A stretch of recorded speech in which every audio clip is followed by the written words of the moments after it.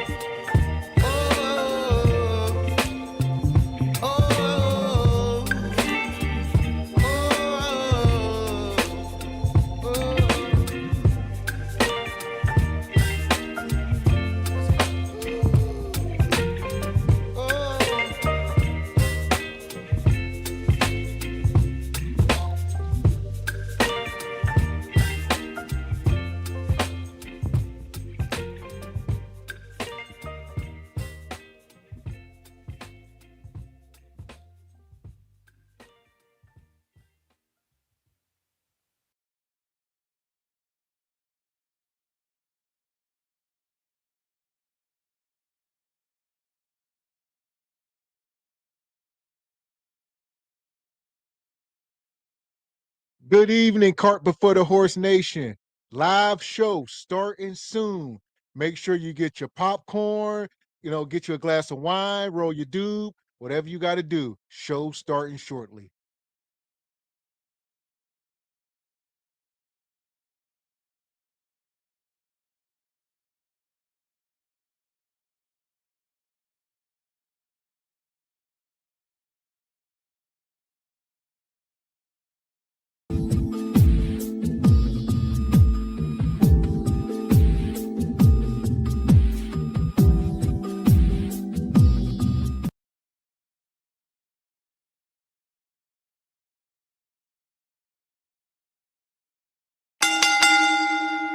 Let's get ready to rumble! Welcome. Live Saturday Regal Rumble brought to you by Cart Before the Horse Productions. How you feeling today, Mr. Walker? Yes, sir. I am feeling freaking-tastic per usual. Good afternoon, ladies and gentlemen, El Nug Nugs and Le Bonquishas. Welcome to Cart Before the Horse Regal Rumble, in affiliation with the Bougie Negro Podcast, and also, as all you Negroes know, in association with Ain't No Fun Once the Rabbits Got the Gun Entertainment. What's going on with you this fine Regal Rumble Saturday? I got beans and bologna. Welcome in. Cart Before the Horse, SBC Nation. Make sure you guys are hitting the like button. Hit the subscribe button as you come into the room. Hit all the buttons you can muster, and after you done, come one, come all, this fine February 7th, 2026. Gavin X and I are very much still in the mix, reporting live to you jive chickens from this wonky, ever-changing day in market. Y'all see what it is? Yeah, Glow. I've been waiting on this show since Thursday. Let's go. So here we are. We in the building. Make sure y'all hit the like button. As y'all can see, I got on some of our new merch tonight. All right. We got the prototypes in. So we told y'all it was over on the site. All right. It come in decent. Logo's kind of small. This one is a little bigger. All right. So we got the Cart Before the Horse. We got Truth Over Lies, Single by Choices. So come in a little bit. I know Mr. Walker got a couple. They come in smaller, obviously the bigger the size, but we're working on getting it. That's why we told y'all. That's why we ain't put it out yet. There we go. Yeah, I might. You didn't put yours. I might throw mine on the Lego. It's a little small, but we go see. We're working on it. This is what it takes. What does it look like when you building it as you're flying it? This right here. But nonetheless, shout out to them. All right, they working with us, trying to get things right. So we appreciate it. It's hard to get people to see your vision. Shout out to the brother Jay Tillman. Got to see the vision. Man. Yeah! Boom, shakalaka! And shout out to Gone Postal, became a member. Appreciate you, brother. And brother Andrew Fain, been a member 8 months. Says Gavin X Mr. Walker and SBC Nation, grand evening. Always good to see you, brother Andrew Fain. Appreciate you, brother. And Frederick Howard, gifted a membership. Appreciate you, brother Frederick. Always coming through. And shout out to Ashy Foot Productions with the Fireball. While I'm here hanging out at Anton's place, did my Nigerian ashy feet just stumble on a pop-up show? Yeah. Not so much pop-up show, just an earlier time. Enjoy your times at Anton's. Yeah, I see he over there with Tasha K, so that ought to be something crazy. Oh, into this. Listen, I'm all for, a good conversation, a hot topic, but ninjas out here just like being messy. But we here for it. Yeah, I see Tasha K posted that picture today. The interview dropping soon, so that ought to be crazy next week. We're on the lookout. For sure it is. Shout out to Tasha K, man. Yeah, she had Charleston on there the other day, so she running it up. Here we go. And shout out to Big Horse. Says shout out to Paul Masson on me. A shout to Paul Masson. Appreciate you, that piece, Paul Masson. Appreciate you. So here we go. Nonetheless, see my girl backstage, Ebony Dean. Welcome up. Hey, everybody. Happy Saturday. Welcome up, Sister Ebony. Let's go. Let's go, Seahawks. Yes, go Hawks, go Hawks. Y'all better be voting for or rooting for my team tomorrow.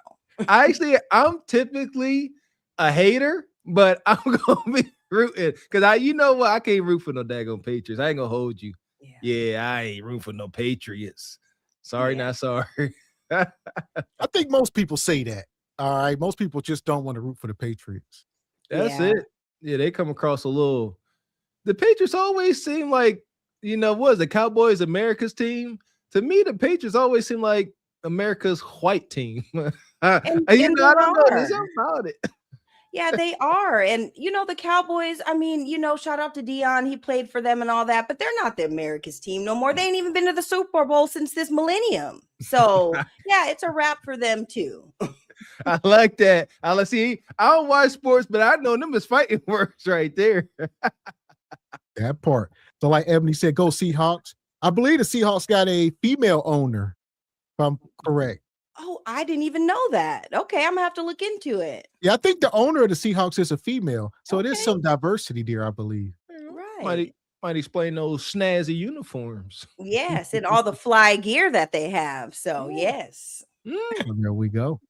But nonetheless, here we are. We in the house. Y'all see the thumbnail. Y'all see the title. It says pointing fingers and blame, no accountability, no shame. We got a crazy show. Yeah, let's get into it. Y'all see Big Go up there. Y'all already got a heads up what's coming down the pike. We're going to get into this, and I got lots to say.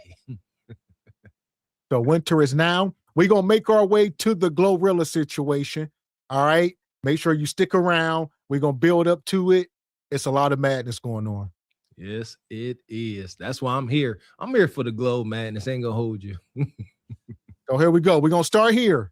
This guy, he in court, child support. Do you have any personal knowledge about how much Mr. Coleman makes? As far as exact dollar amounts, no. I am aware that he gets total and permanent disability. But if he chooses to continue to work, then it'll be forfeited. If he chooses not to work, then he'll be able to get it for his lifetime.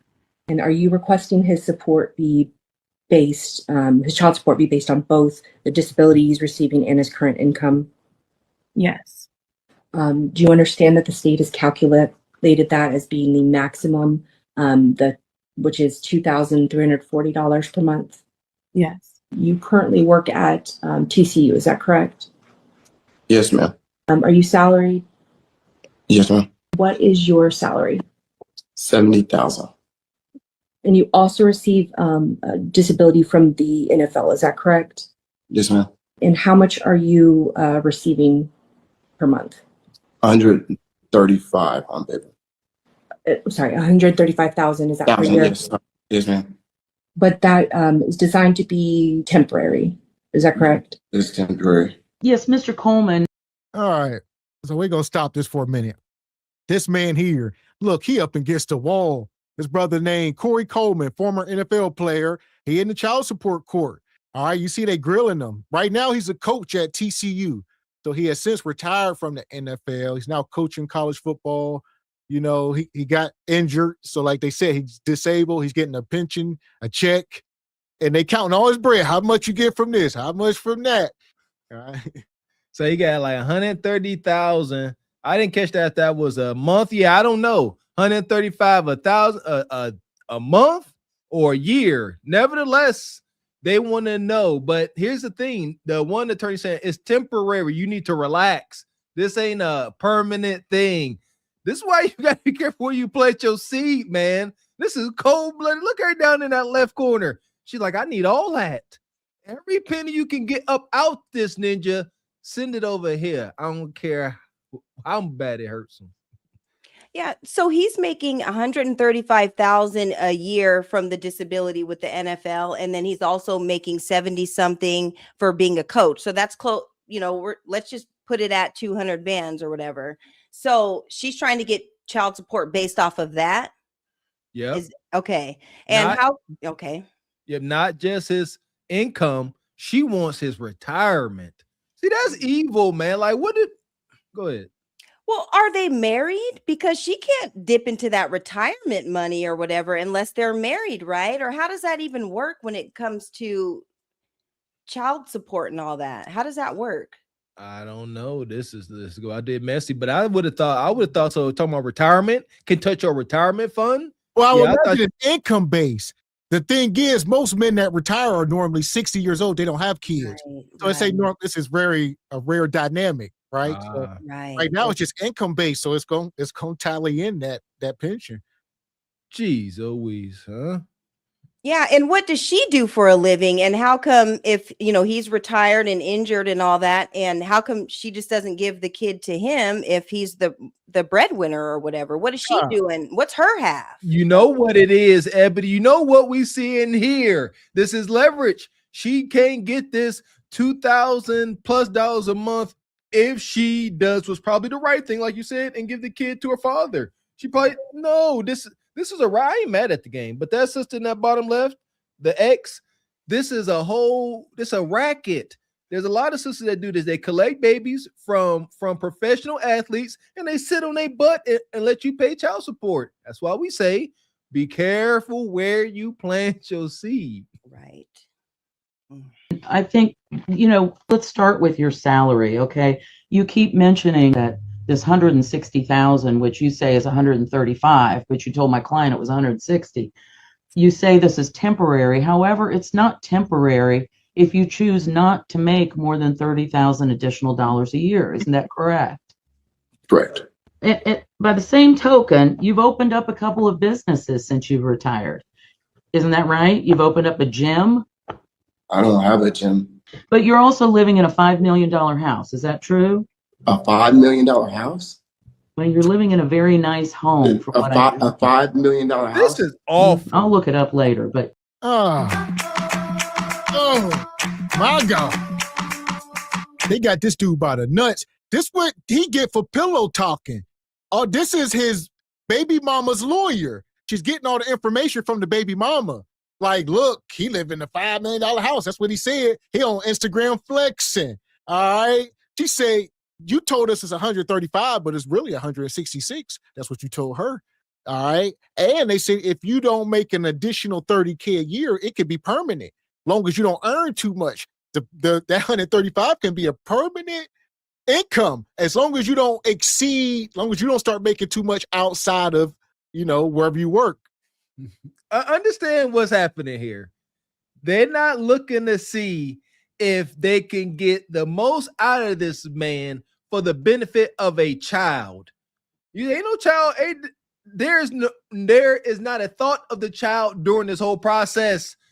This third party, the judges and attorneys, the more they can extract from him, the more goes into their pocket. That's what I'm saying. Y'all don't know what y'all seeing.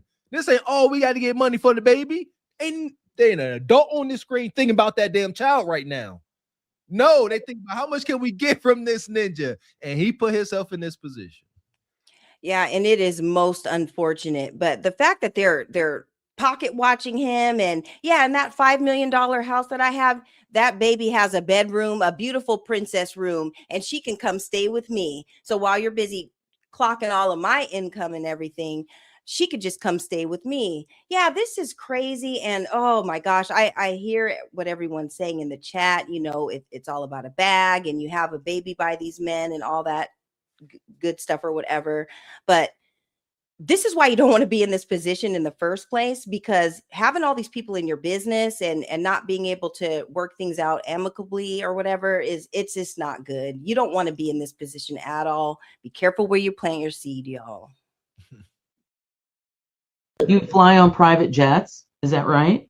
I don't fly. I have a friend who's made a lot of money that took me on a private jet. I didn't pay for no private jet. Isn't it true that up until now you have? See what I'm saying?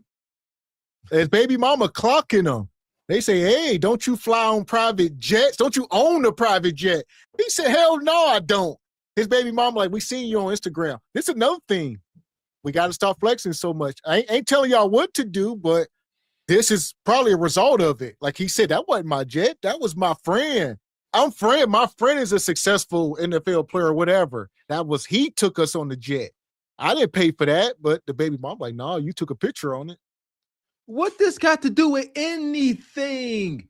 The price of my house, if I own a private jet, if I got a brand new pair of sneakers, so what? What are they looking for? I get it. What they're looking for, an exuberant lifestyle, just the lifestyles and the rich and famous. Shout out to Robin Leach. So they're gonna say, okay, you got private jets, you got $5 million mansions, you could come up off of an extra $5,000 a month is what they getting at. They're like, you got way too much money circulating, not to let some circulate into into your ex's pockets. Yeah, and you know what all this is about, you guys. He probably has a new woman, and she's probably posting all the pictures in the jets and in the $5 million home and the shopping sprees and all that. And she's salty because I don't know why they broke up or whatever, but she didn't, she didn't keep the relationship going or whatever. And so I think she's a little salty, but it's not his responsibility to take care of you and his new woman and the baby. No, he's supposed to take care of that baby, and you need to figure something else out, because according to women, they can keep leveling up. Okay, so level up, get the next NFL player or whatever, since you really got it like that. But leave me and mine alone. This is crazy, y'all. Is it true that up until now you have been giving my clients $700 cash? Is that right? Yes, $700, which it ranges. And then you've also covered daycare costs during the week. Is that also true? The daycare, yes, since my daughter been born, yes, ma'am. I believe that Mr. Coleman is not going to give up $135,000 a year in order to be an assistant coach at TCU. He's probably been giving my client more than $2,340 in benefits. So I think the problem with Mr. Coleman is that he doesn't want my client to have any control over this money. I think my client wants to stay on good terms with Mr. Coleman. She wants him to be involved in this child's life, but and there you go. So she want the cash, she want the liquid, but he is financing. He like, I will pay for this. Send me the daycare bill, send me bills, I'll pay for it. But Christian said, no, give me the cash and I'll pay for what I see fit. Like, just give me the money. And he like, no, I don't. And he got a problem. Like the lawyer said, he don't want her to control. Of course not, because she gonna be doing other stuff. He's the man. Men are supposed to be in control. It's his child. It's his finances. What the heck is wrong with that? Oh, I got a daycare bill. Send it to me. I'm going to cover it. Oh, I got a food bill. Send it to me. I'm going to cover it. Why you want money in your hand? Because you only need $2,500 a month for your expenses with everything. But if I put in your hand, somehow with the misappropriation of funds, that $2,500 gonna turn, now you need $4,500. Right. Don't know where that other, 2 whacks went. Right, because then she's gonna, like you said, Mr. Walker, she's gonna keep coming back for more. She's going to be calling him, oh, you know what? I'm short on this. I'm short on that. No, if it's all about the kid, I'm going to send you itemized copies of or receipts of everything and what it is: daycare, dental, medical, extracurricular activities or whatever. Yeah, you call and you make these payments. You set them up on auto pay. That's what a real one would do. Not, I don't want you just sending me the money. Take care of it so that when I walk into these places, I don't have no problems. That's going to help me out. And if she's really thinking like that, as a mother should, it shouldn't even matter. The money doesn't need to be in your hands unless you're going to F it off and just be asking for more. You know what? It's not so much he doesn't want her to have control. Dudes ain't like that. If he knew that she was that kind of mom, he wouldn't be tripping, but he know what he's dealing with. No, it's her. She don't like the fact that he has control over this situation. She's like, no, you got structure here. This actually is making sense. I got to report to you and show you invoices so that you will pay them. That's her problem. She don't like being under instruction, Ebony D. Yeah, and absolutely. You're not going to be controlling my finances. I'm the man. I'm the one making this whole ship run. So if something falls off with me, this whole ship is going to sink. So yeah, you're not going to be monitoring my money. You send me the bills and I will pay them. And there it is. And there shouldn't be any more discord after that.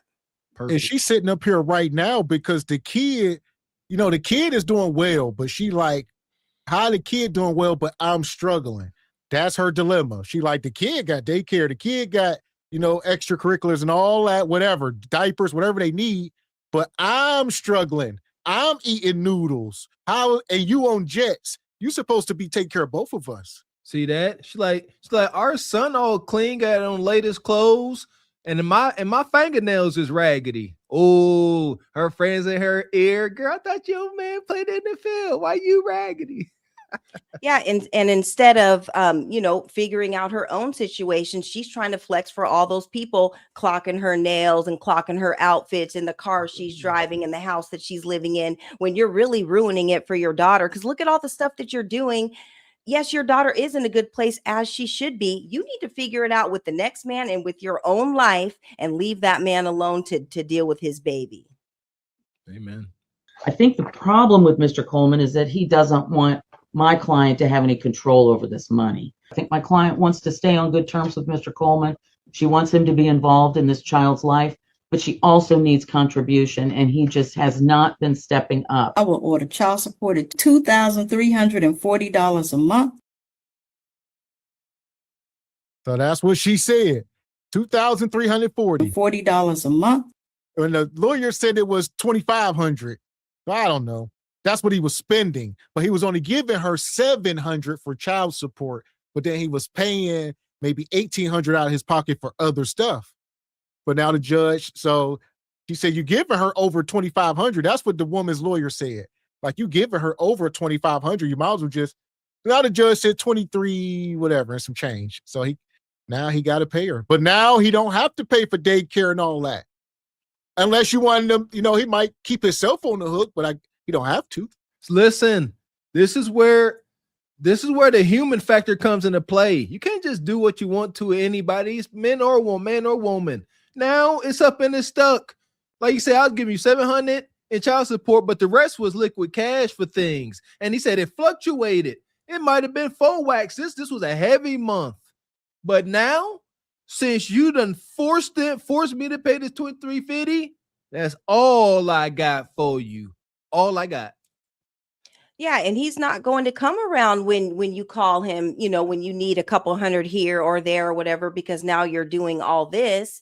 And yeah, so she really blew it for herself, and it's too bad. But again, he is not responsible. Where's your 50% of the baby's bills and stuff like that? It's supposed to be 50-50. So if he's doing his part, you need to be doing your part. He's not supposed to be taking care of 100%, and you're just there, as an Uber driver, driving the kid to all these events and stuff and just being around. No, you need to be doing something too. It's 50-50. So you have to hold up your end of the bargain. It's not all supposed to be on him just because he has money.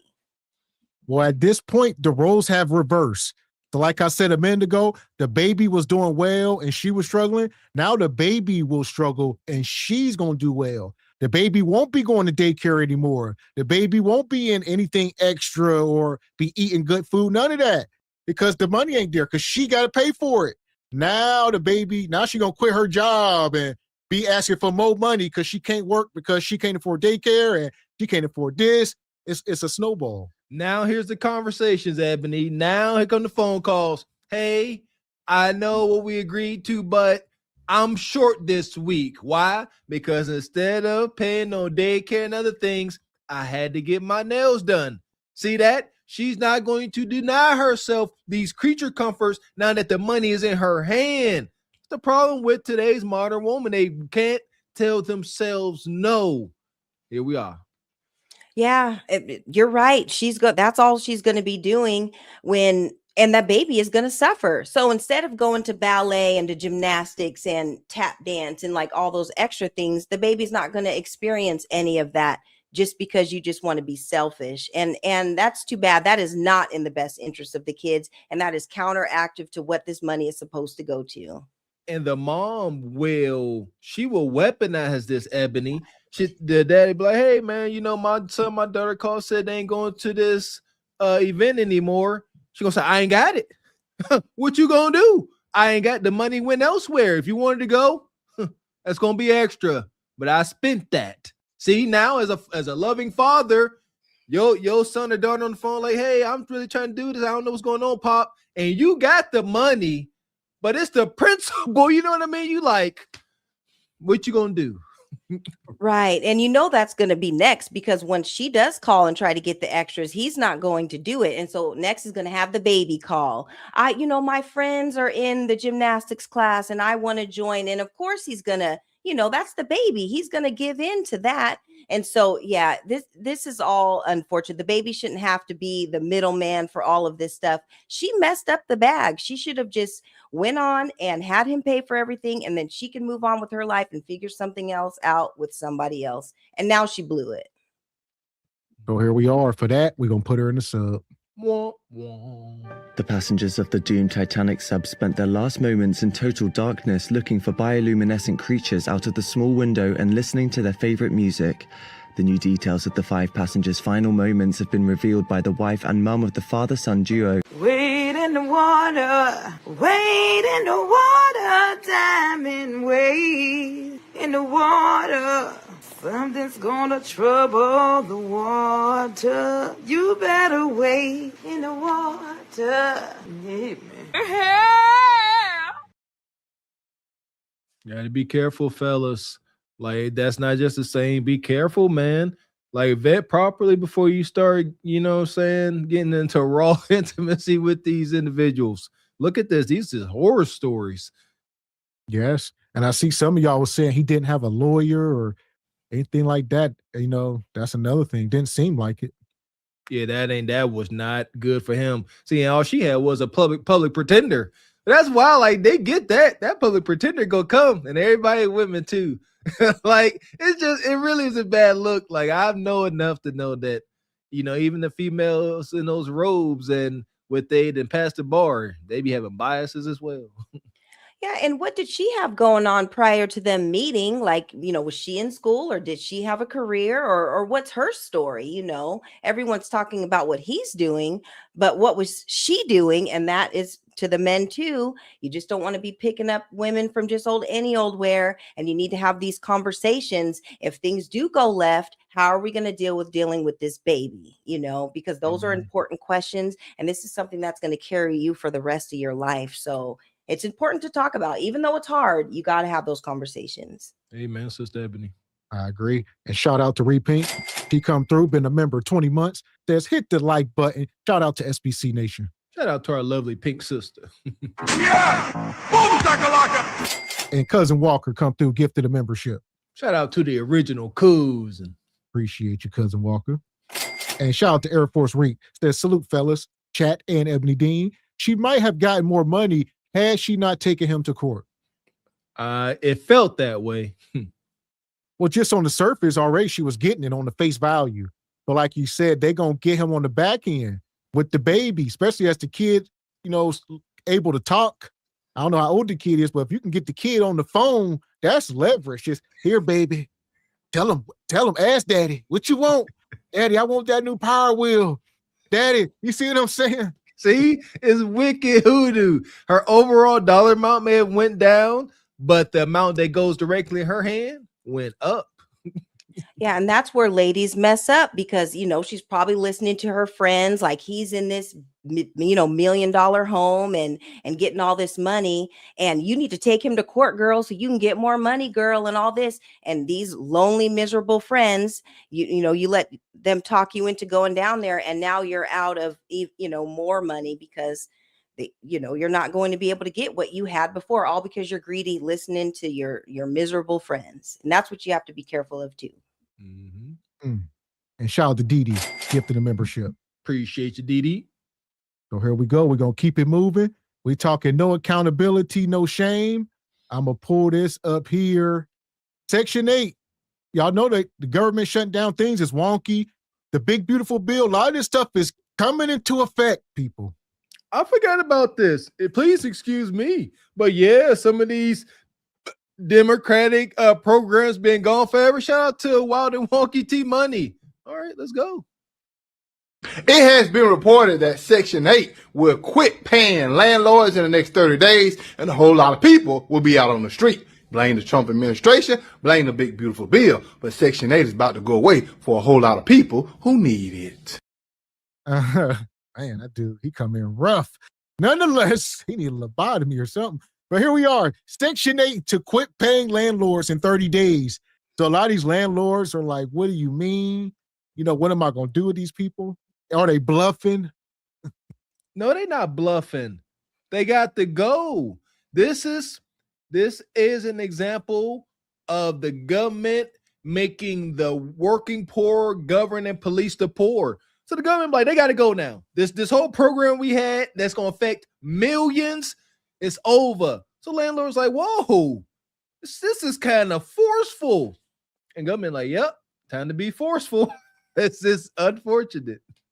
Yeah, and Section 8 has been around for as long as I can even remember. And there are people that are on there that have been on there for generations. Their moms and their grandmoms and all that have all been on Section 8. And it's kind of like a generational thing. Not everybody, but we all probably have people in our family or in our circle or whatever, know somebody that has been in the system like that. But yeah, it is unfortunate. And what's most unfortunate is men like this, y'all need to keep some of that facial hair, because this ain't a good look. All this, when you're just so super clean shaven, you need to have hair somewhere because you're looking a little wonky. But yeah, they have to figure it out. Just like them people who are getting kicked out, they're going to have to figure out how to pay that, subsidize that other part of the rent, or they're going to be getting kicked out too.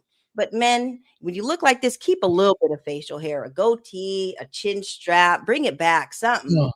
Yes. Listen, he looked like he shaved, dry shave. Right. I mean, man, he up here looking like a big toe. Like, come on, dude, get it together, man. At least back up. This is where Kevin Samuels comes into, man. Come on, shout out to the Godfather, brother. Back up, turn the lights down, hide your neck situation, exfoliate, do something. Yeah, and he's got that loose collar too. Everything is just off. So he's gonna have to figure it out. Loose collar is crazy. I'm gonna do. I told y'all before, and TikTok fact check me and say I was lying about President Trump said he was gonna stop the food stamps. What am I gonna do? I told y'all they was gonna stop Section 8. I told y'all they was gonna stop Section 8, housing, food stamps. What am I gonna do? I ain't gonna have my Section 8. I ain't gonna have my food stamps. What am I gonna do, y'all? And TikTok fact checked me and say I was lying, and I told y'all they was gonna cut the food stamps off. What am I gonna do? I'm not gonna have my food stamps. What am I gonna do? I'm not gonna be able to get my $0 I get a month in my food stamps. What am I gonna do? I'm not gonna be able to get my $0 that I get a month in food stamps. What am I gonna do? With Trump making all these cuts, I told my cousin the other day, I said, yo, watch how friendly these females gonna start being toward men again. Because basically, what Trump did was basically take EBT, your child ain't 6 and under, you ain't getting no food stamps. All the welfare recipients, all these females out here claiming that they independent and all that. Ooh. Well, what does that do? Bonquisha gonna keep having kids. I done told y'all that before. Because that rule, the 6 and under or 7 and under, whatever the age is, like it's easy going to the kid hit about 7. Then that's when them heavy work requirements and all that, they just cut you off at that point. And y'all can F around and find out if y'all want to. Bonquisha, like you said, Miss X, I started laughing when he said that 6 and over. Bonquisha, like, hold my Casamigos. I just gotta pump out at least one bastard once every 6 years. Easy work. She gonna show I got some twins and triplets for you, government. Well, not necessarily though. I'll get you an Ebony, because the benefits will only be for that one child. So you see what I'm saying? You only gonna get enough. They ain't gonna give you benefits for all the kids over the age. So you can have 4 kids, but only one of them under 6.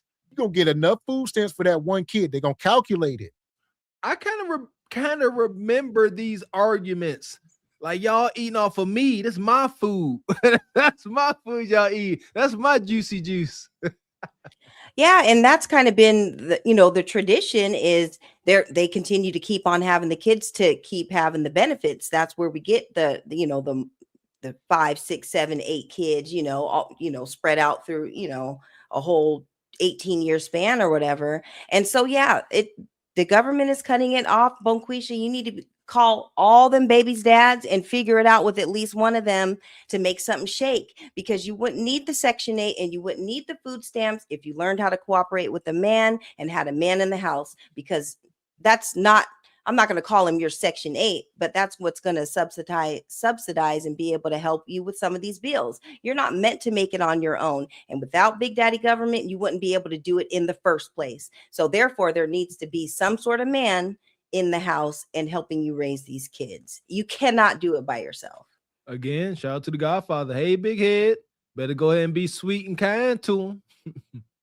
Yeah, because having a man in the house and that dual income damn near disqualifies you every time.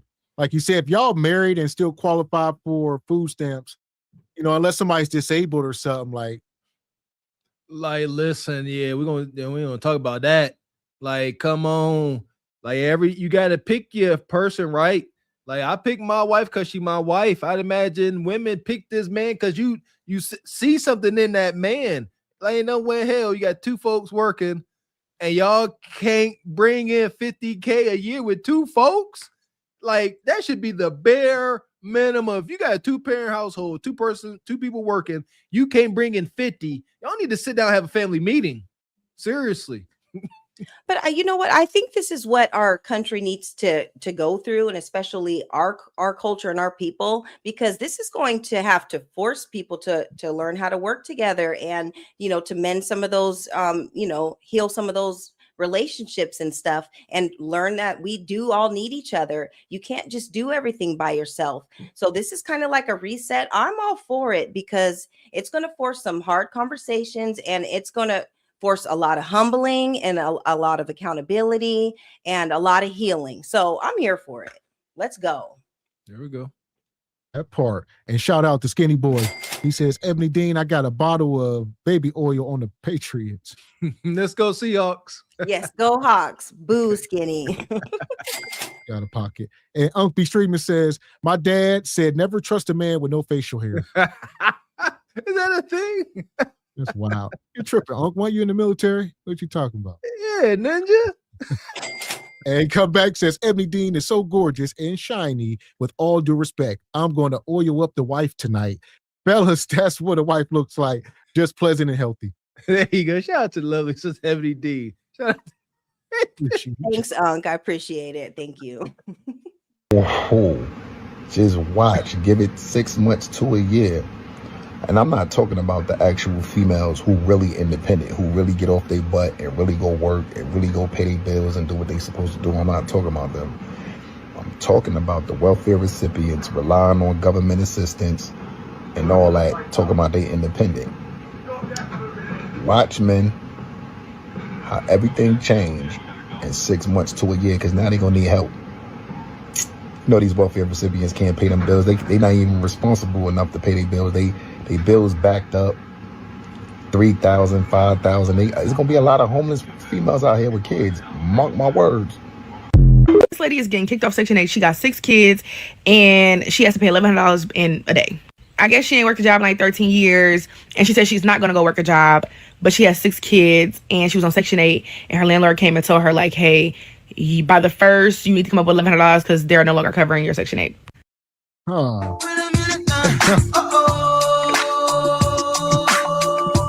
That's wicked. How you ain't work a job in 13 years, but you got 6 kids? Only in America, man. Like, how? How do you survive? By the time I was 13, I had 13 jobs. I ain't trying to hear none of this. Up there looking like vampire from Brooklyn. Got that much. Get out the camera. Y'all crazy. I done told y'all sisters, y'all got zero excuse not to go out here and make a bag. I'm giving, this is a hack. This is a belief. Listen to me. You a sister, go join a municipality, water authority, gas company. Number one, they pay well. Number two, you're going to be one of the, if not the only woman there, and the men are going to cater to you. I said it first. I ain't heard nobody. I'm telling you what I know. I know what I've seen. It's money to be made. Y'all just lazy. Like she said, 13 years don't want to work. Pathetic. You deserve to starve if you ain't working 13 years. Yeah. And, you know, it's income tax season or whatever. You know, that's how she got that little headboard. That's that cheap income tax headboard with the little rhinestones in the middle. You and your colored contacts need to go to the unemployment office and figure something out. You made the choice to have all these kids and with nobody stuck around. I don't know your situation. I don't know how many babies' dads there are or whatever, but you reap what you sow. These are the outcomes, and you have to figure it out. You cannot rely on us taxpayers to pay for all of your decisions. Sometimes you have to, things end and you're going to have to figure it out. Like, it just is what it is. Cut Section 8 off, and maybe just have it for extreme circumstances, if it has to do with disability or something, but not because you decided to have 6 kids by 8 different men. No, we're cutting all that out. That's going to stop today.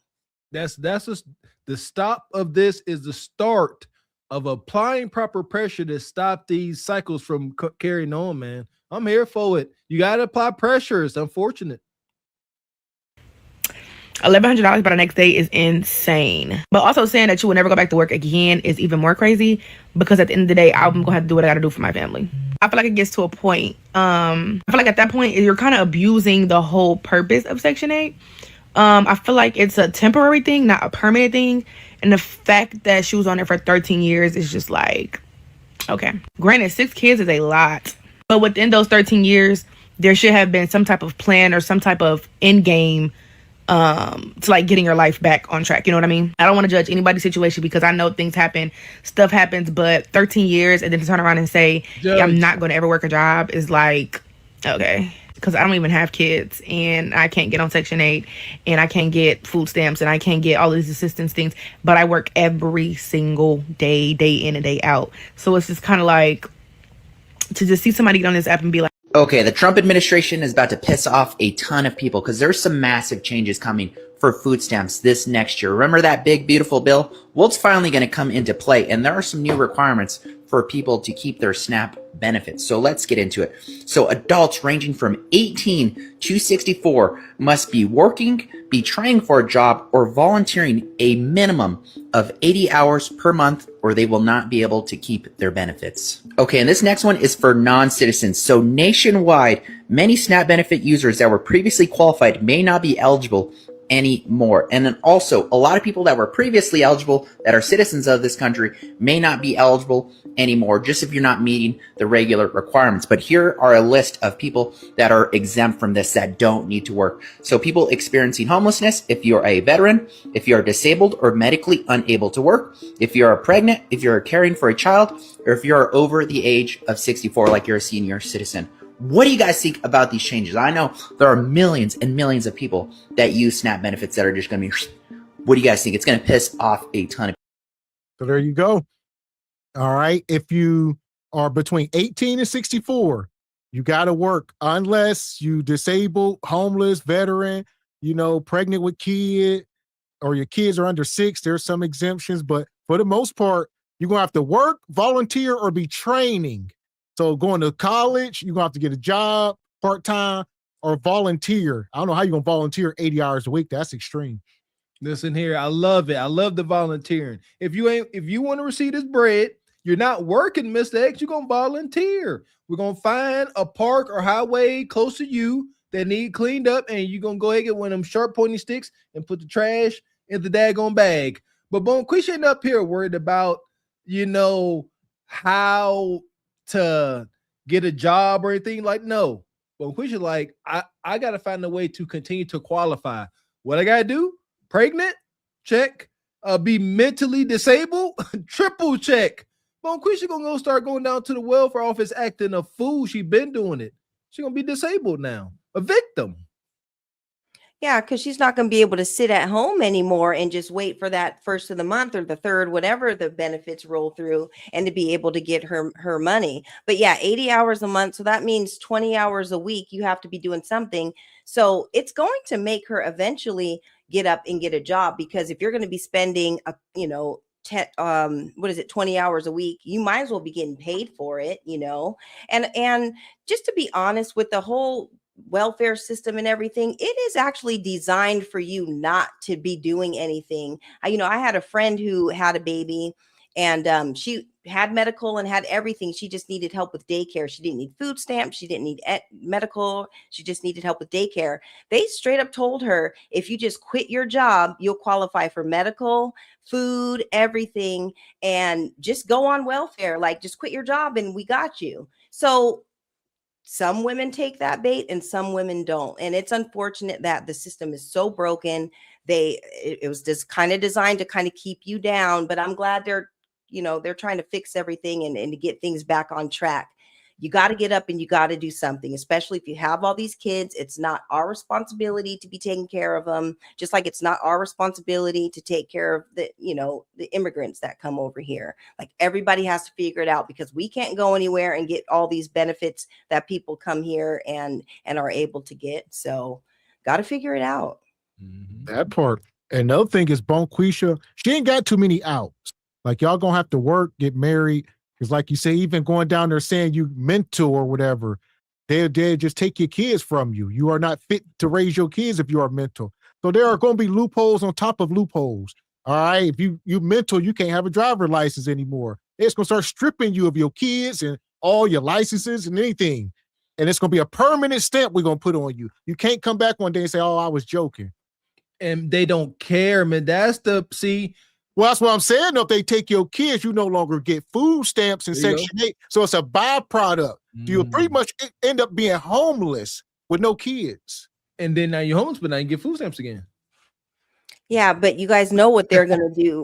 What they're going to do next is they are going to try to portray the kids as having disabilities and telling them kids. I saw there was like a movie about it, how the mom kept telling the son, you have issues, and he started believing it. Munchausen syndrome. Yeah. And so they can continue to get that money, and that is super, super detrimental to the psyche of a child or whatever. But just get up and you got to work. You got to do something. It just is what it is. Don't put it off on the babies. Yeah, that's worse. Yeah, because now, like Mr. X said, you tell doctors and folks, oh, my son, he got the ADHD and all this. Now that stamp is on him. That they used to do it to sacrifice your kid for a check, sacrifice his credit score, and him having a probability of landing a good job or career. Yeah, my baby's sick. Give me a check. That part. So shout out to Unc. He says, I had a mustache in the Army. Shout out to Unc. And Stephen James says, dang it, Gavin, the freeze frame. Shout out to the chat.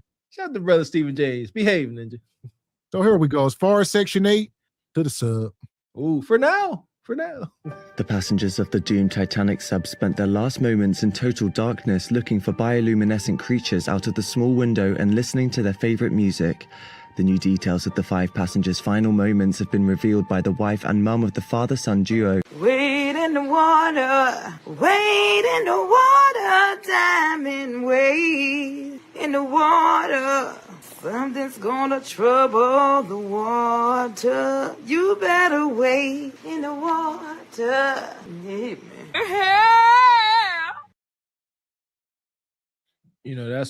That's why I used to rock with what's his name?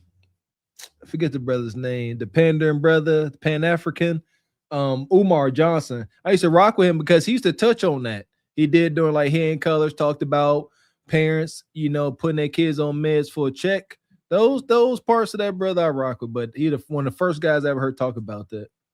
Yeah, he's a great scholar, but horrible businessman. We can definitely take a lot of things, from some of his teachings and everything. But yeah, as far as you donating and for him to back up what he says, nah, fam, we don't rock with you like that. Gifts.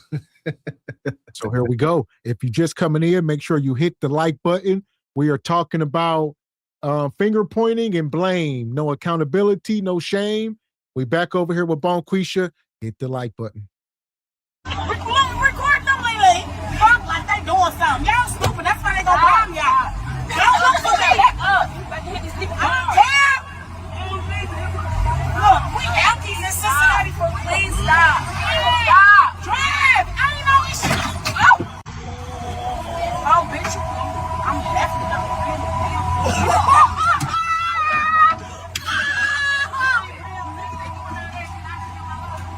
And the shorty, right? Hey, come on, man. Boy, I ain't hit your shit. You a motherfucking rat. Nigga, in a big black eye on your shit. Man, boy, I ain't hit your shit. Man, I ain't hit your shit. Come on, boy, I ain't hit. This is wicked. It says came for a bottle of liquor. So it's like a drive-in line. The liquor store got a drive-through, which is diabolical. I mean, my God, I'm over it. Yeah, I ain't never know. I know they got the drive-through beer tunnel deals. That's ignorant. I gotta see, this is trauma growing up with my uncles. See, I grew up with the way we grew up, like it wasn't nothing for you to get in the car with your uncle and them be just driving and drinking and driving. And she said, we alkies for real.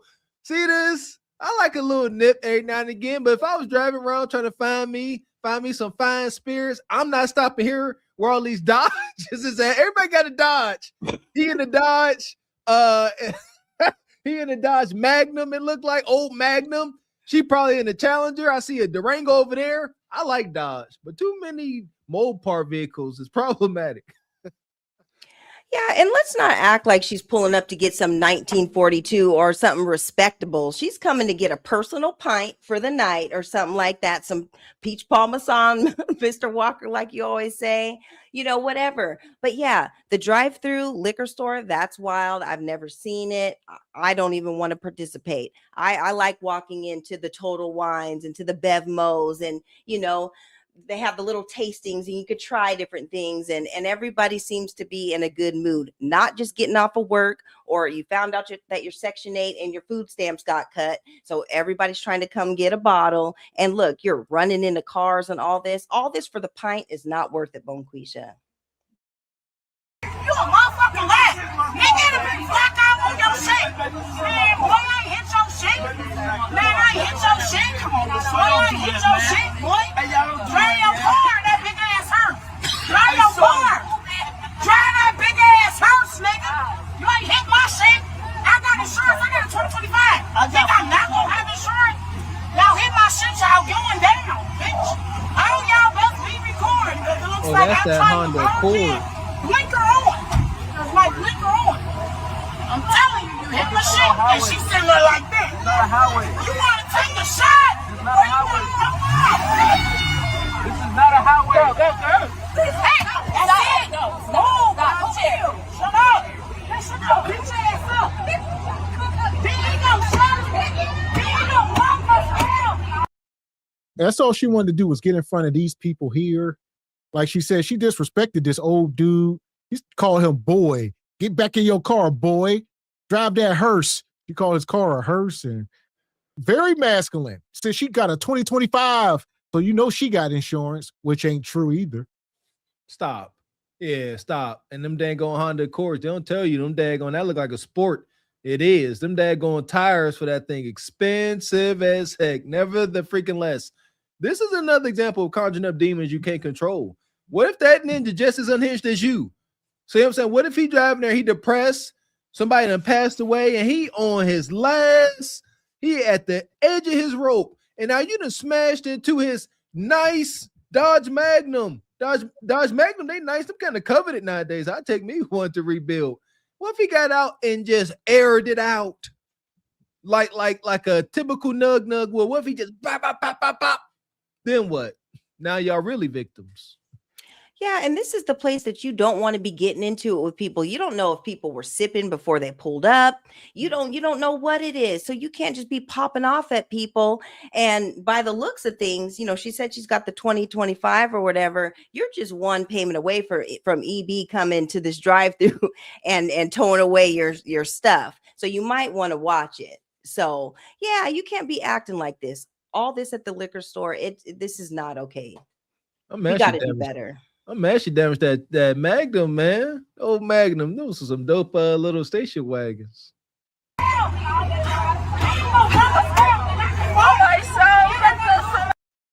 Okay, take a breath. Excuse me, ma'am. They telling me to go home, and I'm just telling them to sign my worksheet, and I'm going to leave the building. Okay. I'm going to leave the building. Don't get the whole. They're not trying to pay me for my business at 6 in the morning. I just want to get back. Oh, he looks me. So is this the only way? Yes, this is the only way.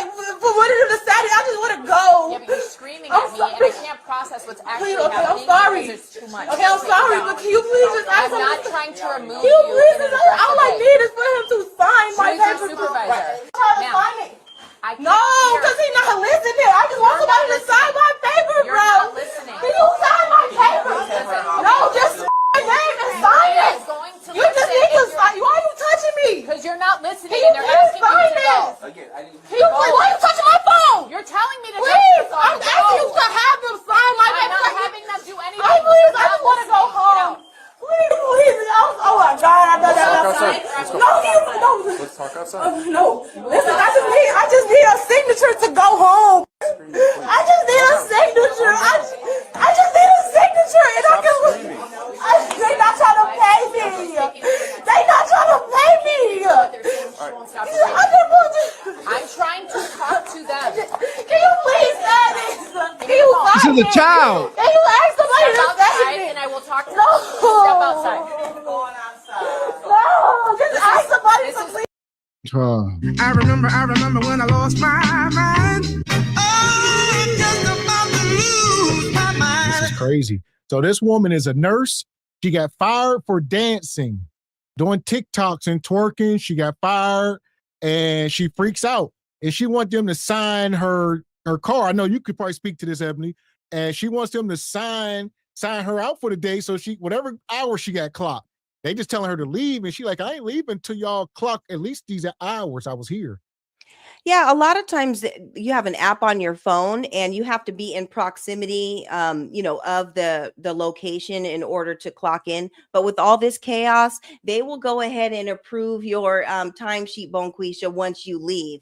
They don't want you sticking around and you're acting all like this. So yeah, you're doing TikToks and doing all that. I don't know how she got her nursing degree. It's looking a little like it was a scam degree or whatever, just based on how she's acting and the way she's looking and how she's behaving on the job or whatever. You can't act like that. And when somebody asks you to go, you need to go. And that's just what it is. No amount of acting up or begging and pleading is going to change it. Just go. You're fired. And they're not cutting checks in the back and just going to write you a check. No, they're going to do the direct deposit like they've been doing at that same time period. So go home and you can talk to your they have like caseworkers or whatever, or case managers or whatever that can approve your time.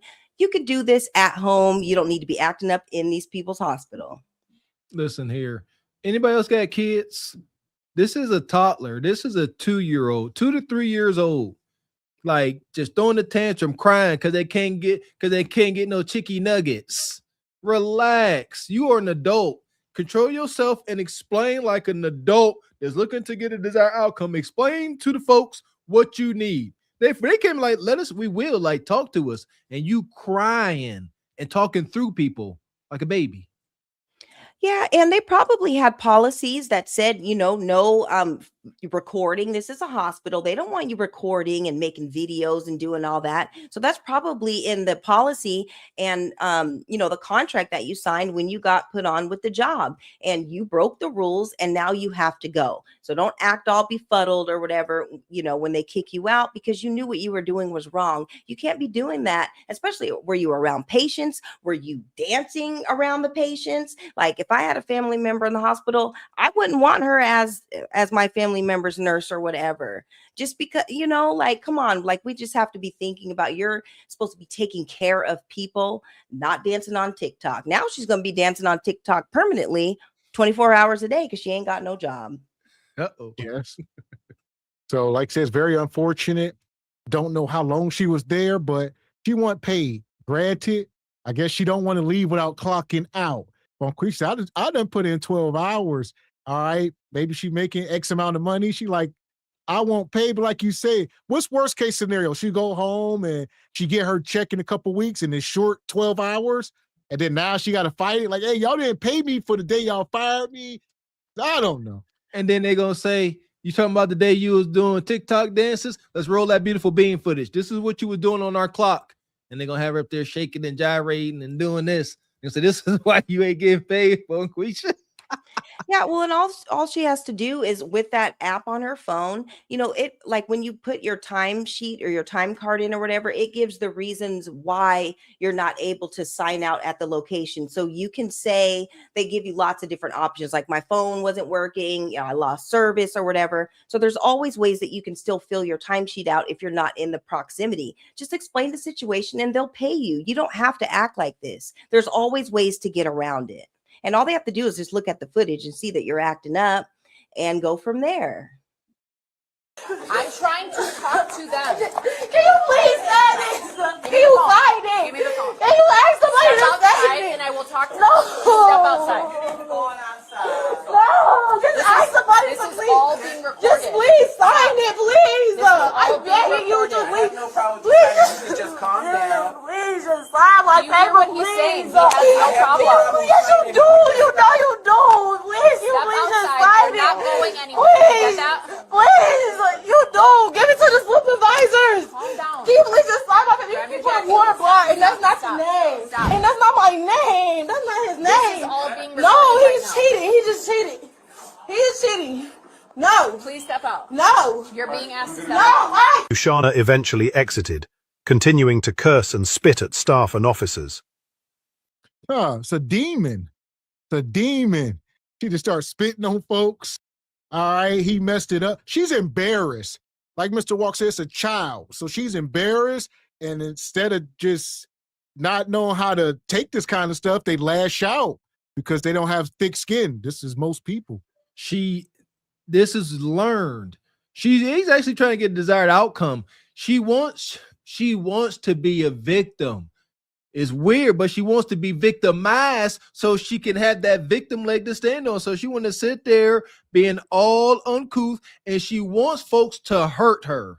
So you can say, oh, look at what they did. All I did was spit at them, and they tackled me to the ground. I swear, correct me if I'm wrong, they want to be victimized. That's the only leg they'll have to stand on, because right now, she's dead wrong. Yeah, and she's got to be embarrassed because when she does apply for another job, they're going to ask what happened at the last job. And now you have to say, oh, I was doing TikToks on the job, and you look like a goofy. So, you're responsible for your own behavior. You need to act professional when you're in these types of jobs and everything, and you need to do your part. And now all she's going to do is go on TikTok and make a GoFundMe about it. And so everybody's going to be giving her donations. And, and it goes from there. So yeah, this is wild, but I'm glad that they have this on display. If she does do something like that, people can go back and look at the footage and know that she was acting a fool and she brought this all on herself. There we go. I agree. And shout out to Rachel. She says, Mr. Walker, there is a drive-through Paradise Funeral Chapel in Saginaw, Michigan. Drive-through funeral. That sounds terrible. Yeah, that sounds wow. About to look into that. Shout out to Rachel. Man.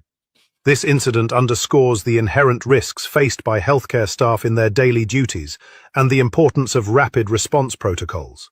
I came upstairs, she was in the hallway dancing, and I said, oh, you just gonna dance while supervisor's walking around? She was like, I'm on break. I said, okay, well, if you're on break, you need to leave the floor. I'm watching the resident. So either you're on break or you're watching the resident, so she don't want you to tell her nothing. So I came downstairs with the supervisor. Who is she? What is the name? Hold on. That ain't melanated sister. What happened to Sister Code? Y'all sisters be fighting so much in these workspaces. She all blowed out. And then you got the young sister in there twerking. She like, I used to be fit like that too. I don't like you too much. I'm going to drop a dime on you. Sitting there eating that banana. She said, I would drop a dime on her. She in here twerking. All right. Yes, sir.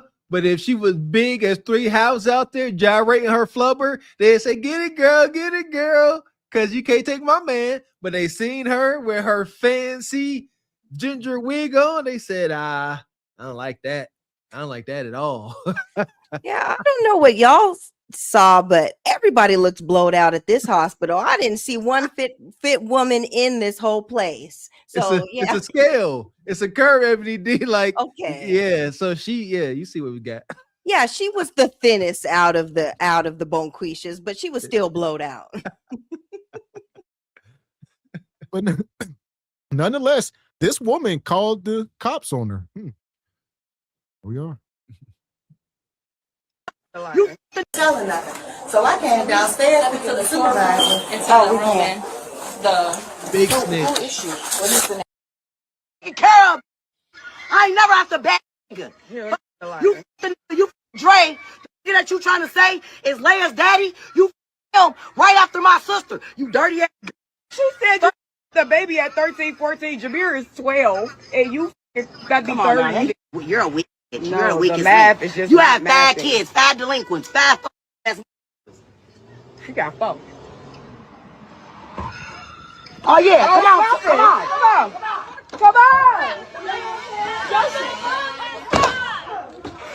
Oh, y'all never pulled up to my house? Watch out.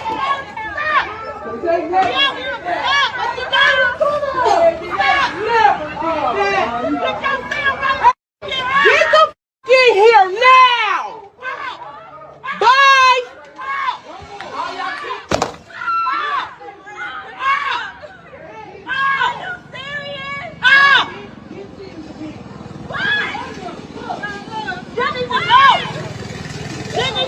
I want to see this car.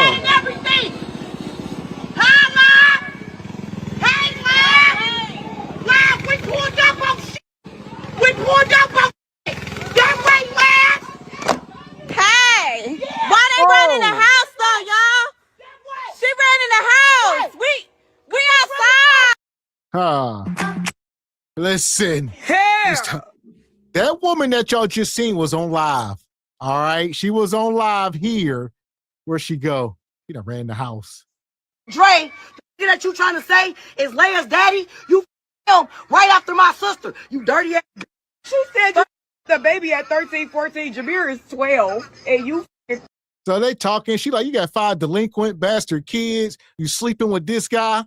And little did she know these women pulled the hell up 4 deep and they ran in the house. And then they took her phone. She left her phone outside live. Coward. Y'all says the scaredy cats. A man could never. See, this is why I say women don't need to be fighting. She get away with that. What have I said? Women can't be scaredy cats. Y'all girls. You can run. But dudes, that's a technical foul. Then you got to come out on that lawn, fight to deletion. It's over. Well, you done ran in the house and who she look like? She looked like that Ari sister. Ari Lennox. Ari Lennox got your phone now? Yeah, because you're popping off at the mouth talking about people on live. Certain people have time, and Shanae and Kilolo had time, and they pulled up, all the babies were kind of running back in the house and everything. Stop messing with people because you don't know the level of crazy and all the stuff that they will do. You're popping off about her and her kids. Certain people, they don't play about that. But me, I don't want no smoke with Shanae and the homegirl and whoever else was in that car. So I'm not going to be on live talking mess about nobody. So yeah, this is too much. And you need to be careful and watch what you say on these lives, y'all. Now she got your phone. You got to go get your phone back. Why they running the house though, y'all? She ran in the house. We outside. Y'all really working. We really working. Yeah. That way. Throw that bitch down. Calling the police. Man, these are real hyenas. Calling the police. Y'all hear them cackles in that masculine voice? She didn't want no smoke. She was talking cash-ish. She was on his front porch. You stank. You got bastard kids. You sleeping with my sister's baby daddy. And they pulled up. Ran clean in the house. Them was demons. Good job. That was smart. You could not handle those demons you conjured up. So you ran in the house. Good job, I guess. Could have been worse. Could have got stomped out on live.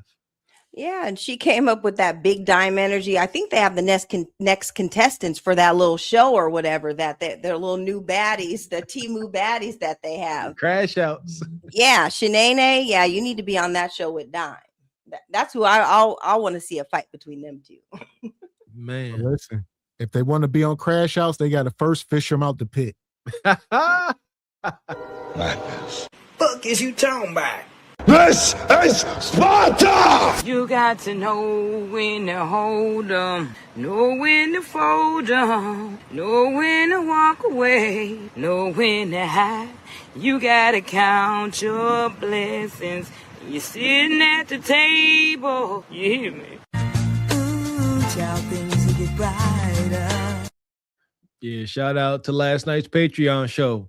If you want to see or wanted to see what happened when Bonquisha don't run in the house and they really start squabbling, shout out to last night's Patreon show. Yeah, boy. And shout out to Classy.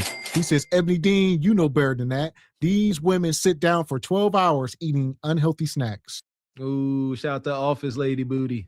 Right. Yeah. And even working at a hospital, they go down to that cafeteria and that food ain't even really all that healthy. So, yeah, no, I get it, Classy. You're right. You're right. And they be having like little cubby holes of snacks. I remember that when I was in the delivery room. They showed me around and the thing. They said, look here, here's the snacks. They were showing me, there's a little refrigerator. They said, help yourself, all kind of stuff. Detrimental. If you are, I'm serious, we getting older. You sitting around all day, don't eat. You can't afford it, especially the older we get. Triple time for the women. You can't just be sitting there eating M&Ms and look, that's just piling on you. Eat nothing. Just get used to not answering those craving calls. You're not hungry. That's a craving. Yeah, and even with those hospitals and stuff, if you look at the menus that they have for the patients, a lot of that stuff is not even healthy. Like the stuff is full of sodium, and when you're going in with certain heart conditions and you're having all these organ failures and all that, but they got pizzas and tacos and fettuccine alfredo and like all these foods that you don't need to be eating. You got to watch that too, because they don't have your best interest. Remember, the hospitals, doctors and all that, this is a business. And so if there's no sick people, then they're not in business. So you just need to watch what you eat, watch what you consume, everybody, because it's a real thing. Amen. There we go. And one thing you don't need to consume, here we go. Hit the like button. I want to give my money and go to. I don't give a fuck when I'm at. I'm gonna get my ticket too. But fuck, put me there.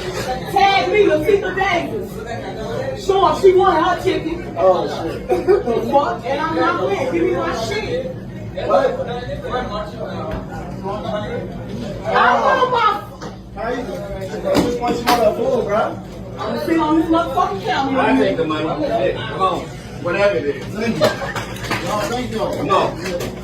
I had catching on these fries. I had catching on my fries. Ain't no way. Ain't no way. Thank you.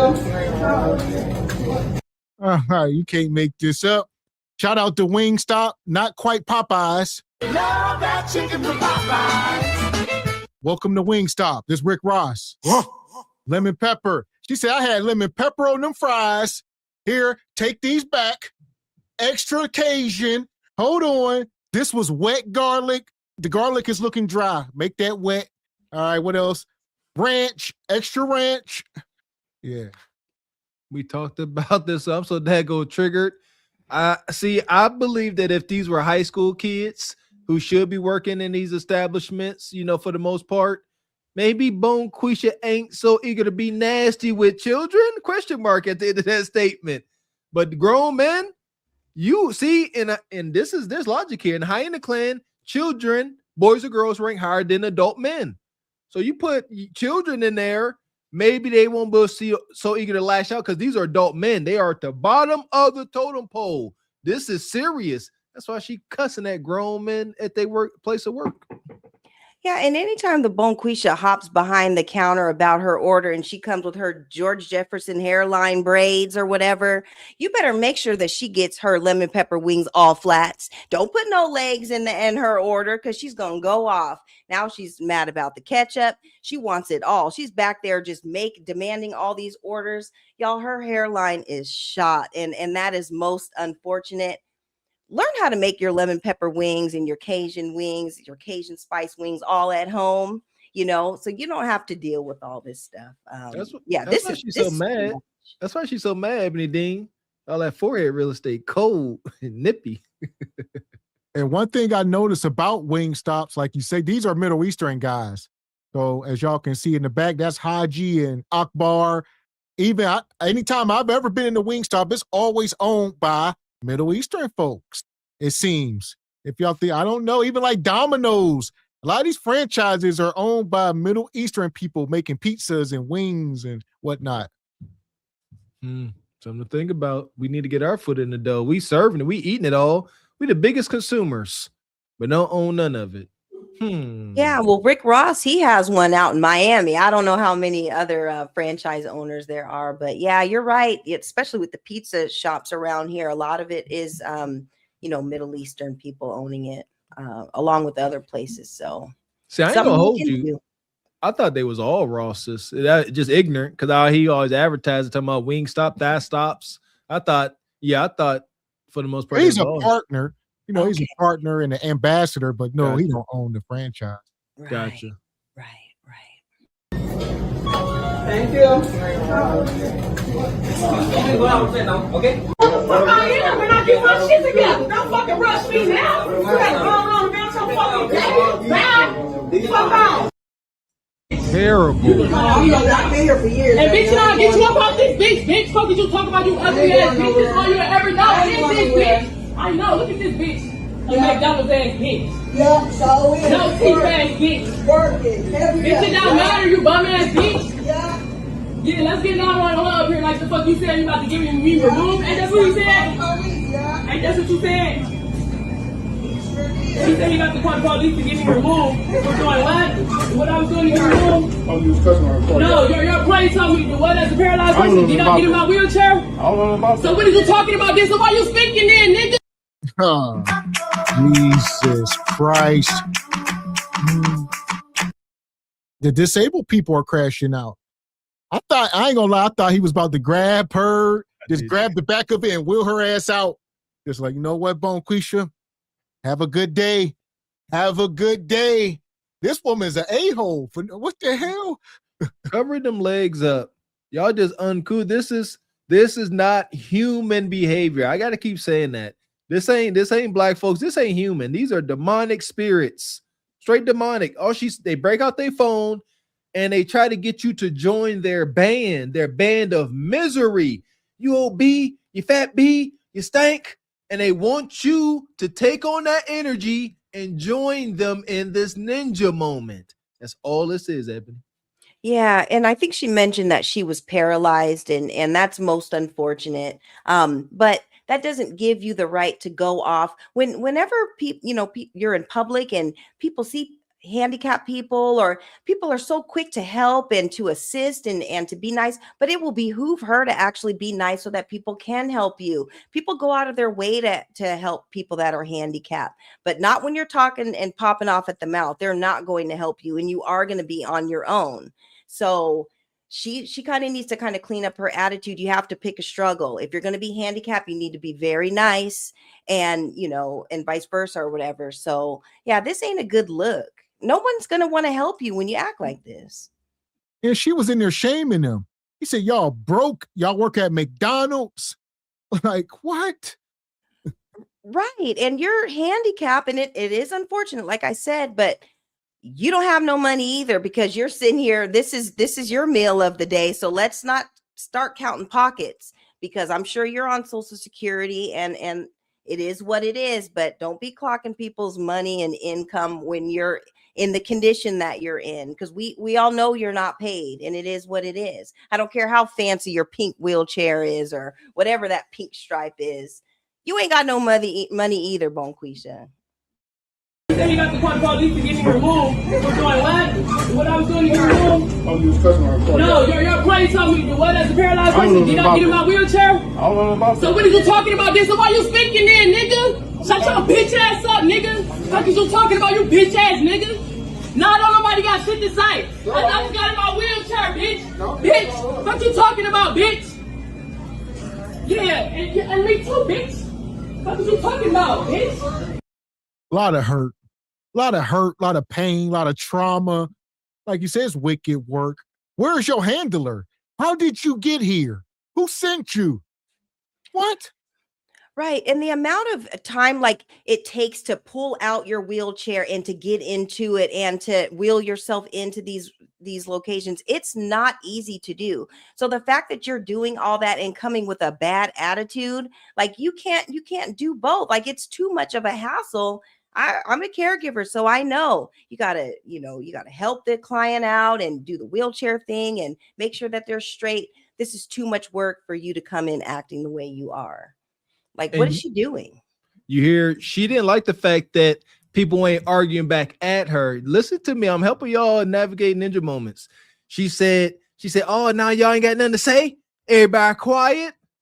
That is a tactic. Let her listen to her own ignorance bounce off the walls. But if you add to it, now she just gonna keep getting roused up. But just let her sit there and I mean ignore them like toddlers. And eventually they're gonna say, you know what? I'm not getting any attention. I'm going to stop, leave, or escalate. So yeah, one day may escalate. I want to throw that in there. Yeah, and then she's gonna make a video talking about they discriminated against me because I'm handicapped or I'm a black woman or whatever, but not saying her part and how she came in there with that nasty attitude. And nobody owes you anything, you know. They don't have to listen to all that. And you're calling him a ninja and saying this and that to him. People don't have to help you when you act like that. So it is what it is. You have to pick a strong. Yes. And you see the title of tonight's show, Point Fingers and Blame, No Accountability, No Shame. Unfortunate. Bitch! No, bitch, you the misery, bitch. What is you talking about? Bitch, I want to make a whole issue, bitch. Are you done? I know. Is you cool? I know. But I want to see you being removed, as you said.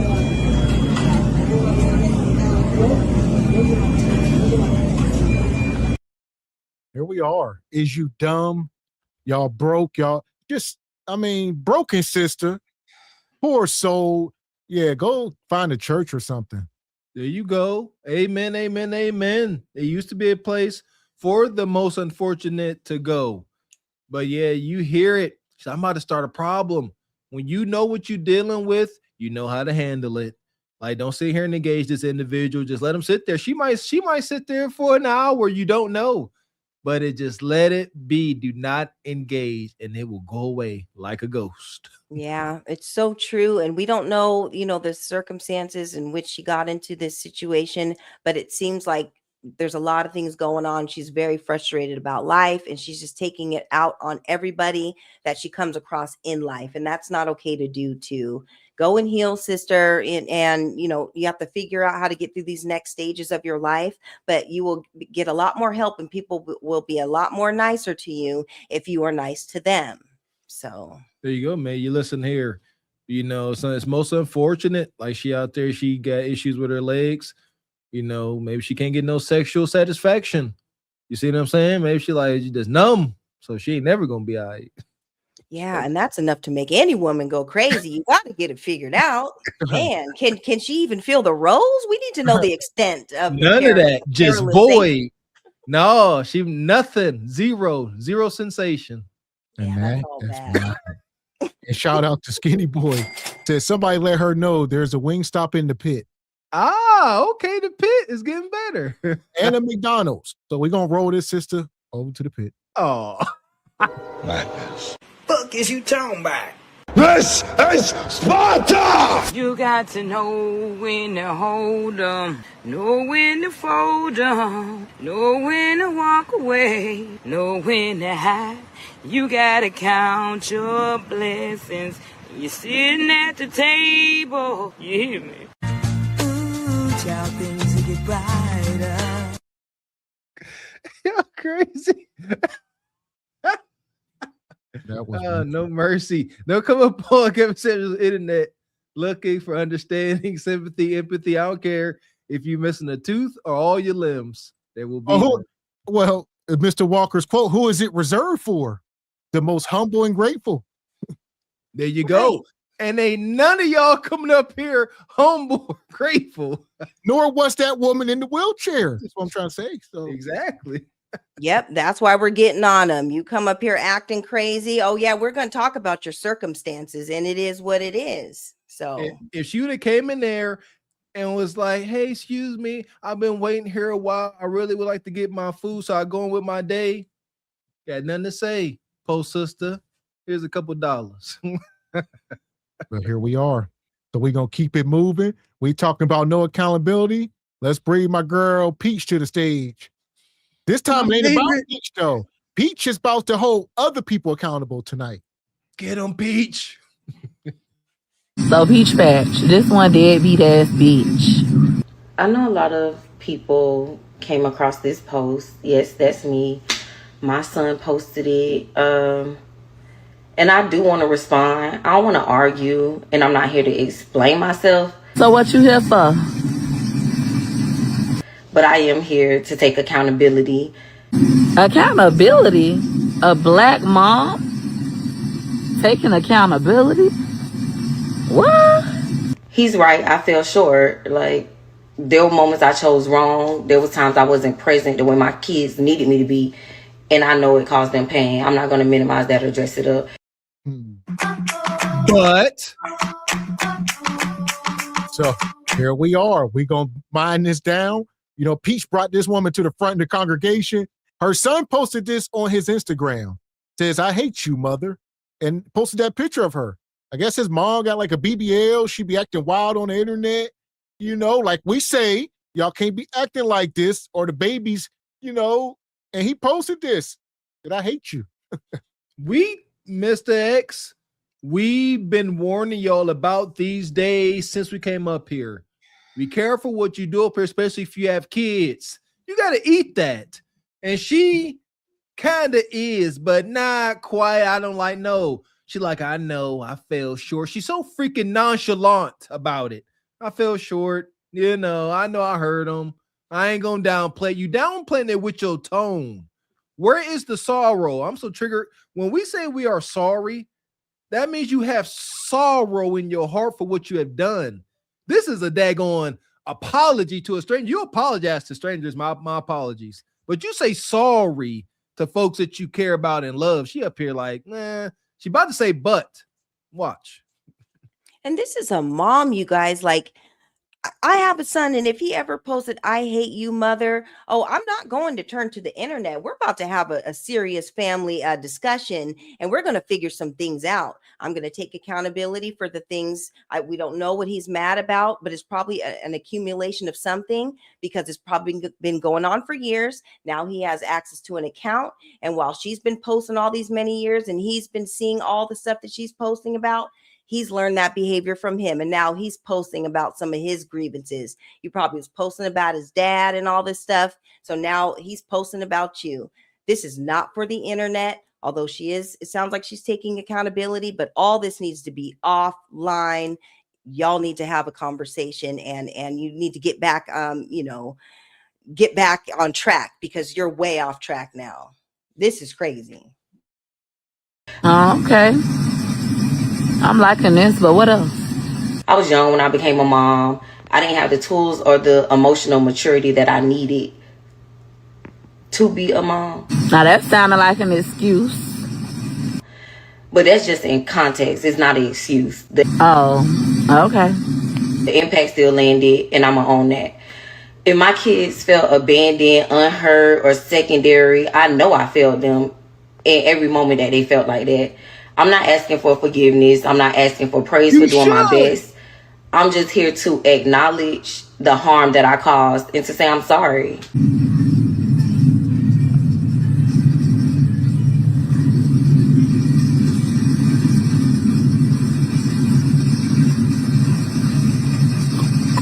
Seriously, a lot of us never hear "I'm sorry," especially from our Black mothers.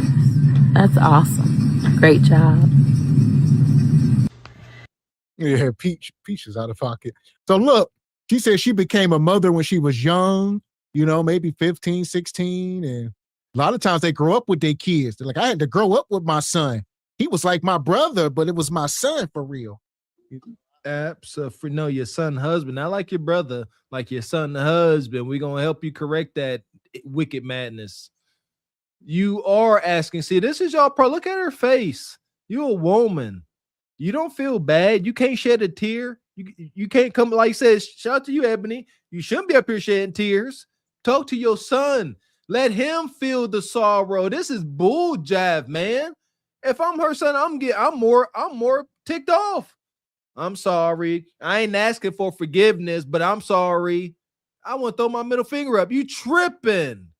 Y'all, Cam used to say this. When sisters like this, whenever y'all think y'all been wrong, y'all yell to the moon and the galaxy. But when y'all know y'all wrong, my bad, cuh. Yeah, and this is the thing. Sons with their mothers, they are very forgiving. And once you do have that conversation, I tell my son I mess up every day, but mom's going to try to do better tomorrow or whatever. I've had those tough conversations with my son.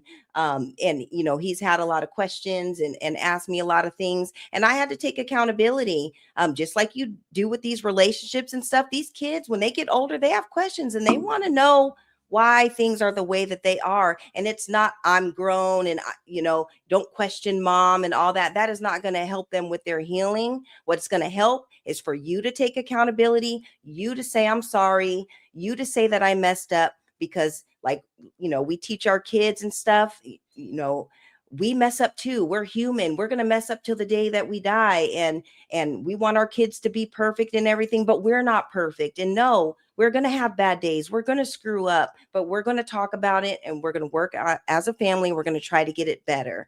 And I think more son and mother relationships, or even just mother and child relationships in general, if you guys have those conversations and you take accountability, your kids will actually respect you more and be able to move past whatever the hurt is. So it's important to do as a mother, as a parent, because that's all your kids need to hear, and they are going to forgive you. So just be humble. Evan, you hit the nail on the head, but what you said is way, way, way easier said than done. Very few sisters going to take on that responsibility and that duty. Like you say, you got to have these hard to have conversations. Why they hard? Because sometimes we on the bad side of judgment in these conversations. Your heart get heavy, but we got to have the conversations. Our discomfort is for their healing. Amen, Sister Ebony. But a lot of these sisters like this, they don't want to have a conversation. It's uncomfortable and it lingers. You got to deal with it. You start to feel sorrow. But imagine if we were given the opportunity to ask our parents the tough questions and not wait till we were adults to talk about it. And maybe that could have helped us in our earlier development or whatever. We need to have these conversations, because as we're talking about healing our intimate relationships and everything, we need to heal these parent and child relationships too, or else things are just going to continue from generation after generation.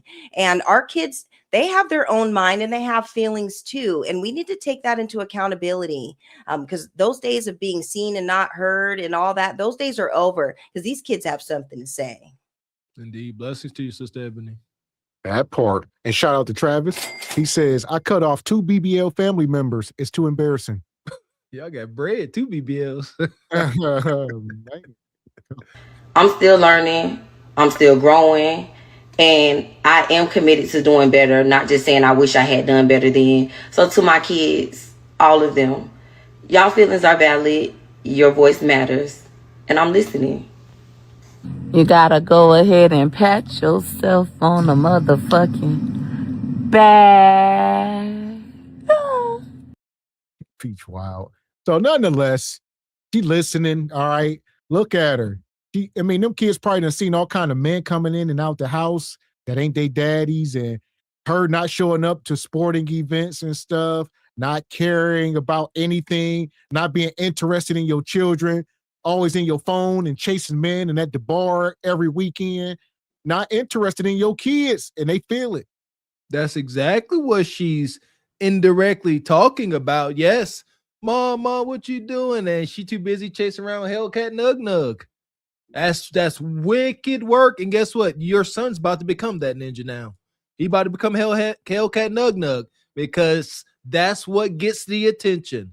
The cycle continues. Start showing some sorrow, but it takes healing. It takes healing to listen to someone cast proper judgment on you, and you got to put your head down. You got to deal with it.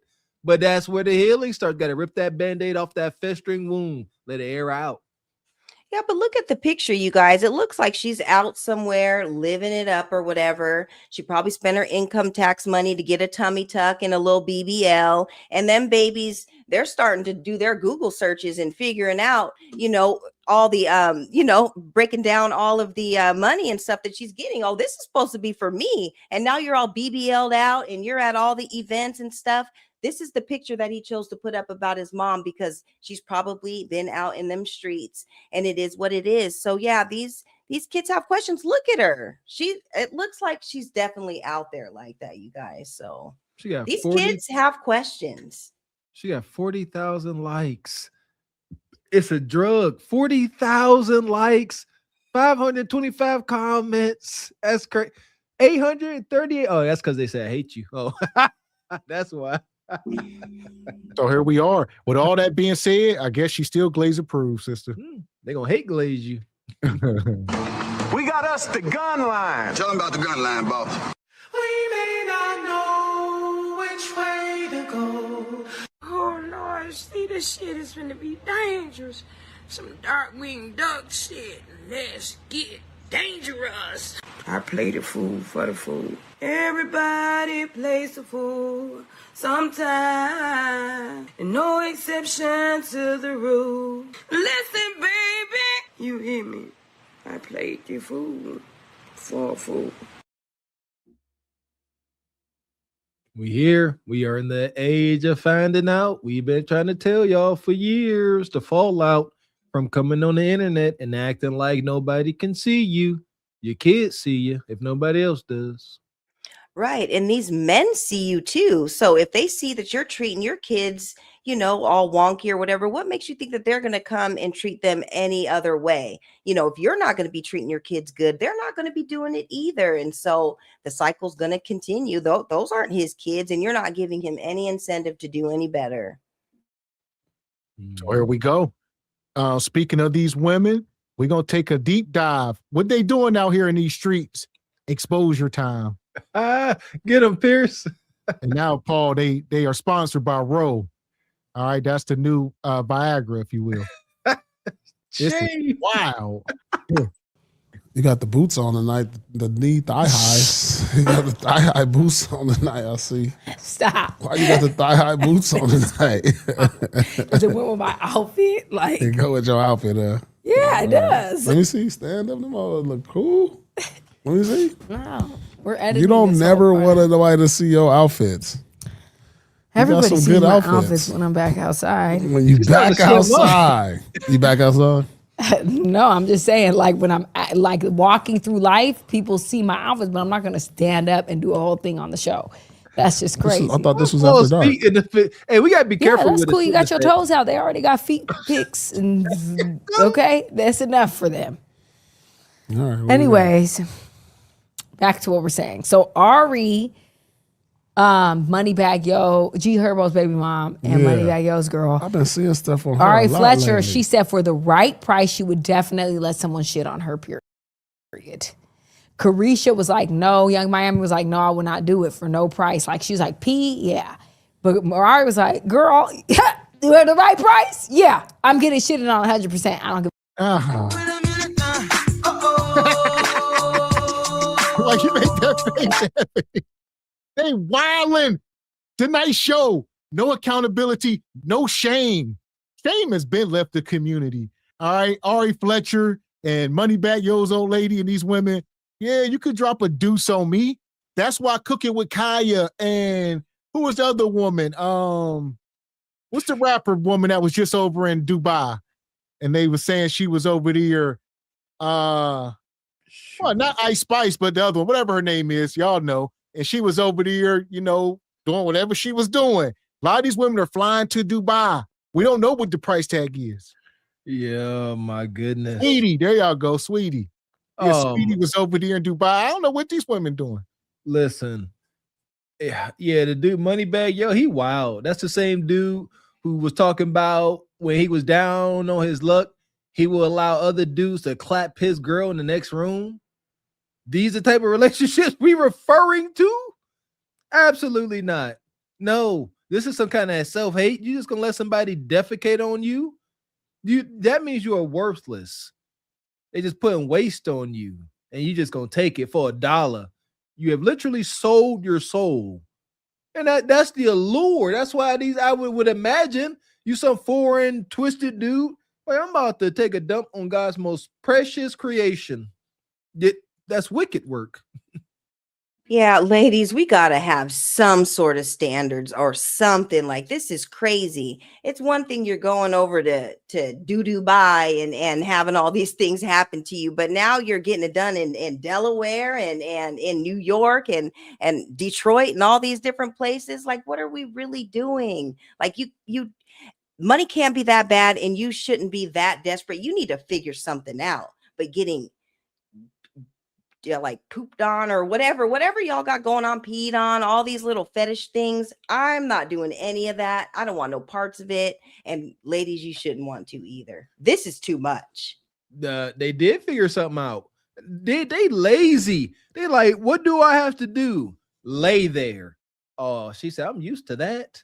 There it is. Yeah, no shame.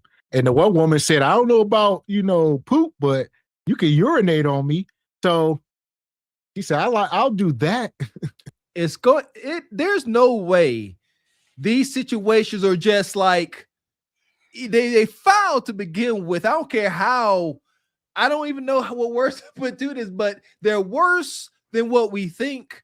I would imagine once these wealthy folks got you in this room and they doing whatever they're doing to you, they're gonna keep upping the ante. You see, like, it ain't just like a little turd roll down your back. They like massaging your hair. They're gonna give you a doo-doo shampoo, all that. See how long? See if they shove it up your nose. Yeah. So basically, you're just a human toilet. You're just gonna let men just do whatever for $1 amount. Like, come on, peeing and poop. Like, come on, like, ladies, for real. Like, you have to have, like, where's the humiliation? I even if somebody even asked me to do something like that, I would be so offended. But like, you're just laying there and we all saw the R. Kelly tape. We saw what was going down. Like, y'all are really doing this. This is how you're making your money. This is too much. This is crazy. Yes. The records ain't selling. A lot of these women they are not talented, and they got extraordinary lifestyles they got to keep up with. Like, girl, do it at the right price? Yeah, I'm getting shitted on 100%. I don't give a damn. Where at?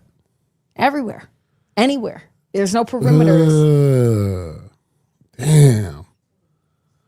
People are getting shitted on. I told you. People are getting shitted on. We talked about this. Yeah. You ever been shitted on?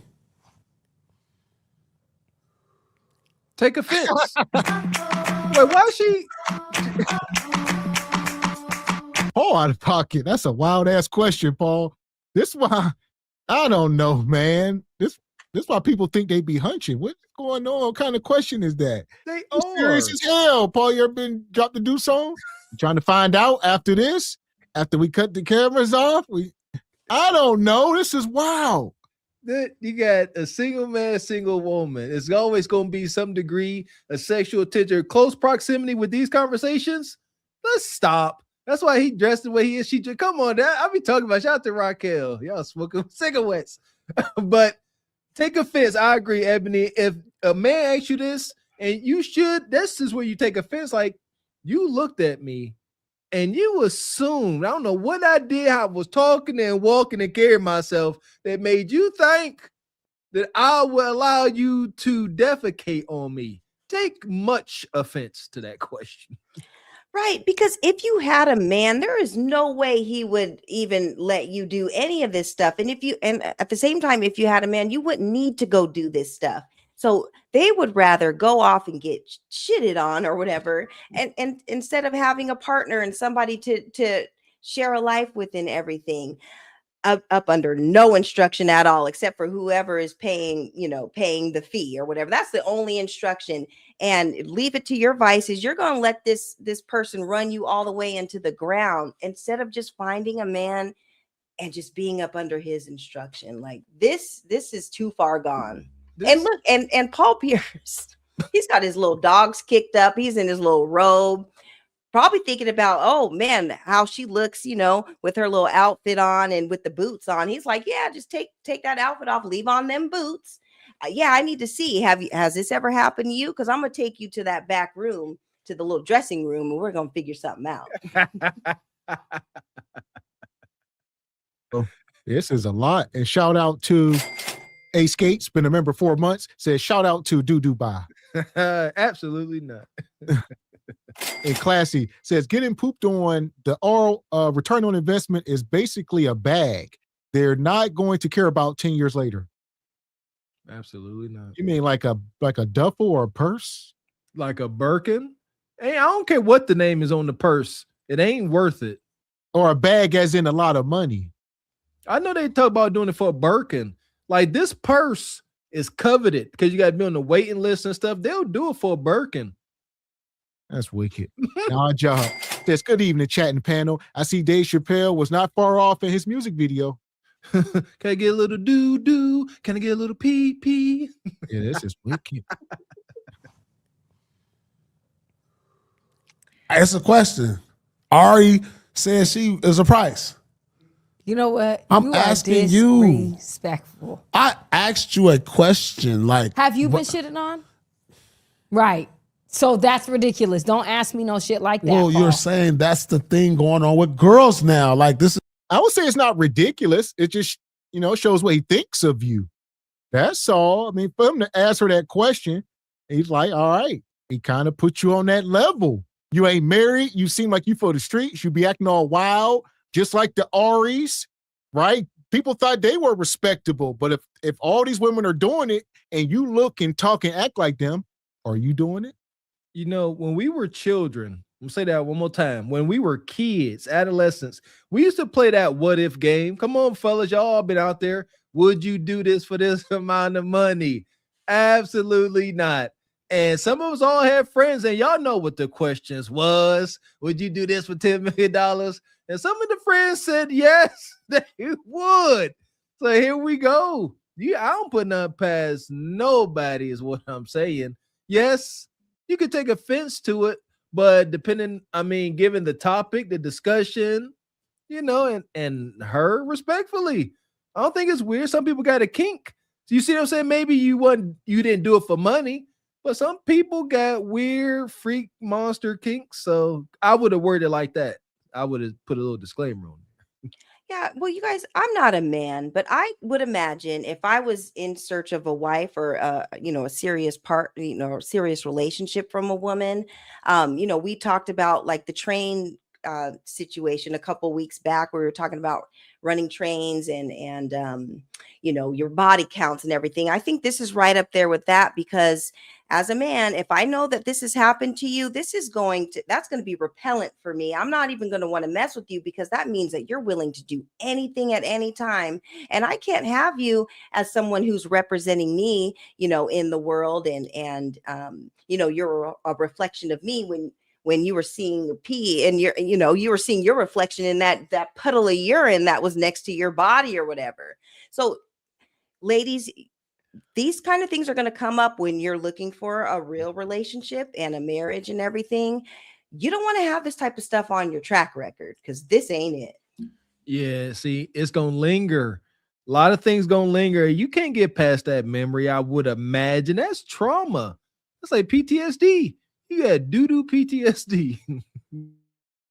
This is not a thing for men. No, men this is in not Dubai, a thing. the whole part is they shit on you and you shit on them. They like to be shitted on too. What's your price? I don't have a price. I'm not getting shitted on. I already told you this before. Like, no one is shitting on me. Like, I will not degrade myself on that level for no money. There's a lot of other things I could do to get a few dollars than get shitted on. But he was like, yeah, I got this 30,000. 30,000 to get shitted on? You sound ridiculous. No. I think that's the going rate. That's what they've been saying. I'm not getting shit on for 30,000. 30,000? No. What have you done for 30,000? What would you do for 30,000? Not much. I'm gonna tell you that Not right much. now. No, That's crazy. I'm not doing much for 30,000. For 30,000. Outside of like for my man, like would you do the Vince Carter on Truth After Dark for 30,000? yeah. Well, you'll do something I'm then just for kidding. 30,000. For 30,000 to do a 360, that sounds stupid as hell. If they want to fund 30,000 for that, cool, run that. And I'll Run stand that up, Run that. girl. Yeah, y'all belong to the streets. She belongs to the streets. Paul said that's the going rate. The thing is, she claims to be like a trust fund baby. So she says she comes from money. So it may be hard to move her, but she could be capping. This is a live podcast. She ain't about to, give y'all no ammo. So what she would do behind closed doors, we don't know. What would you do for a Klondike bar? My man said, would you do a little 360 right quick for the one time? She said, I'd do that. See that? Y'all don't get it. Now we got to start. Now we got a base. All right. You do a little 360. Now it's nothing. Okay. What about a little after hours camera off little twerk session? You know what I'm saying? 30. Well, yeah, that ain't nothing. Couple drinks. Next thing you know, what you say? She's standing there in them knee-high boots only. Right. Yeah, that's just like you said when we were younger playing those games. Would you do this? Would you do this for X amount of money? He's just kind of seeing where her head is at. And you got to be careful when you're talking about these kind of things and what you would do. You need to be thinking about it. Like, would you be able to 30 bands is not a lot of money. I mean, that can maybe cover your bills for a couple months or whatever. That ain't enough. I don't think there's any amount of money, but 30 bands is not enough to be having all these atrocious things happen. I'm sorry. Okay, and we had dropped a poll in the chat over in the Single by Choice chat. All right, says, would you do it for 30K? Right now, 100% no. Okay. I like y'all moral compass. Hey, look at that. That's the first time we got 100%. And we got over 26 votes. Huh? No trolls. I'm surprised. There we go. There we go. That up. Girl, you got to get your hustle up. 30,000, that's a good amount of money. For fully clothed, standing up for 30,000, anyone would do that. That sounds stupid. Yeah, as but hell. you said I wouldn't do much for 30,000. But I'm saying, like, for 30,000, as far as like anything that's not fully clothed or sexual and favors and all that or whatever else, I'm not doing none of that. Like, I'm not a whore. You cannot buy me. Nobody said no. No, I'm just clarifying that in case anyone was confused. So there we go. That was the segment. I mean, man, Paul, y'all just over there getting downright raunchy. I mean, man, the topics couldn't be that dry. Y'all over here talking about this, but here we are. I guess it was interesting because it's a thing. Hey, salute to this sister. I like her disclaimer at the end. She said, we got this conversation, but before we go, I do not have a price tag. I'm not 304. I'm not for sale. I'm just having a conversation. Words are powerful. I'm big on these things. Throw your disclaimer out there. It's a conversation. Don't even consider me for these wild doo-doo antics. Please and thank you. So here we are. I'm going to end this poll. All right, just a quick poll. Right now we at 5%. 5% says yes, they will do it. That was one person. Got 40 votes. Oh, wow, man. Going up 7%. It's going up. That's because this is a study. Y'all can't stand structure and peace. Somebody had to say, I got to throw some doo-doo in the game, literally, and say yes. You're ignorant. Yeah, but the question is, who do y'all think it was that answered yes? I don't know. There's a lot of crazy people in the chat, so it could be anybody. Yes, I think definitely came from, let me see. I want to say Project Leroy. We up to 11%. It's going up. Project Leroy in there. Project Leroy said yes.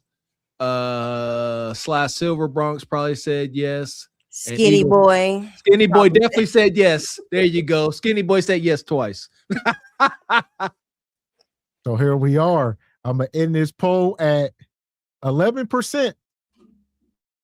All right. 11% of y'all said yes. Hey, live y'all truth. Live y'all feces covered truth. Yeah, and when you come back with all that bread, make sure you donate to the channel, okay? The guys will take some of that doo-doo money. So just indeed, yeah, clean it off. Just clean it off first. Clean it off. There we go. And shout out to EV. He says the heat is fixed in Glazed Galaxy, now accepting hyenas. Ah, there you go. He definitely voted yes as well. Yes. But this one here, we know somebody who voted yes about 3 times, and that's where she going. Let's go. This right here will get me some pussy tonight. But I don't want it. Not for this. Not with this. Fuck that. I don't want no pussy with this. This right here is paper. You want to? That's my rent. Hold on. Yeah, Ninja. Yeah, I was about to say tear it up in little pieces. Yeah, set it on fire. This right here. Do it. This right here. Do it. This right here. Let's see. Ain't no kink shaming over here at all. You know what I'm saying? As long as it's healthy and everybody having fun, get your kink on. Where our kinky brother Ty Pro at? He gone, huh? So here we go. Speaking of kinks, if you're just coming in, make sure you hit the like button. Shout out to Ashy Foot Production. Says, I voted yes. Y'all know I had to represent. Indeed. I'm a grown man and I feel like I can come on here and I can tell y'all this. There's nothing wrong with it. Some guys talk junk when they hear about a dude getting that from a woman. Oh, she did that to your booty with her tongue. Listen, we can be explicit a little bit. I ain't saying no cuss words, but it's nothing wrong with it. Like I can't lie. If a woman asked me, could I do it? Oh my gosh, next subject. Nah, it ain't no next subject. We gotta keep this grown. We can't keep this going for too long now. Not too long, but let me land the plane. Okay, can I land the plane? Hurry up and land this plane. Okay. I would have never in a million years, if a woman just came out her mouth and said, could I eat the booty? I would have been like, no. I just know me. And the sad part I can say about that, if a woman said, can I eat the booty? I would have said no, and I would have missed out. Sometimes, ladies, y'all just gotta just do it. Y'all just gotta go for what you know, because that's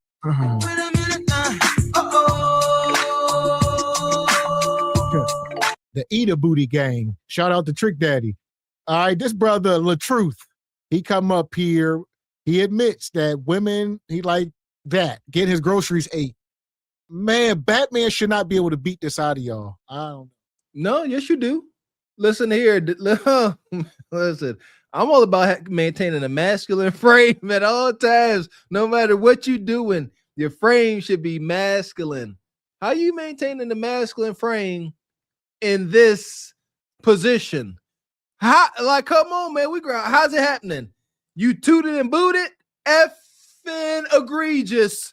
Or you laying on your back with your legs lambowed. Golly, Ninja. What?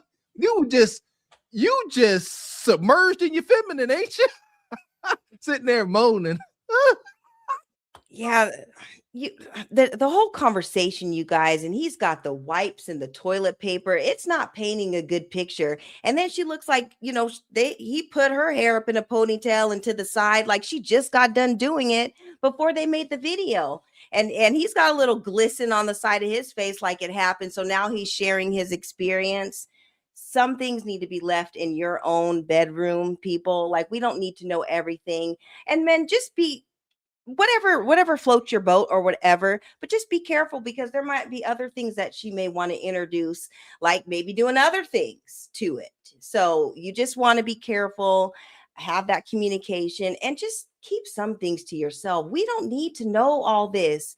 Put the tissue and the wipes back in the bathroom and y'all go on somewhere, because this is too much. That's it. Like, Kuth, some decorum. That's what I mean. Like, it bust it open and to do what you do. But there's something need to be so everybody ain't got to know. Gam and Pat, they probably was doing freaky things too, but you don't want to think about that. You know what I'm saying? We gonna have grandkids someday. Me and my wife, I know. You know what I'm saying? Listen, just keep it. You ain't got to tell every daggone about stuff. But yeah, this here, yeah, I'm gonna be clear. Yeah, I don't know how you maintain the masculine frame. And like you said, Ebony, what you gonna do? You all loose and open on there and then you turn around and she knuckle deep in you. Right. And look, she's just over there just like just grinning away. And he's all looking all vulnerable. Like he's just been violated. He looks vulnerable. He all hold. Yeah. Wet wipe. Right. And it doesn't take, I was going to say, it doesn't take 3 boxes, the whole Costco pack of wipes for this experience. That's all I'm saying. Woman said, "Can I eat the booty?" I would have said no, and I would have missed out. Sometimes, ladies, y'all just gotta just do it. Y'all just gotta go for what you know, because that's what happened with me. When it happened to me, they just went for what they knew, and then I was like, yeah, ooh, okay. First I'm thinking like stop, but then it was like, nah, this actually feels amazing. Nah, first So I'm thinking like stop. I was at first, because my legs was in a certain uncomfortable position. So in my mind, I'm thinking, what the hell is going on here? It's like, so then, Not your legs in an uncomfortable position. like, because my leg was kind of, look, my leg was up. Please don't give us an example. The lady pulled my leg up, right? Man, no. I tell you in the name of Jesus. Lord, have your way, Lord. Have your way, Lord. Have your way, Lord. Man, y'all better go read your Bibles. I think God start burning cities down. When y'all start acting like this, he just burn it down. He'll say, let's restart. They getting wild and wonky. Go ahead and we'll restart. It's okay. She Lambo'd his doors.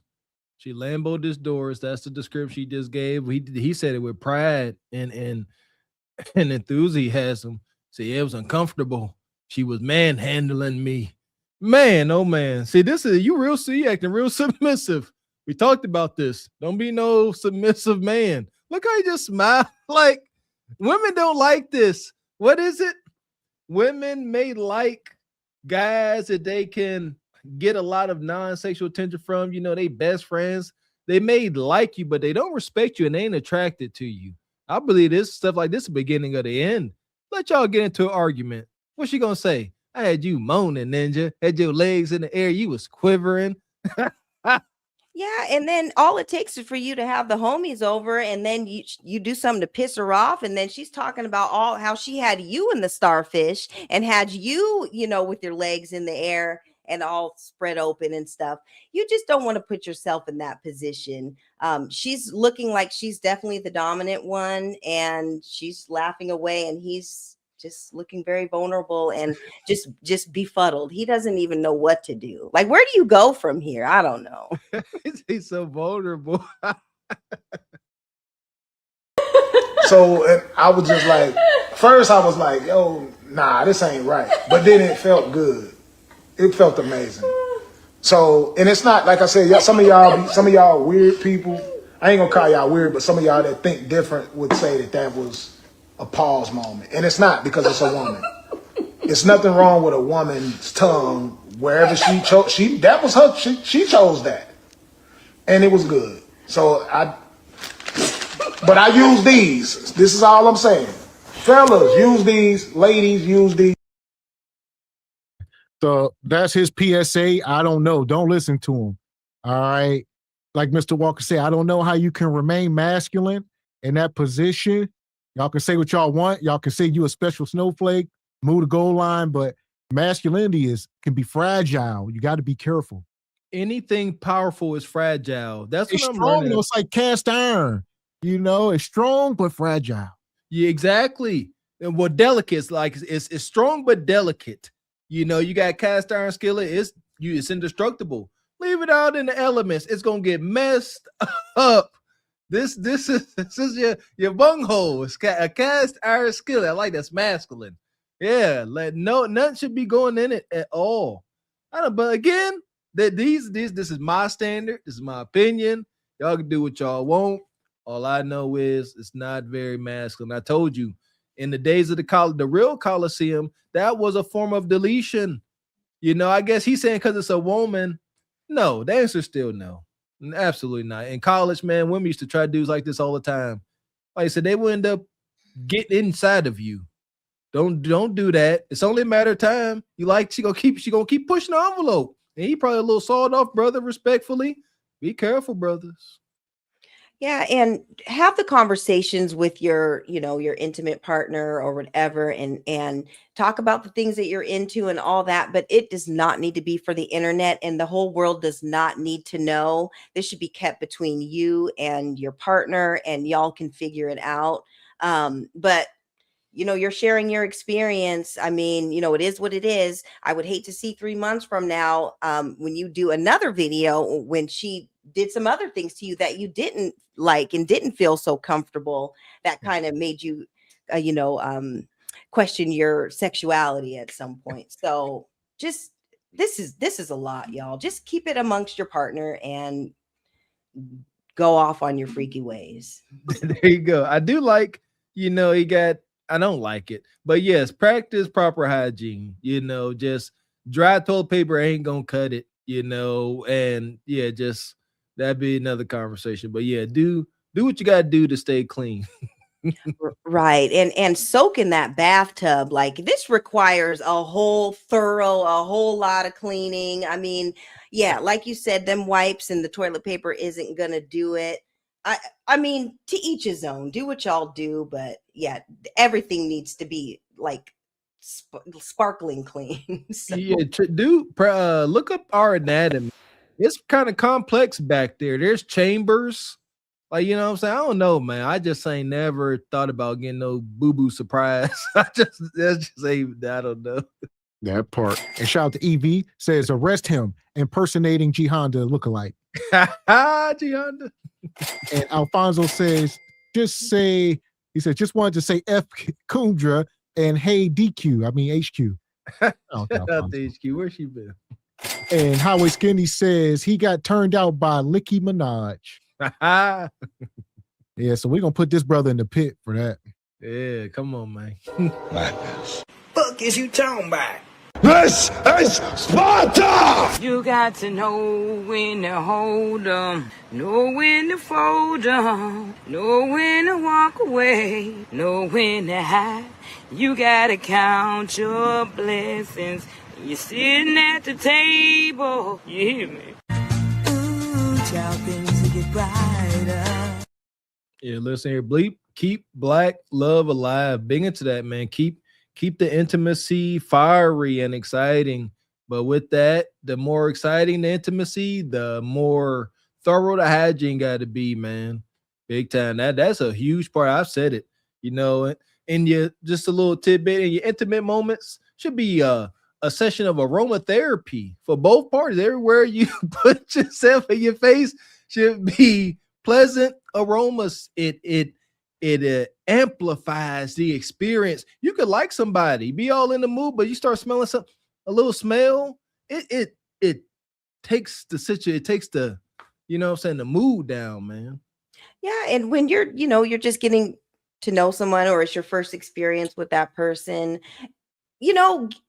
taking showers together is another great way.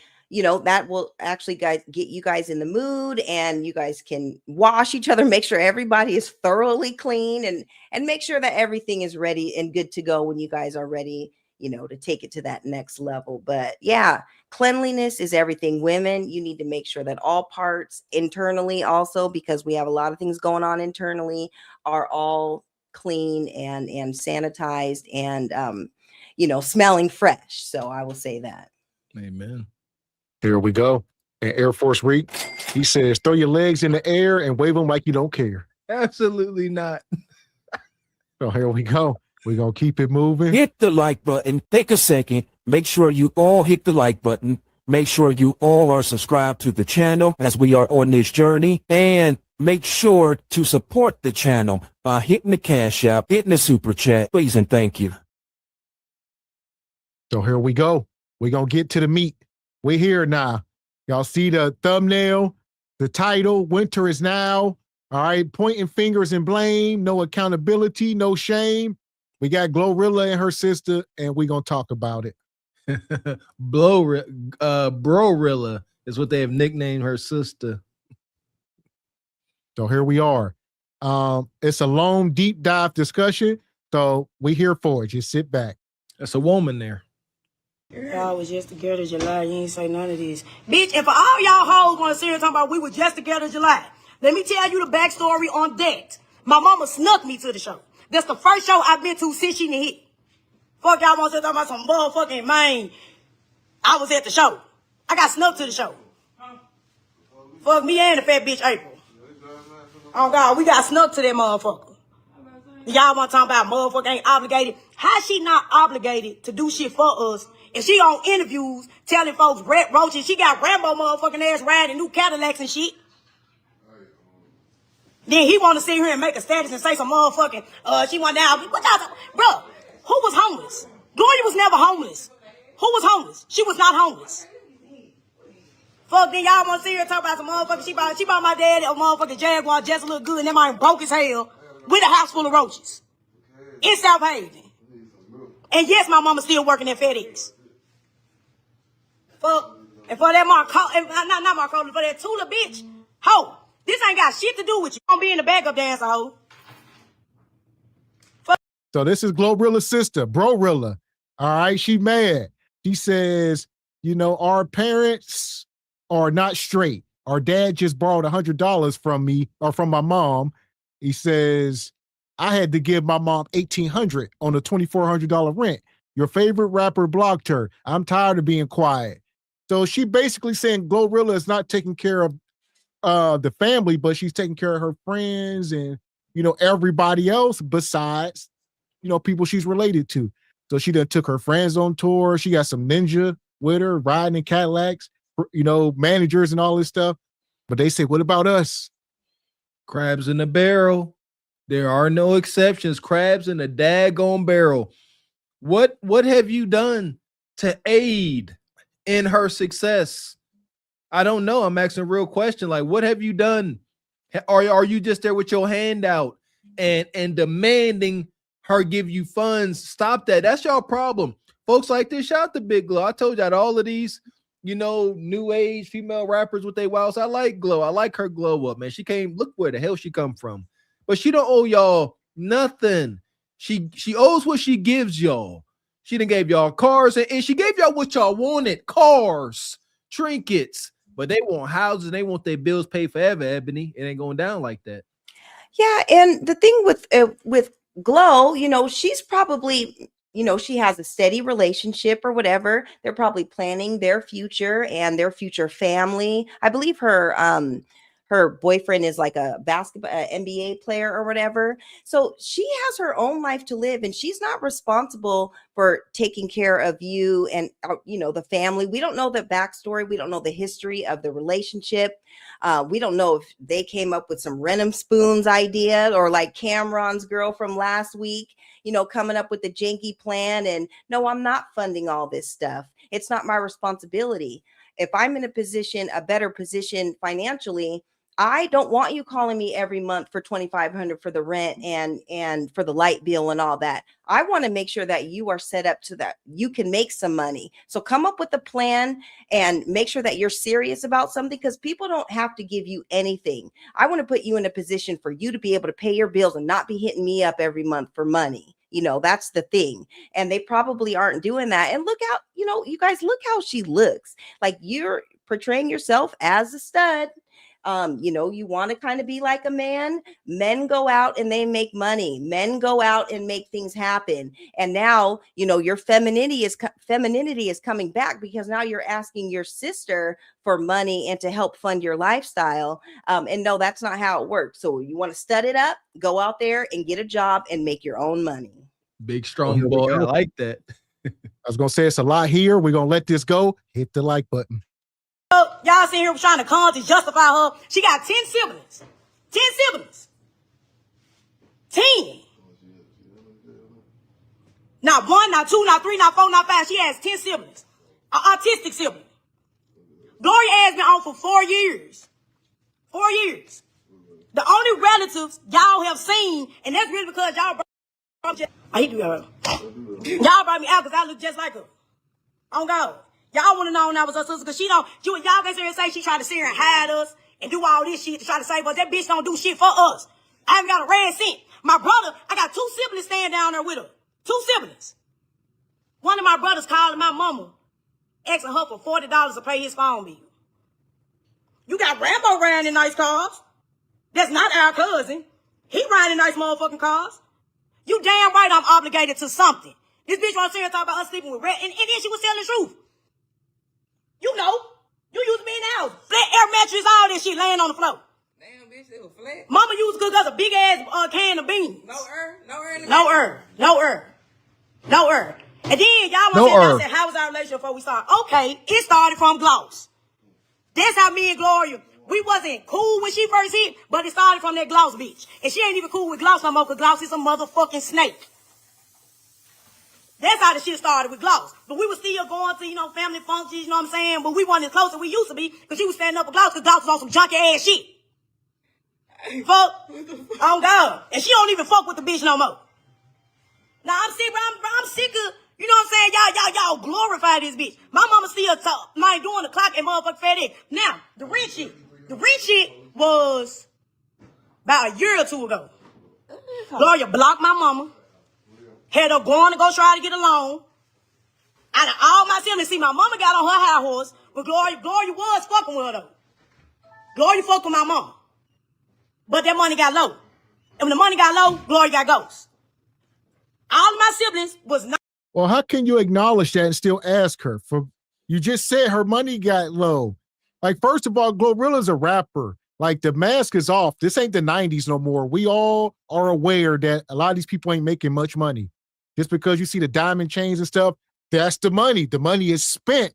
You can visibly see it. All right. It's not in the bank. It's on them. So that's part of the problem. Yes. Thank you, Miss X, for touching on that. We have learned they begin starter packages. They get these deals, these 360 deals. Here's a, $60,000 bubble name chain. That's party income. Little private jet here and there. That's all coming out your pay.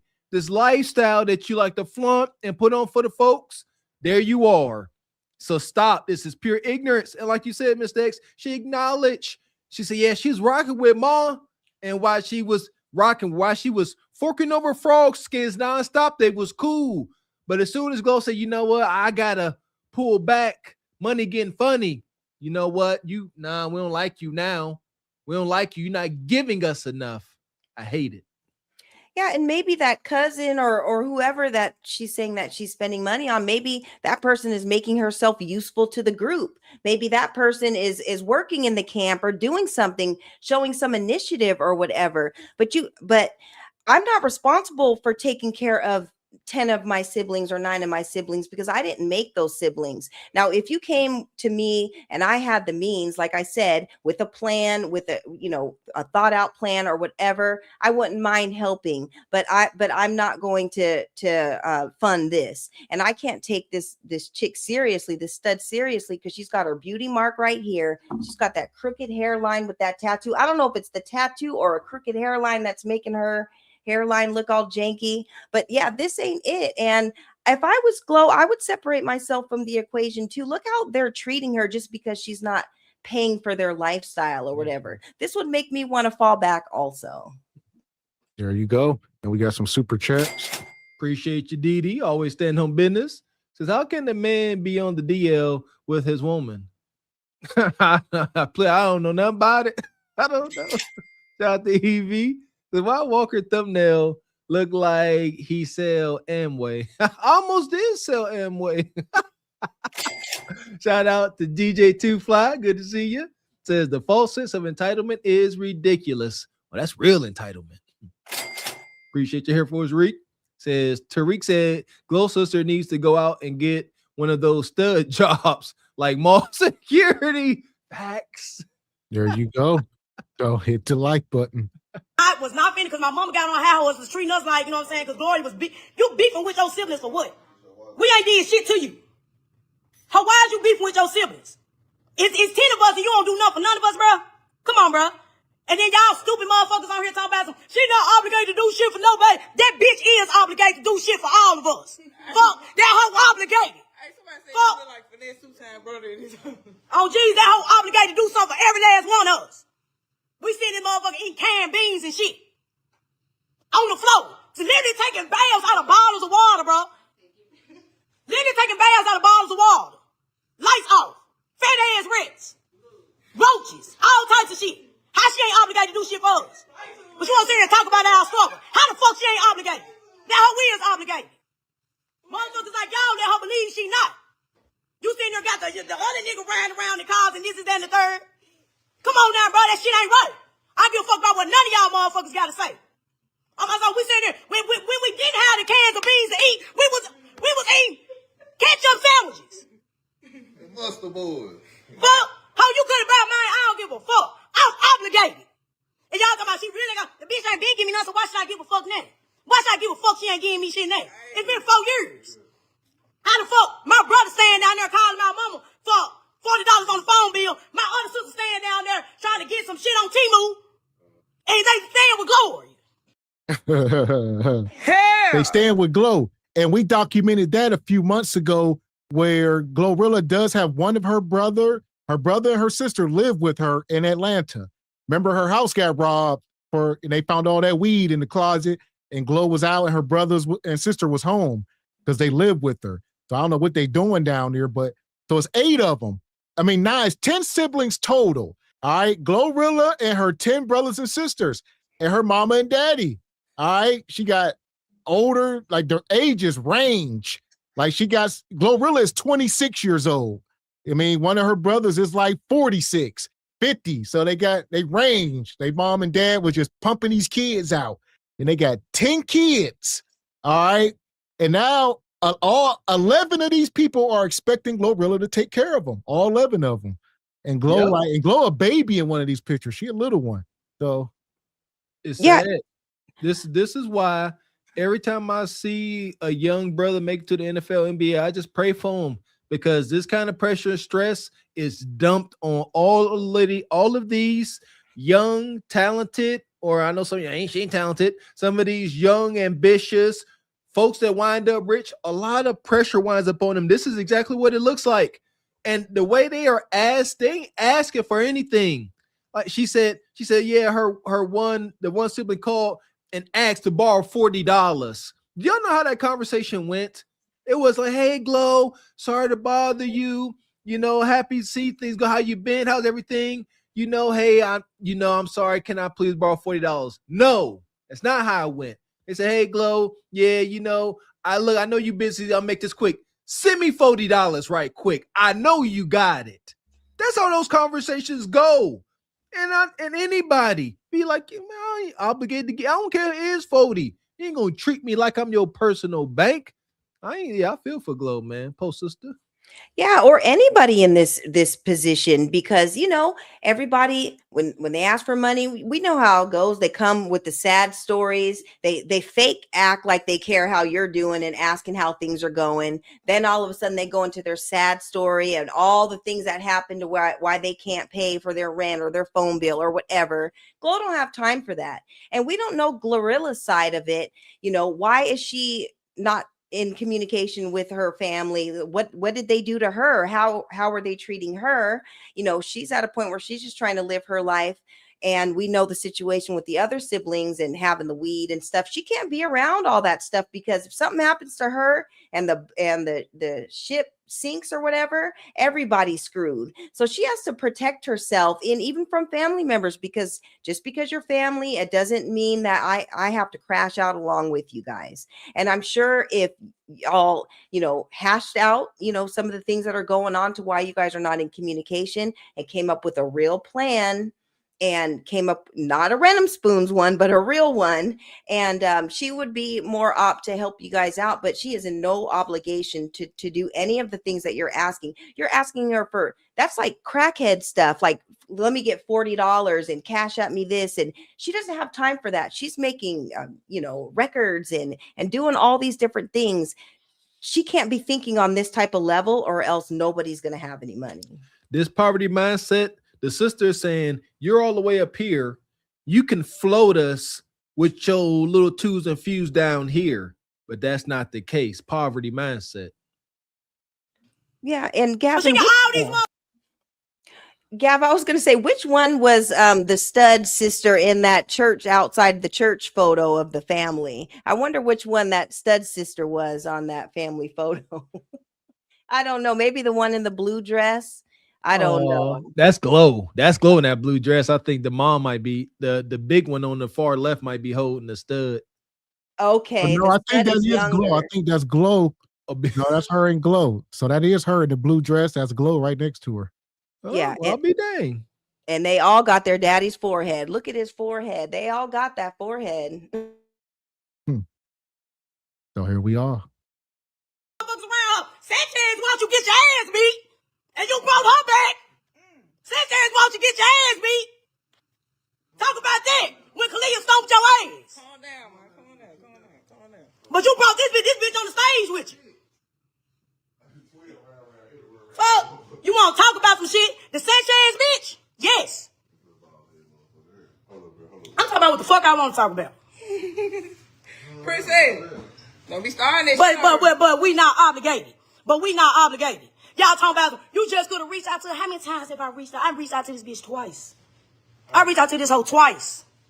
Got a brother working at TJX. I got a brother who been seeing this motherfucker man suffering. But you got the next nigga at weed farms and all this shit. You got the next nigga doing this. But you want to sit here and talk about our struggle. And bitch, you was not homeless. You was not homeless before you hit. Stop lying. You could have stayed with my mama or my daddy. You just wanted to be fucking all damn day. And they weren't going for that shit. Let's be real. You was not homeless. Fuck. Y'all glorify her ass though. Cause she ain't doing shit. My mama still talk about bro. My mama still clocking the clock at FedEx, bro. On God. My daddy still struggling, bro. On God. She make up. I call this man right now. This man ain't got no motherfucking money. But you retired then. You did not retire shit, bro. You left my mama out here. You left our mama out here. Fuck. You want to talk about some shit and you're damn right. And I'm obligated, bitch. All them other hoes obligated. Fuck. Then I called this hoe. I'm like, Gloria, can you fuck with me? I text her. Ask her, can you fuck with me and give me some bread? When I lost my job and shit. This motherfucking shit, so she ain't respond. Then I got robbed for being known as her sister. And I got robbed for my shit, because she ain't gave me shit. 4 niggas sat here and robbed me in Orange Mound because of you, bitch. But you ain't gave me a motherfucking thing. Nothing. You ain't got none of us nothing. The same motherfuckers who you was sitting there eating ketchup sandwiches with. Shout out to the ketchup sandwiches. Listen, Glorilla right now somewhere at a courtside NBA game. Like, I don't give a fuck what you think, bitch. Your thoughts ain't my thoughts. Listen, y'all done screwed the pooch. Y'all messed up somewhere along this ride. Y'all messed up because family just don't turn their backs on people. Tell the whole story. All right, y'all been allegedly, Glorilla pulled out a pew-pew on Glorilla a few years back. So there's documents coming out of that she got arrested for pulling out a pew-pew on her years ago. I guess they got into it. So who knows? They've been at odds for a long time. So quit acting like she owe y'all. And she even said that, Mr. X. She even admitted that before Glow blew up, they weren't even on good terms then. But I told us that poverty daggone mindset. There ain't nothing here. She's like, I am obligated. I am. Send us bread and resources until you don't have any more. You got to come back and join the band. And she's so daggone mad that Glow got her little man and they out enjoying life. What is she supposed to be doing? Like, you know what I mean? Like, she stay getting into trouble. She need to clean that ish up. But what is someone that goes out here and works and or lucks up and gets some type of financial stability? Now, all of a sudden, you got to just give it all away. Absolutely not.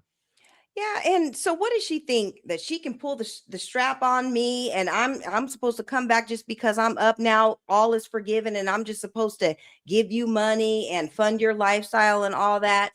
Your thoughts ain't Glorilla's thoughts at all, and Brorilla and the girlfriend or whatever, y'all need to go over to Dubai and get your 60 bands because it's 30 bands a piece, and y'all can get shitted on and figure out your story. These are the type of people who should go over there and figure it out, because look how they're acting. They're very much ratchet. And that is ratchet behavior. So go on over there and figure it out. But leave Glorilla alone. She's not obligated to do these things for you. So Akbar might be intrigued with this one. He'd be like, Akbar like, no, we only like to do on girls. She's like, I am a girl. Akbar like, oh, you are both of them. And this woman here says she got robbed because of Glorilla. So she out at nightclubs and whatnot, which is true. Like, people, you are a mark. So whether you like it or not, she said, I got robbed for my own stuff. You don't even give me anything. And here we out. These 4 men run up on me. She already got this guy behind her in the poo shiesty. And 4 men. That's Glorilla's sister. She gotta have something. You look like somebody to rob with face tattoos. Stop fitting the. I don't feel none. You fit the description. You in that world. Enjoy what comes along with it. yeah, and you want to be out on the block with all the bros, Brorilla, and that's what comes along with it. You shouldn't have been out there and putting yourself out there like that. If you had a job, you wouldn't be out. You would be at home getting rest for that next shift in the morning. So you want to be out here like you're like the bros and want to be on the block and all that. This is what comes along with it. Get in the house, stay in the house and get a job and figure your own situation out. It's not Glorilla's fault. She didn't tell you to go be on the block with the bros. So yeah, she's tripping. Wicked. Appreciate you, brother Frederick Howard. He says these females, queens, need to understand life. You want your wants ain't my wants. Man. Shout out to OG Richard. Appreciate you, brother. Says he, she, him, her, crash out, autistic style. Shout out to DD. Says, I guarantee if Glo was still broke and called them for money, they'd hang up on her immediately. Entitled. Shout out to DD. Appreciate you, Skinny. Says ketchup sandwiches, beans and bologna. Y'all know nothing about them condiment sandwiches. Money. Appreciate you, brother Classy. Says, I'm an uncle of a current NBA superstar. He owes me nothing. It has the time he invites me out, or half the time he invites me out to kick it with him, gives me 4 seats, but he doesn't owe me anything. That's the way it's got to be. You know what I'm saying? I got a brother that played in the NFL for a while, and you got to be sensitive to their situation. Don't be asking them for pay for them some stuff. They like, well, you gonna buy me something? Like, yeah, man, it's reciprocal. Appreciate you, Divine. Says she look like Rich Boy. Throw them D's on it. Shout out to Mr. Gito. Says just saw the stud fighting on the street. And why can't all those siblings pull together and buy what mom needs? Yell at me and I am done with you. They slow. Appreciate you, brother Skinny. Says Brorilla, Rich Boy, and Yo Gotti in the headbutt contest. Brorilla, that's wow. Shout out to Project Leroy. Says greetings, fellas. Ebony, why this Bow Wow stud got brother Midnight with a poo shiesty on my screen complaining? Just dusty like them flying roaches. Y'all know nothing about flying roaches. Yeah, and she looks like a cross between Bow Wow and Lil Mama, you know, that made that lip gloss song. So yeah, all them, Rich Boy, all them, all into one. Shout out to Lil Mama. Where's she at? Yeah. But one thing about her, she still refers to herself as a woman. As far as what I've heard, you know, when she talking, she still identifies as a woman. Don't all studs? I would imagine they acknowledge they female. They just are masculine presenting. I never heard no stud say I'm a dude. Do they do that? I don't know. Shout out to the photos. Says this little Bill if he didn't take life seriously. So here we go, man. Fuck old money, bro. If I got 500,000, bro, I'll at least give my siblings 10K a piece. On God. Why the fuck my mama gotta sit here and clock a clock? Let's talk about it. How you? There you go. She got 500,000. She should get them 10K a piece. That's 11 people. That's $110,000. You still got 390,000. Huh? But Gav, I mean, okay, after the 10 bands is gone, now all of a sudden everybody can quit their job and everybody can live off of 10 bands. Like, come on, that's not even a month's worth of bills, to the average to the average person or whatever. 10 bands is not going to solve all your problems. And no, she's not obligated to do that. Now, if you came up with a plan and you came up with, a real business plan or something, I'm sure that she wouldn't mind investing in a family business, but y'all need to come all the way correct and get off the block and stop doing all this stuff and, heal those relationships, because you're not talking about what you did in order for her to not mess with you guys in the first place. So let's talk about that, because there's two sides to every story. Peace. On God. Why the fuck my mama gotta sit here and clock a clock? Let's talk about it. Oh, you is not who these folks think you is, bro. Like, stop all the cap, bro. You is not who these folks think you is. And Gloria, she putting up for me. That hoe ain't putting up for shit. Her ain't even put up for her own family, who she was struggling with. Then that Tula bitch wanna sit here and wait. Calm down. Turn me down. Turn me up. Then you got the Tula bitch. You got motherfuckers who she fuck with. Sitting there one saying talking about, I wouldn't fuck with them either. I wouldn't fuck with you. Bro, if y'all came up in the fucking house, that was some real shit. Rats, roaches, carpet fucked up. You don't know how the fuck you getting your next meal. Mama struggling. Lights off. Motherfuckers taking baths out of bottles of water. We came up off this shit on the west side. 3278 Don Road. All of us stayed in that motherfucking house. Man, I don't know if you're doing too much. All of us stayed in that motherfucking house, bro. And you want to sit here and talk about what we've been through? And they ain't reached back and helped none of us out? And you got stupid hoes like this Trinity bitch talking about some she don't owe us shit. Oh, she owe us everything. Fuck. Oh, we used to have days when we wasn't eating. But motherfucker ain't obligated. But you want to get on interviews and talk about the struggle. You want to talk about the struggle. But yeah, ain't one of us shining, fool. Ain't one of us shining. You got everybody else in this hole. You giving money out. You bringing motherfuckers back around. You done it cross you bad because Sanchez watch you get your ass beat. On God. Watch you get your ass stomped. And I remember when Kalia did this shit. She watched you. And you brought her back around. And she went live about you. And you brought her back around. She on the stage with you. How the fuck is that fair? What Kalia with that ass? Let them know what you Kalia. The Kalia that brought her. Y'all. Well, I'll say life ain't fair. You'll say, how is that fair? You keep bringing all your friends back after they snake you and they doing you bad, and then you bring them back and you let them on stage. All right, y'all see all the women from the F Ninja Free video. So this Glorilla and her partners. And she said, you keep bringing these women around. Where your family at? Yeah! Boom, shakalaka! Listen, in the hood, man, don't I know it? Shit, some folks, some friends closer than family. Shout out to Mr. X. He closer than a brother, any relative I'd have never had, man. Yeah, blood don't make you family. I'm sorry. I'm not sorry at all. Absolutely not. They ain't trying to fix this situation, Glorilla.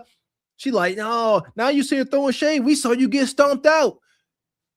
Glorilla got the gold. And you sit here up here embarrassing her and talking about she got stomped out. You really think she's like, you know what? Maybe I should start sacrificing and giving y'all twos and fews. Or is this going to further draw a wedge in y'all situation? It's the latter. This is dumb. Go don't owe y'all nothing. We was eating sandwiches and all this. Go get a job. Tell us that part. How many of you are attempting to get a job? You talking about grown men down bad, brothers sitting in the house ain't doing nothing. Y'all don't deserve a dag-on thing. Yeah, because even if Glow was to, okay, she's talking about they got roaches and all this stuff.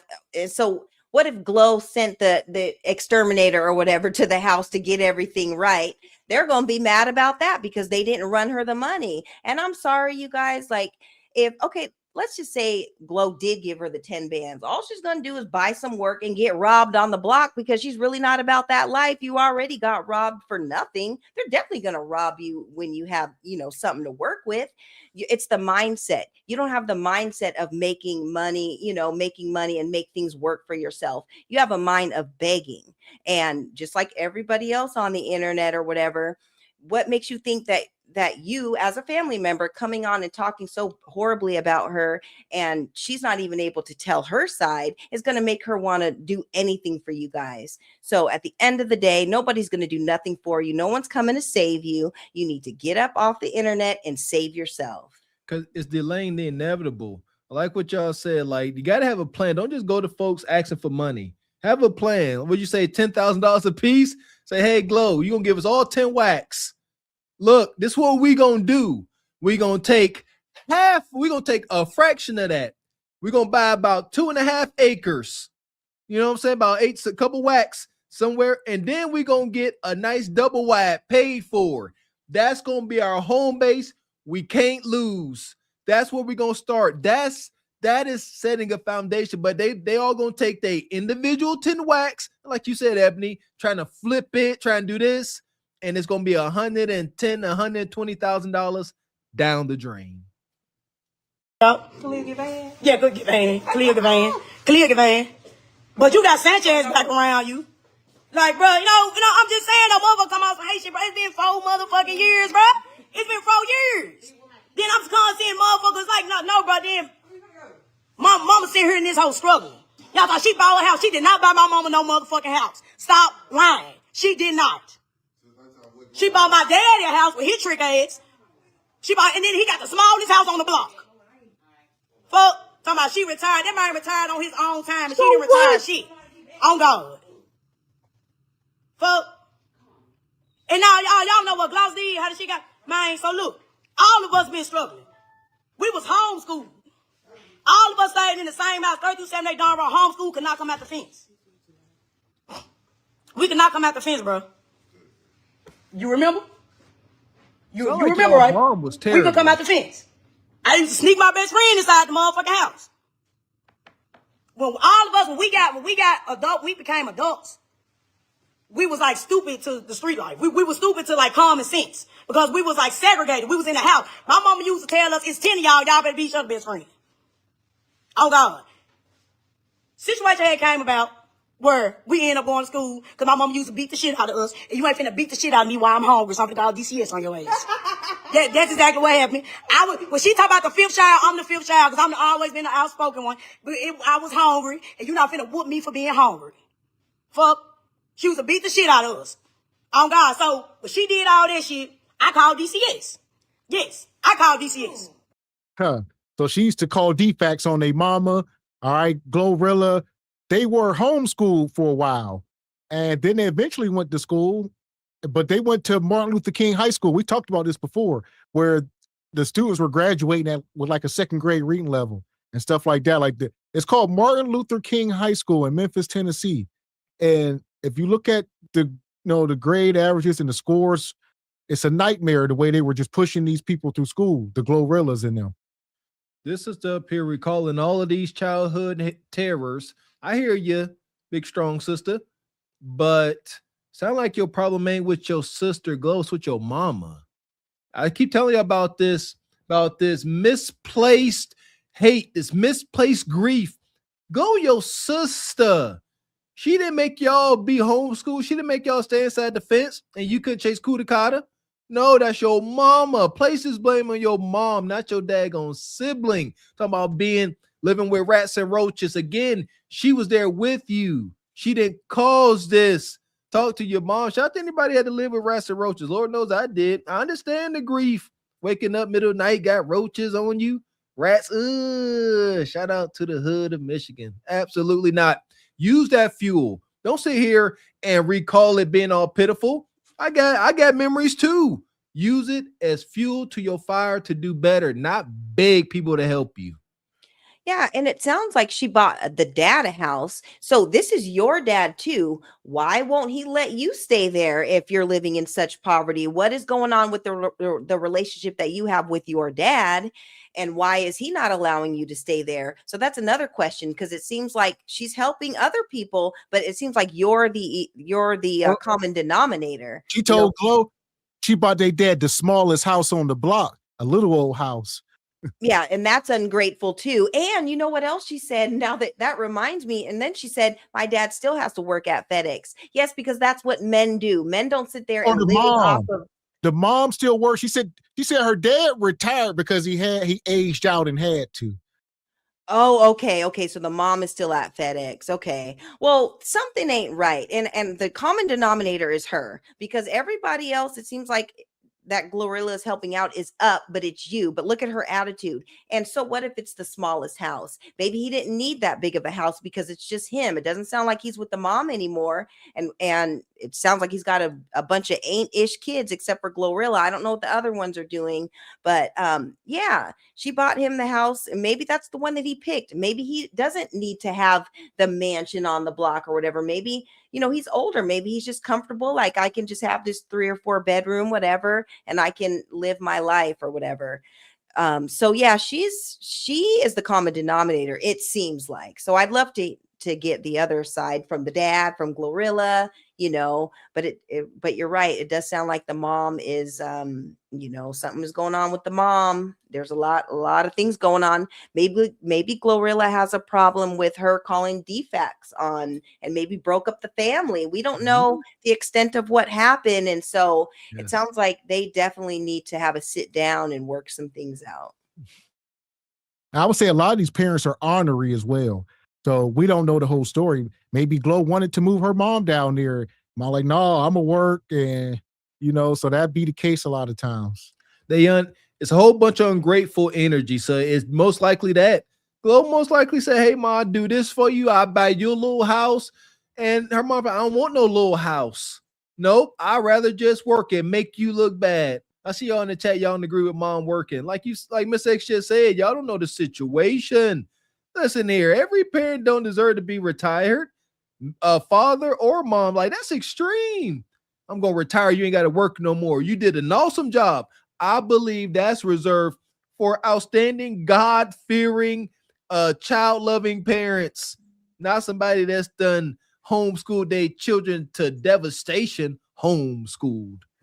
Right. And didn't Kevin, like when he was talking about how much it's going to cost to retire and stuff, for the average person, you're going to need like $1 million or something for whatever he said. So imagine trying to retire 13 people. She has 10 siblings and a father. That's going to add up to a lot of money, and people can't afford to do that.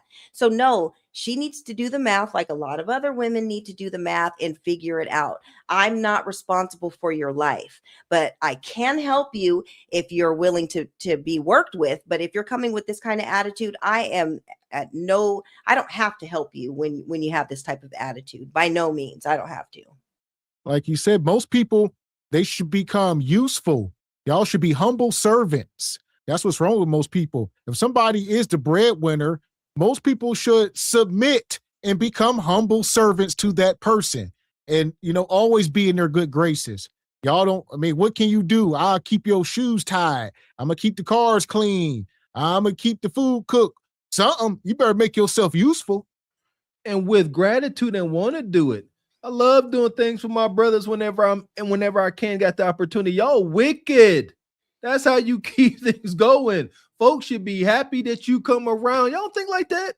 When you come through the door, do folks say, oh, here comes trouble, here comes a headache, here comes gossip, here comes a problem? Or do they say, here comes a good time and some fellowship? Think about that.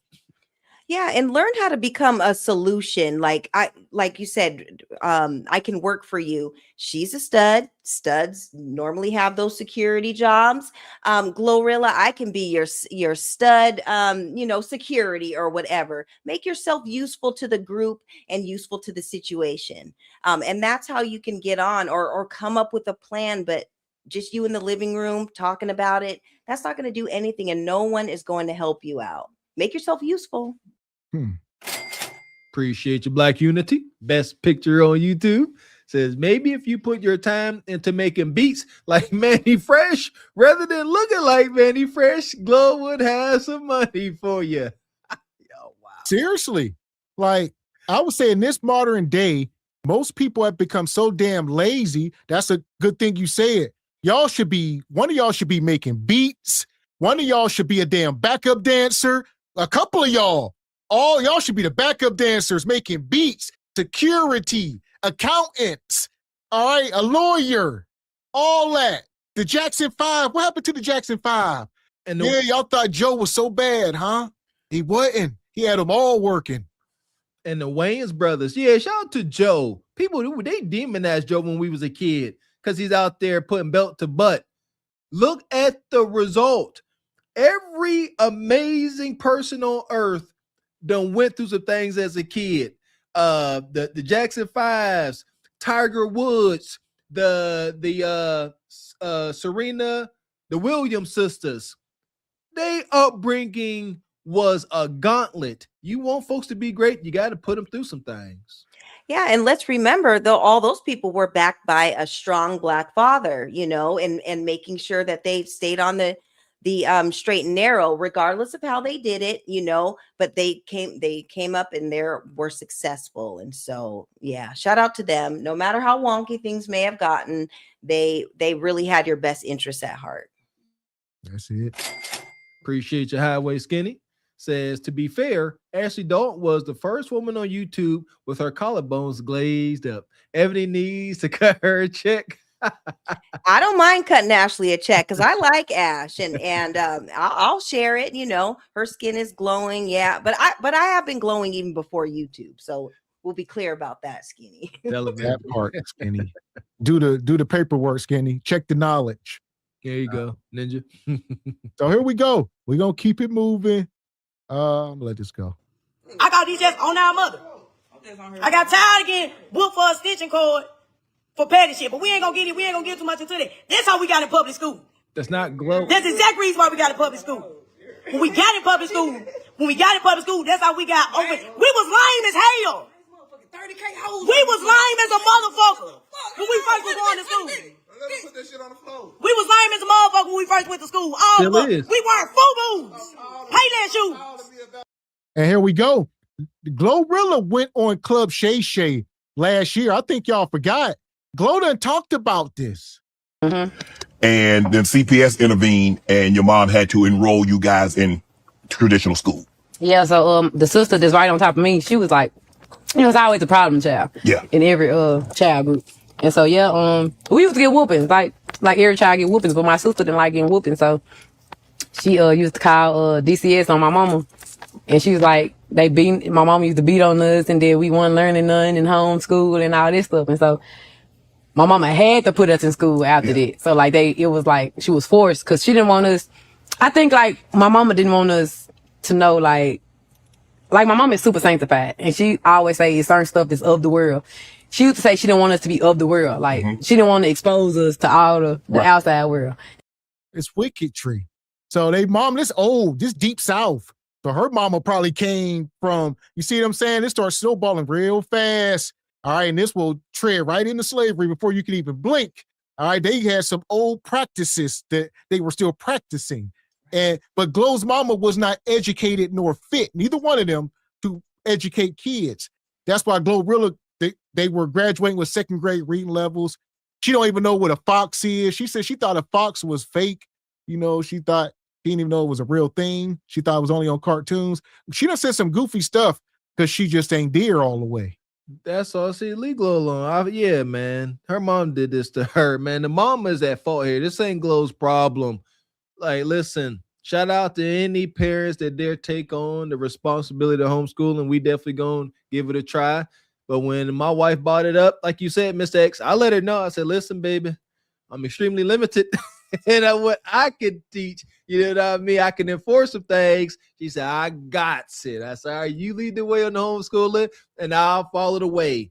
But somebody got to have, an abundance of sense. Not just enough, because you got to give something to the baby. You got to have an abundance of sense. No sense in his house. And Glorilla and her siblings are a product of that. I feel something for them. Not so much, but I like Glo, man, because she got her way out of it. Like as much of a special baby as she may be, man, I salute the journey every time. Right. And yeah, we like you guys said with the the down south traditional values or whatever, it seems like they're very heavy into church because of the picture and kind of like what the sister was talking about. I'm sure, they didn't want their kids in school because a lot of times those traditional down South Baptists, they don't want the kids around in like secular schools or to be around that type of lifestyle. So they do try to shelter them. And I'm sorry, I'm a mom. I have one kid. And when we had to do that homeschooling during the C-19 and all that, I was ready to I was at Total Wine a lot more than I am now or whatever, because that's hard to do. So imagine doing that with 10 kids. We don't know where the dad was. We don't know if he was off working or if they were together or not. We don't know the situation. That's a lot to deal with. Not to say that you have to run down on your kids or whatever, but that's a lot to take on. And so I think they're coming from an error from that. And, shout out to Glow for, just figuring it out and finding her own way and just getting it up out the mud, the same way that Glow did it. Bro and the other 9, they need to figure it out for themselves too. So indeed. And so only place we went was home and church. We didn't go nowhere else. And so by the time I got in school, I was 10, I was in 5th grade. You was glad to go to school? I was happy to go to school because we stayed 7 houses down from the school. And so every day after school, we seeing the kids come down the street playing. And they be playing in school. Looking like they got friends, like they having fun. And I used to every time at 2:15, I used to look out the window at the kids walking home from school and they just used to be so happy having fun. So I used to want to go to school so bad. I was so happy when we finally had to go to school. And there you go. And some of her siblings, I'm guessing, never went to school. She said one of her brothers is autistic. Her sister is older than her. So if Glow went to school and she was 10, her sister was probably 12, 13, her brothers was already, some of them was grown already, a lot of older siblings. So they weren't going to school until they were teenage, and it's just wicketry. And what was happening was, talking as you spoke earlier, Mr. X, about the curriculum and their grades. When they came in at these ages, they wasn't like, you got to start back in 1st grade. That's too embarrassing. That don't make any sense. You got to start from your age. Shout out to No Child Left Behind. We just gonna push you through. We're gonna do the bestest that we can, and we're gonna push you through. You're going to graduate high school reading at a 3rd grade level. Congratulations. No Child Left Behind. Sick hoodoo. Yeah, and then they put them in those special classes where you go for one period or for a certain amount of time during the day, where you go to get the extra help to kind of keep you afloat from being in your regular classes. Because you're right, they won't let them start at kindergarten or whatever. But, there's more to going to school than just the educational part of it. You're learning how to socialize. You're learning how to how the world works and how to deal with people and deal with the other kids. And, for me, school opened up a lot because we didn't have any money, but we lived in a, on a nicer part of town. So for me, going to school with all these other kids whose parents had money and I'm spending the night or going over to their house or whatever, I'm like, okay, you got an elevator in your house. What do your parents do? I'm trying to put 2 and 2 together to figure out something for myself. So there are more things to it than just the educational part. You just really learn about the world by just going to school. I used to look out the window at the kids walking home from school and they just used to be so happy having fun. So I used to want to go to school so bad. I was so happy when we finally had to go to school. This quick. People know, I'm people last option now that come ask for shit. See? Don't come asking me for shit just because I get it. And I make sure people know that. My mom, my daddy, they straight. Everybody else, because I people anyway. Right. I randomly just, you need this, I just people anyway. Right. So just because I got it, because at the end of the day, I got bills to pay too. I don't only pay my bills, I pay other bills too. So shut this shit down quick. And she shut it down quick. She said, don't just ask me because you think I got it. Y'all really don't know what I got. I got bills, and like she said, I send it randomly. Y'all can't just call and ask me for 2s and fews. I'm gonna pop up on you. I'm gonna surprise you. You're just gonna look at your cash app and see $5,000. I'm like, you welcome. All right, randomly, but not when you just asking every other day for stuff. No, absolutely. Don't work that way. We've seen too many examples where this actually goes bad. Glow need to just separate herself. Y'all keep saying in the chat that there's record of the older sister pulling a toolie out on her.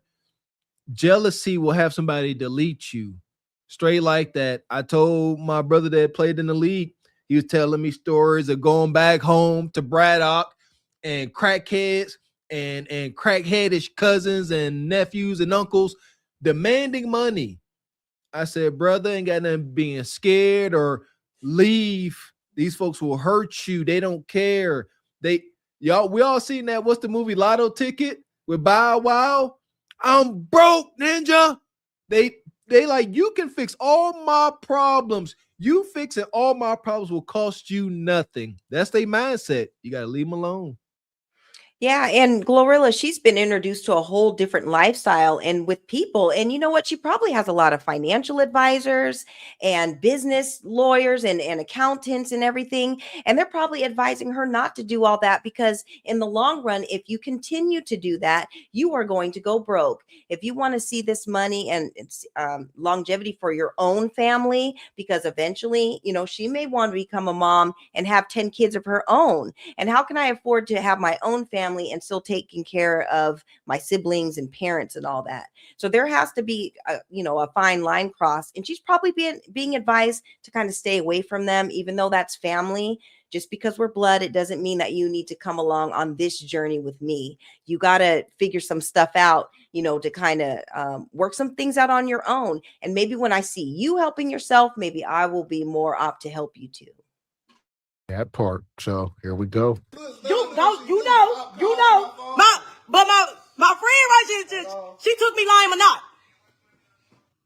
Oh God, that's how we got in the opening with that shit. I'm the reason this bitch, the reason why y'all think this bitch is who she is. What? They say you still hungry. What the fuck? Hell yeah, say, where my shine man? Send me some chimes. Fuck, hell yeah, I'm still hungry. She ain't fucking with me. Help me get my teeth fixed, bitch. Fuck, help me.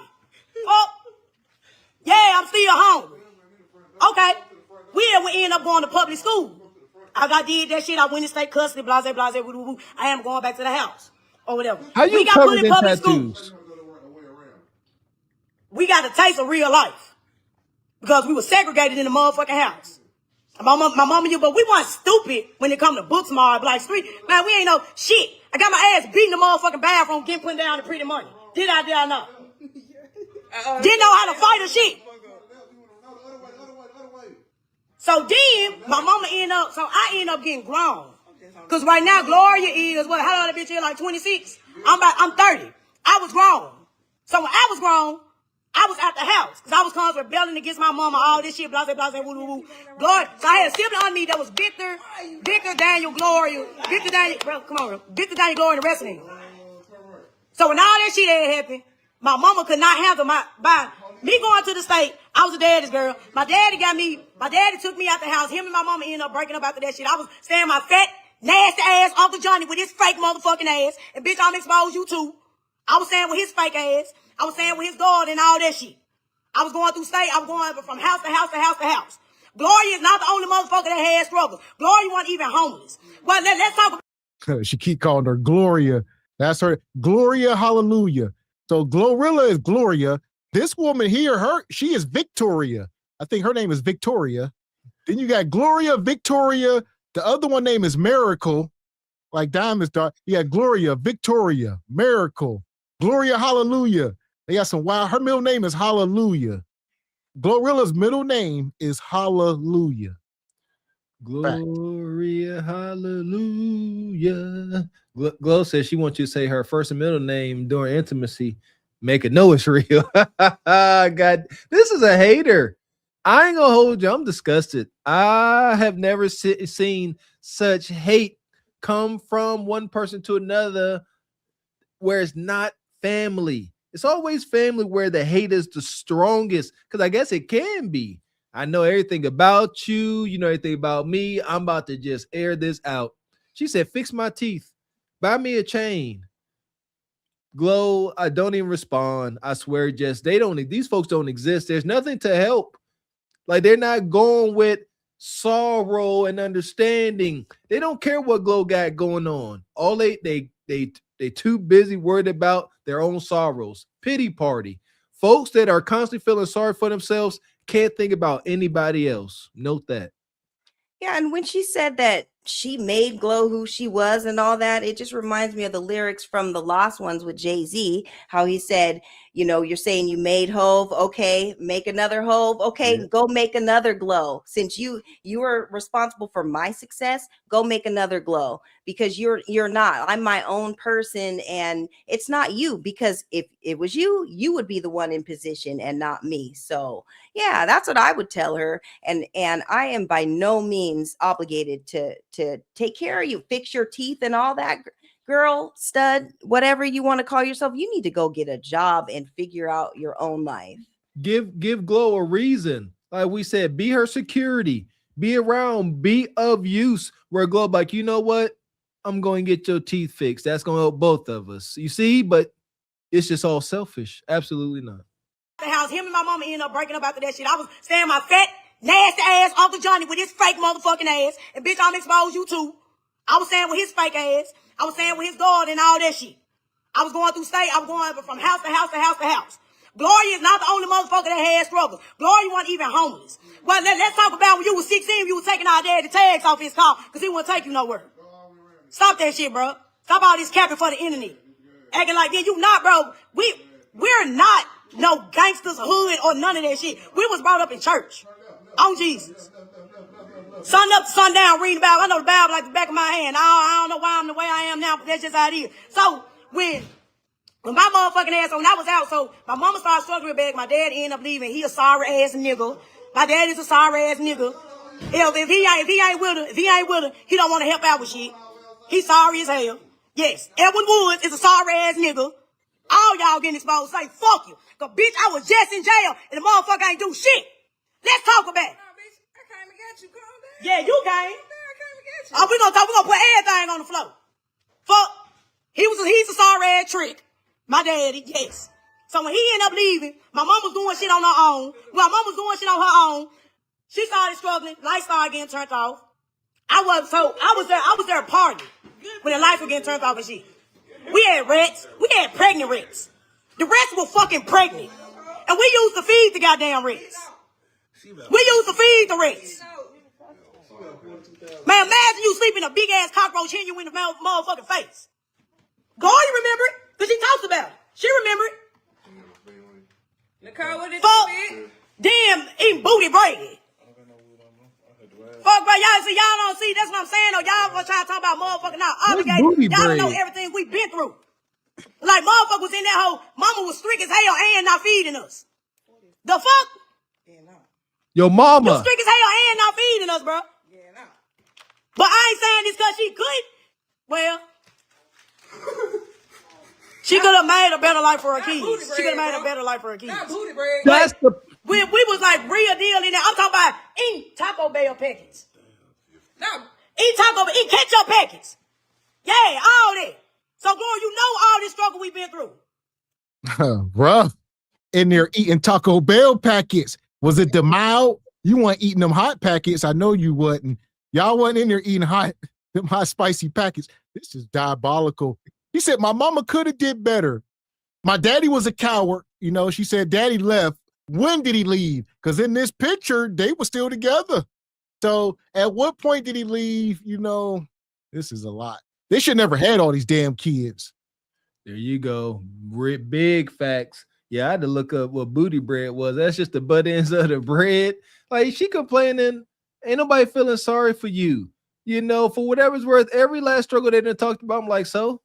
Been there, done that, dealt with that, felt those sensations of roaches and rats crawling on your bare flesh. So what? Why you want somebody to feel sorry for you? That's the huge difference I realized with my upbringing. You're going to have a group of war-torn kids that are going to take this experience and is going to build them and mold them in the right way. And there's some that are going to take the easy route out of being a never-ending perpetual victim. Everything she's been victimized her whole life. Her mama, and here's the thing, as she keeps talking about her hardships, it keep going back to mom. And she like, you know what? As she's sitting going on this rant, Glorilla, she like, it's my mom I'm really mad at, but she won't fully accept it. Yeah, or she won't say it. But the more she talks, like you said, Mr. Walker, the more she's exposing herself because she's talking about the dad being ain't-ish and whatever. We don't know his story. We don't know the mom's story. We don't know when he left, and we don't know why he left. But Mr. Ben, what did Michael Jackson call that, the rats in his house? Was it Ben or Mr. Ben or whatever? Mr. Ben. Yeah, Ben was in there getting busy and making babies up in that house because he watched your mom and dad having all them babies. They were only just doing what was taught. So don't get mad at the rats and all that. But yeah, there is a reason why he won't let you live in his house, because you think so poorly of him. And you're right. She's exposing all the things, and it's all going back to mom, but she's not holding mom accountable or wanting to have the discussions with mom. She's trying to blame it all on Glow and the dad because he has the house and Glow paid for it. So this is too much. How we used to sit here and hate our mama, fool. Because not only would she take care of us, when she fell down hard times, she had so many kids, but then she was segregating us. You know that. And we got out of that because of what I call DCS. That's how the fuck we got out of that. We're going to be anything. We're going to be for real. Yes. And your sorry ass dad the one doing shit. He knew the lights was out over there. Just because him and my mom had shit going on, he ain't pay no motherfucking bills. But man, y'all don't know, man, water heater out. All that shit got to boil water and put it in the tub to take a bath. Lord, you know about that shit. But we had to eat beans and oatmeal. And she not obligated to do shit for us. She not obligated to do nothing for us. Walking around with Payless shoes. My mama sitting here getting all the motherfucking foods out to the pastor because she fucking them. You want to really talk about it? What? You struggle with us? And you don't want me. Like, come on now. And I don't give a fuck about what none of y'all dicks saying. Fuck you, too. I mean, yeah, fuck you, bitch. I don't give a fuck about what none of y'all got to say. Because the fuck I'm getting tired of shit. Okay. We forgave our mama that shit. My mama was struggling so motherfucking bad. She had to, it was Victor, Daniel, Gloria, Milk, and Joshua. 5 kids. 5 kids. My mama was struggling so bad. They going to school. Man, I'm talking about damn near smelling. Because we ain't got the water heater out. The MLG and W, all the lights off and shit. She dropped them off at my daddy's job. She dropped them off at the post office while everybody glorifying him. Even, like, first of all, let me go ahead and put this on the table. I ain't gonna lie, I love my mom to death, but it really fucked my daddy. God let 2 idiots have kids. Okay. They was just laying up in that motherfucking heat fucking. Okay. God let 2 fucking idiots have kids. A lot of them. Kids they couldn't even support, do shit for. That's why we so fucked up now. Damn. This is devastating. She's spilling all the tea. She's knocking over tables, everything. Mama was screwing the pastor. She was giving him the EBT card. They was buying food for the church. All right. Yeah, we was nightmare. No lights, hot water takeout, going to school stinking. All girls help it. Look, I understand her pain. That ain't cool. But we got answers. Let them talk. We getting answers. We wonder why the husband left, why daddy left. There it is. Shout out to the pimpin' pulpit pastor. Pastor got a hold of mama. He hunching her and taking the food stamps. Yeah, the daddy said, I'm out of here. He get my cootie cutter and my meal. Out of there, Jack. Yeah, and yep, like you guys said, it's all coming out as she talks. She's exposing all the secrets. But the fact that the pastor was piping mom down ruined the whole family. She ain't even getting none of that tithe money or nothing. Like, you're doing all this and you ain't getting nothing. The lights are off. The church, a lot of times they help donate to the struggling families and all that. And you're in that back office messing with him and you ain't getting nothing out of it. And you're having to come up off your benefits to fund the church. Absolutely not. I can see why dad left. I applaud dad for leaving, but you still need to take care of your kids or whatever. But he was like, yeah, I'm out. If you're not acting right and you're not under my instruction, I got to go. And it just is what it is. And she said at the end of the day, God just let 2 idiots have kids. They were just in the house hunching, having back to back to back to back to back. And she put it on God. Now she gonna blame somebody.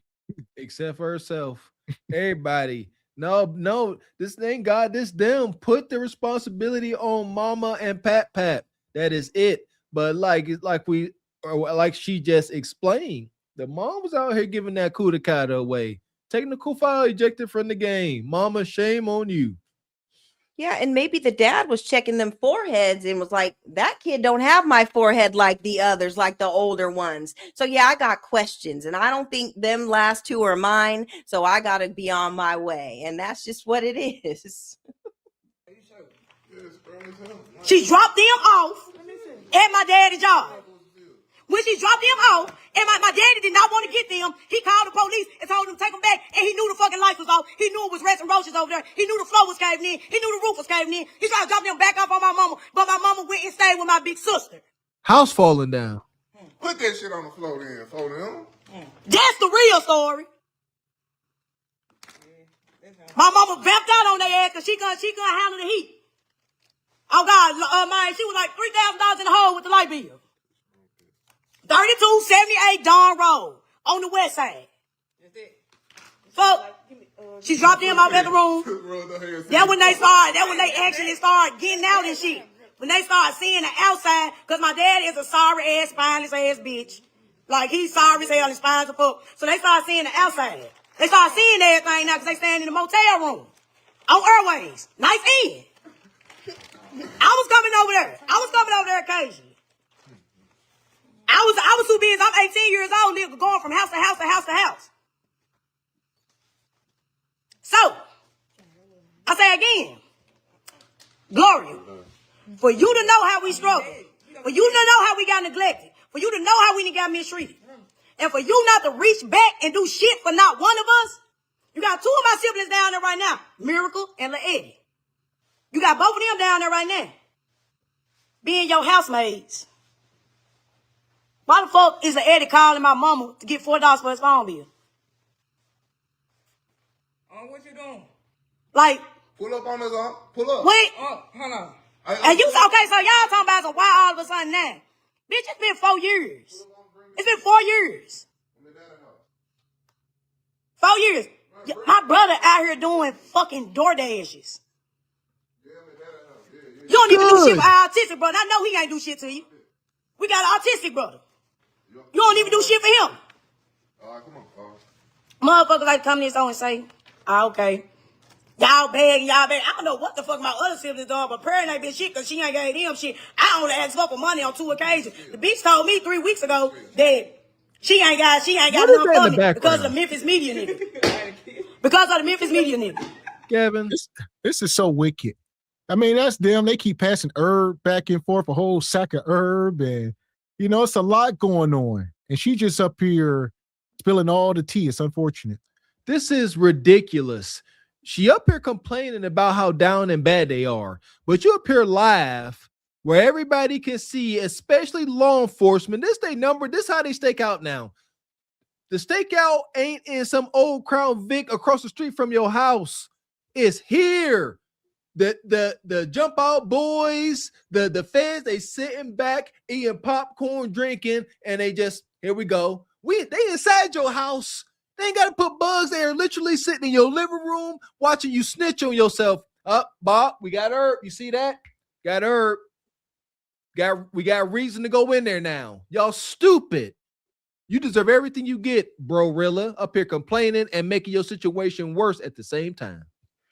Right. And didn't you guys said that Glorilla or her house got raided or whatever, and they found the trees or whatever, so they already have eyes on you already. But Gav, if you go back to that picture with the family when the dad was around, everybody looked together. Like it looked like they had nice church clothes. Everybody was clean and well fed. Hair was done. The mom has her hair all bapped out or whatever. Everybody looked together. So between that time and to the time the dad left, it seems like everything fell apart. So that just goes back to keeping the man in the house and not doing things to kind of ruin your family or whatever.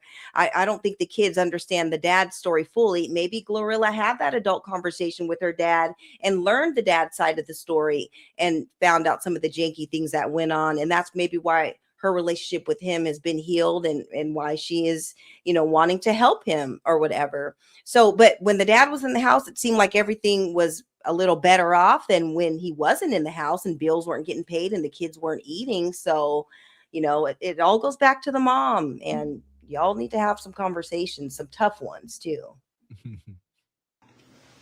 What the fuck? And no, she talking about homeless. She can say my mama or my daddy. Really, the oldest had it the worst. Even though my mama used to do all that shit, she ain't have it worse than the oldest. Why you got folks sending me friend requests like I'm going live? Like for real, the oldest like nah, fuck. I don't know how. I ain't think I even. Y'all talking about she ain't obligated to do shit for. Is she obligated to do something for all them motherfucking friends she got? She obligated to do something for them? Was they laying on them this bitch that literally laid on the motherfucking mattress with me and pissed in the bed and lied like it was me? But she ain't obligated. Petty. She ain't obligated though. Petty. For real? I'm sick of y'all all this glow sis, that glow sis. I ain't got shit to show for being glow sis. I don't give a fuck how y'all take it. I don't got nothing to show. No, none of us got nothing to show. But you want to sit here and broadcast our struggle. I'm putting up for old friends we went to school with. I ain't down. I'm in the motherfucking Malibu. I ain't down. I thought you were going to be in something like the Rambo nigga. Nah, she probably fucking them. But, nah. Well, I ain't in shit like that. How the fuck these folks know where the fuck my Facebook is? I ain't in shit like that.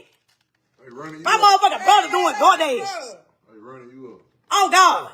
My daddy borrowed money from my mama. My mama barely making ends meet. My mama lived in the house she bought. Gloria did not buy that house.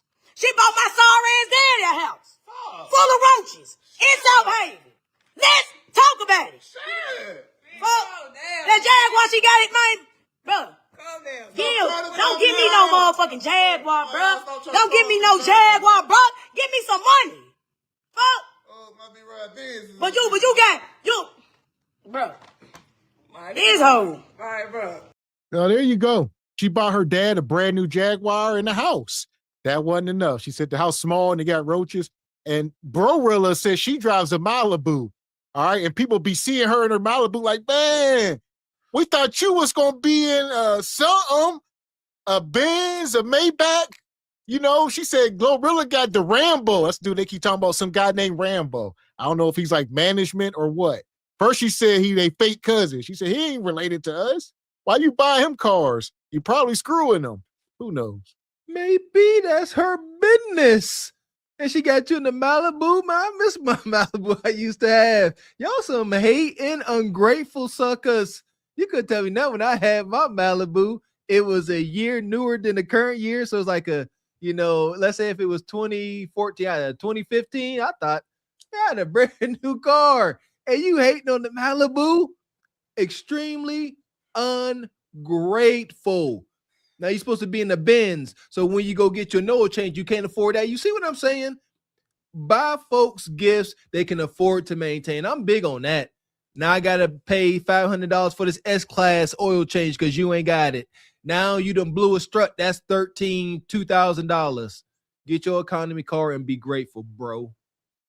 Yeah, and why do I have to pay for all of the mediocre friends that you're around putting a battery in your back to make this video just because y'all don't have enough to buy the bottle or buy the next sack or whatever? So why do I have to fund that? You're worried about what everyone's thinking about you being in that Malibu instead of you going out to get it and showing your sister that you're willing to go out and figure something else out so that she can help you. But while you're in that Malibu, still on the block, still with these friends, still ain't doing nothing. No, she's not going to help you out. So stop letting your friends put a battery in your back for all this stuff. All y'all need to figure it out. Then y'all want to justify her behavior. Don't justify shit. When a motherfucker sitting there so literally struggling, don't justify shit about that bitch. I'm saying you struggling, but have you ever begged for some shit, sis? I asked her, I ain't begging. But you ain't never begged no motherfucker for nothing. No. So you don't need no hand for nothing, right? No. But y'all can if y'all want to. Y'all want to talk about a bitch teeth? Go on, shine me. Apple pay me. Fuck. She ain't doing it. Y'all want to talk? Y'all, we need to say facts. Y'all glorify these motherfuckers. How the fuck y'all stupid ass bitches want to sit here and talk about she got 10 siblings? How y'all ain't seeing none of her siblings? She beefing with all 10 siblings? That hoe just green as hell. That hoe leaving her folks behind. We got everybody else in the front line. That shit green as hell. And I don't give a fuck about what none of y'all bitches think or feel about it. Fuck. That's my motherfucking sister. And I can talk about whatever the fuck I get ready. Y'all ain't talking about shit. Me and this bitch laid on the floor together. Struggle together. Didn't eat together. Worried about me talking about it. I'm gonna talk about whatever the fuck I get ready. And I ain't gonna get touched. No, girl. On no day. No, girl. That stupid ass Tula hoe, man. Hoe, you better go on some motherfucking word. You rapist ass bitch. What is it? Ethiopian looking ass hoe. Dirty black African looking ass hoe. Here we go. He not baby hair having asshole. Fuck. Worried about that young ass nigga you got, bitch. Stop worrying about what the fuck I got going on over here, hoe. You a bag up there as a bitch. You should be practicing on some more moves for that little $200 you get, hoe. Sure. Worry about what the fuck I got going on, hoe. You was just on my dick on the post, bitch. All my hoes love me, you hear me? Hoe, I ain't gonna get touched. Step that. I'm not gonna get touched. Still got them steppers behind her. I'm not gonna get touched. Come see baby. I bet Oh, you don't want it, bitch. Nigga won't try no more, man. Oh, no day. Hey, man, Fuck. say, man. She ain't getting touched. Sit your black ugly ass down. Somebody say I can fight. Who wanna touch you, you ugly black chocolate looking asshole? Who the fuck wanna touch you, bitch? You all over here. Colorism. Fuck hoe. You all wanna be in the motherfucker. You wanna sit here around. Oh, you see her driving This is like a skit. a Ford Fusion, bitch. This Ford Fusion. They in the back, yeah. You know, Bonquisha, they all back there. That's a couple studs and Nug Nug. This is hell. This is another one of the 7 circles of hell right here. They just sitting there, yeah. Y'all ain't gonna do nothing. Pull up. He like, I got the pole on me. She like, you know, I got the Draco. Everybody talking. Y'all ain't gonna do nothing. Pull up. The levels of poverty and ignorance is fitting. They got thousands of dollars worth of tattoos, the latest Apple watches, Saks Reggie. No food. Y'all stay starving about eating roaches and rats, and you making fun of folks with cars. You got a Ford Fusion. Dang, nah, I don't want no job. Y'all are insane. What are we talking about? Transportation is transportation. And this is poverty. Oh, you drive a Ford Fusion. You ain't like them ninjas in the rap videos. You ain't that important. That's regular stuff. Meanwhile, you walking or catching a bus or not begging for a ride. Yeah, and you guys, this is how that last video that we just reviewed a couple videos ago started. Talking mess, and that Bonquisha, that Shanae pulled up, and she was with all that smoke. And then she's talking about, you ain't gonna touch me, and no one's gonna touch me. No, they already touched you. That's why you got robbed in the first place. Remember when you said Glorilla was responsible for you getting robbed or whatever? So they already touched you, and they'll do it again. You're dropping addresses, telling where you live and where your people live and all that, and you're talking mess on this live or whatever. They will pull up and they will touch you because they know you just said y'all ain't from the streets. You know, you all grew up in church or whatever. So you're putting all your business out there. This is how you get rolled up on, and this is how they come and get you. So she needs to stop all. Yes. So, man. Appreciate your Eagle fans for life. Been a member for 14 months. So stop complaining, get a job. Outright begging. She said she ain't begging. She just asking. That's it. And Young Jay said CB4. Yeah, they straight out of low cash. Hell. Shout out to CB4. At least I'm in the 2014, ho. You in the 2004. So? Fuck out of here. Man, who calling me? Man. Stop calling me. Yeah, the fuck. She ain't obligated. She ain't obligated. She ain't obligated. I was so damn hungry, I damn near ate a roach.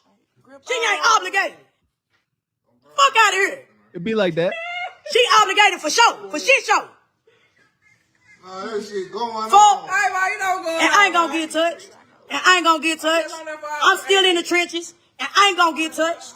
On no day. She like at least 2 to get some. I ain't gonna get, 2 ain't get shit. Whatever hoe saying that, man, fuck that hoe too. And her kids.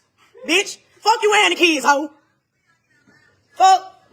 Conjuring the I don't demons. give a fuck. Nah, y'all. What y'all mad because I'm exposed to y'all favorite rapper? Okay, I got. Okay, folks ask me some questions. They were like, why are you exposing her now? Okay, I'm gonna go ahead and answer it. Because I just was in jail. I was in jail last week. Oh, that's her fault. Family ain't helped me out with shit. Nothing. It's not their fault I went to jail. Exactly. Now one of my family members helped me out with shit. Mama, sorry, trick ass dad, and none of that. Fat ass uncle, none of that. And I done helped all these folks out. I ain't help me out with shit. Okay, I get out of jail, whatever. Because I ain't thinking about her. I see her motherfucking crew riding around in new cars and shit. Oh, did you lay it out there that you called? My brother just went to jail.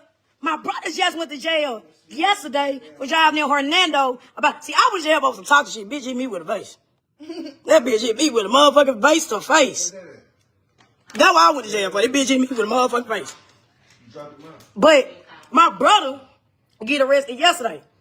And Rambo, bitch, you bring your big fat titty ass on here too, ho. Because you really just tried to get out. So I ain't gonna speak on too much. Bitch, you can't speak on nothing.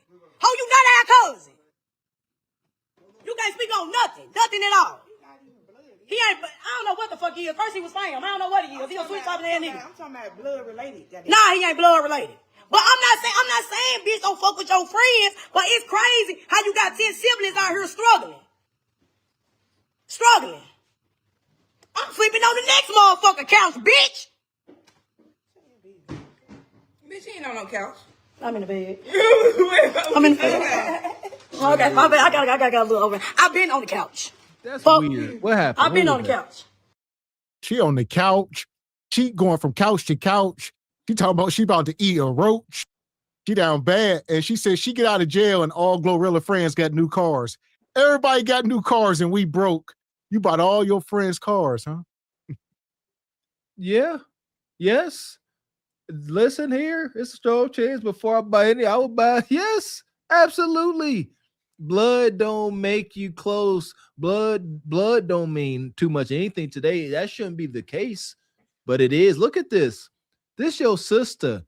I've got brothers and sisters I don't exactly get along with, probably just because we ain't really been together, but I'm not about to sit here and wish hate and evil upon you. Why? Because my life doesn't suck. That's why. But her life, this Glorilla's life is terrible. She just got beat in the head by her girlfriend, just got released from the clink, don't know which way is up, eating roaches, sleeping on couches, being solicited. She's sleeping on couches. Men are men. If y'all don't think somebody that came down there caught her on that couch, it was like, hey man, why don't you cough up some of that stud cat? Yeah, and she's mad because she was in jail and probably had to fem it up, because wasn't nobody putting no money on her books, and she let some lady in there do whatever she needed to do to get that razor blade fade. What she's got going on with her hairline right there, that looks like straight razor blade in the cell, and now she's mad, and it is what it is, and it's unfortunate. But again, nobody's coming to save you. Glow's not coming because look, you're still out here, still living ratchet, reckless.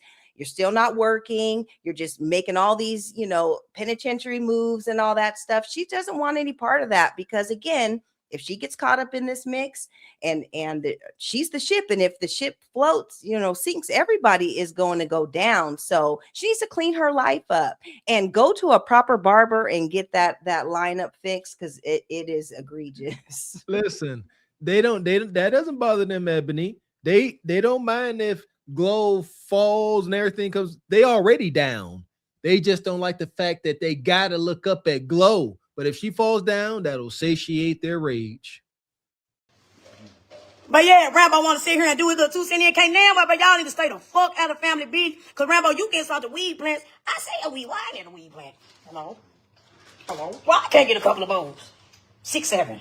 6, 7. Why I can't get 6 or 7 bowls? Wow. Why I can't get flown out to a weed plant? And we eat ketchup sandwiches together. Rambo did not struggle with us. You cool with him, that's cool. That's cool, you cool with the man. But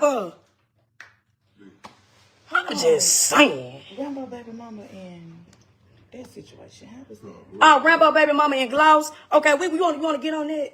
You want to talk about that? Okay, so, all right. So, I don't like Gloss. I don't fuck with that hoe. And I'm actually happy Gloria found out that bitch not her real friend. I'm actually happy Gloria found out Gloss was her real friend. Because that junkie t-shirt making asshole was never her friend. And that's how me and her had got into it a little bit before she had hit because of that Gloss bitch. That ain't never been her friend.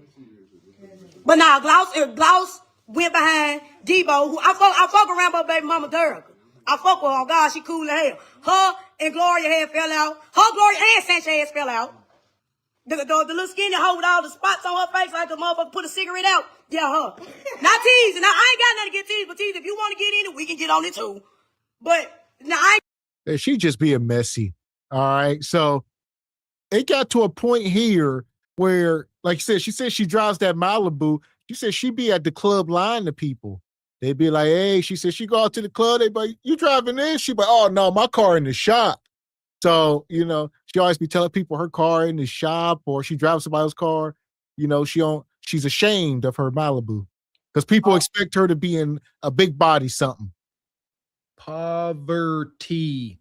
Poverty is a mindset. How in the world are you riding around in a car that your sister got you for the free? A Malibu, cool car. I like to know the year.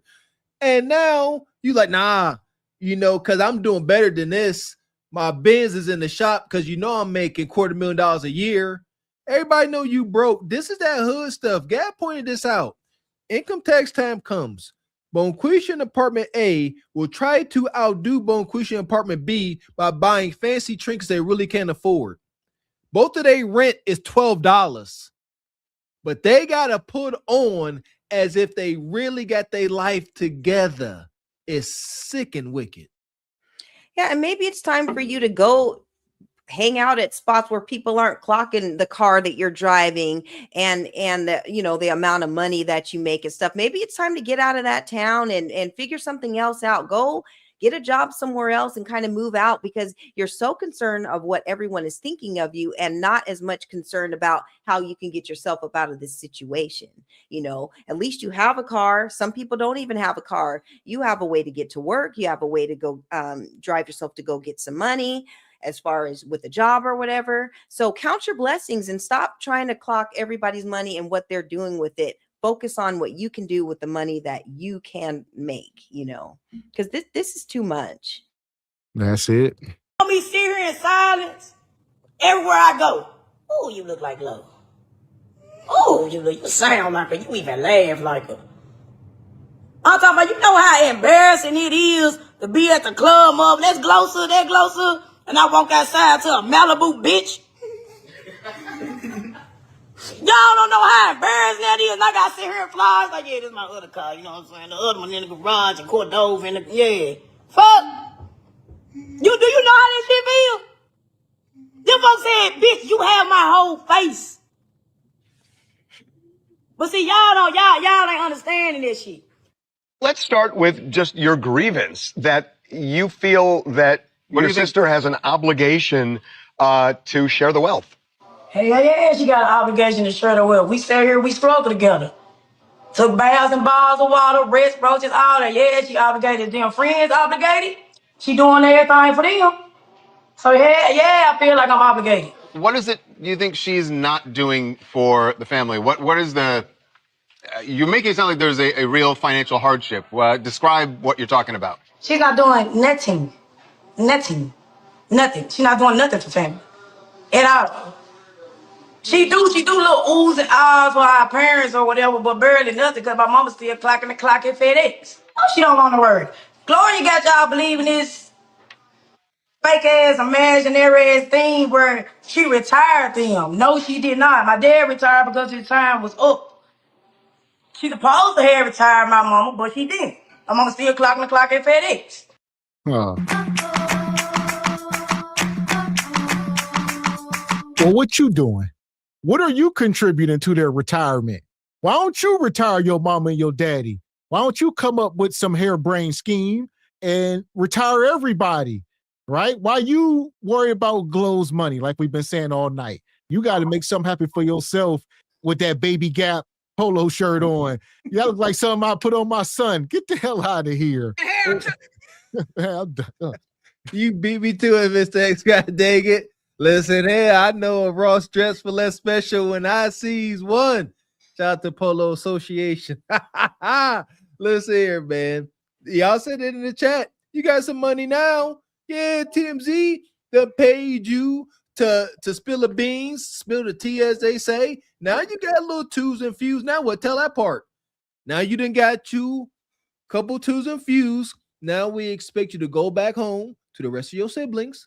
Just how you trying to hold Big Glo accountable. Now you need to spread that out amongst your family. And I don't want to hear nothing about you got to flip it and make mo. Walk it like you talk it, big bro. Yeah, and TMZ, they know they ain't ish for covering this story because all they're doing is this exploiting this whole situation. And she comes up here. I don't know how many 80s babies are in the chat or whatever, but that My Buddy doll, remember that My Buddy and Kid Sister? She looks like the My Buddy doll with that Burlington Coat Factory, y'all called it, that Burlington Polo or whatever. She looks like the little homie right here, not nobody's sister. And yeah, TMZ, shame on shame on you. Yeah, shame on you for covering this story. But you know what? TMZ, all they do is exploit, and it is what it is. But yeah, this is so unfortunate because now it's really on the big screen now that TMZ is involved. Too much. My buddy. That's it. And right now she up here looking like a deadbeat stepdaddy, like up here complaining about child support or something. This is just wicked. And just stop counting Glo's pockets, like for real. It's terrible. She do look like she up here like, man, I did everything for that little ninja, man. Bought them J's, man. All that. Now he talking about I ain't his daddy. 3 o'clock on the clock at FedEx. Why does she owe it to you to support you and to support the family beyond what she wants to do? It's her money, right? Because don't go on no interviews, talk about our struggle. You want to do that. That's not right. You don't sit here and talk about struggles, sit here and struggle with. It's not one sibling, you got 9 other siblings. There you go. So you can only talk about the struggle if you are currently struggling. If not, shut the hell up. Even if you made it out, you could be one day removed. You could be 24 hours removed from the struggle. All right. And they like, nope, you out. Shut the hell up. Only we can speak on the struggle. Says the crabs remaining in the bucket. Have y'all ever seen that illustration? One crab, all the crabs are trying to get out. Let's get this understood because this may be going over some of y'all heads. If you put crabs in a bucket, they are all trying to get out, as Glo and all her siblings were trying to get out of the rats and roaches. But every now and again, one will get up and get over the edge. And you know what the rest of the crabs do? They pull it back down. They keep themselves in the bucket. They don't work together to get out. Soon as one almost gets out, they pull them back down with them. This is what we see. They don't know what they up against. They can't fight these wicked demons of selfishness, hate, and jealousy because they don't even know what they're dealing with. Right. And I bet you this sister here, she's not going to split whatever she's making from TMZ exploiting their family situation. She's not going to split it with the 10 siblings. She's going to keep it all for herself and then make those other siblings speak on their behalf or whatever. She's not going to be dividing up that money for just for her and the homies that were in the back when she was on that live. So she's talking about, you're supposed to divide the money and all that, but she's not going to do it with her share that she's getting from TMZ. So yeah, this is crazy. Huh. She got her money just because she got plenty other in Memphis. She getting money too. I got 2 siblings staying down there in Atlanta with her that she treat them like housemates. Y'all keep on painting this picture like she's just a good person, an upright person. She's not. So That's the second time she said that. She treated my brother and sister like housemates down there in that mansion. They live in her mansion. She ain't there most of the times because she on the road touring and stuff. And they live in her house rent free. And she treat them like maids because she tell them to clean up after themselves. Y'all got to keep the house clean. I'm not hiring staff to clean up after y'all. That would be insane. for me to hire somebody to clean up after you two grown adults. So while I'm gone, keep my house clean, keep stuff, the grass cut or whatever you got to do, just do it. All that, yes. Heck yes. Listen here, man. Listen here. I grew up, was homeless at times as a youngster. If I'm staying somewhere, I'm making myself useful. Understand that don't be dead weight. And this is extreme. Your sister done made it. She gonna help you off the strength. All you got to do is not be a combatant and the ops, and you gonna get help. Imagine if, like you said, if you make yourself useful. Every time Glo come around, you keep the fridge stocked with little waters, whatever she like. These things go an extremely long way compared to Glo coming home off the road and the fridge empty. And some strange ninja sleep, you know what I'm saying, in the hallway. You know how relatives be. Go come by. I don't even know who these folks is. You just got them in my house. They ain't housemates. She treating them like they got an obligation. That's how she treating them. Yeah, and as an adult, everybody has to clean up after themselves. Everybody has to fend for themselves.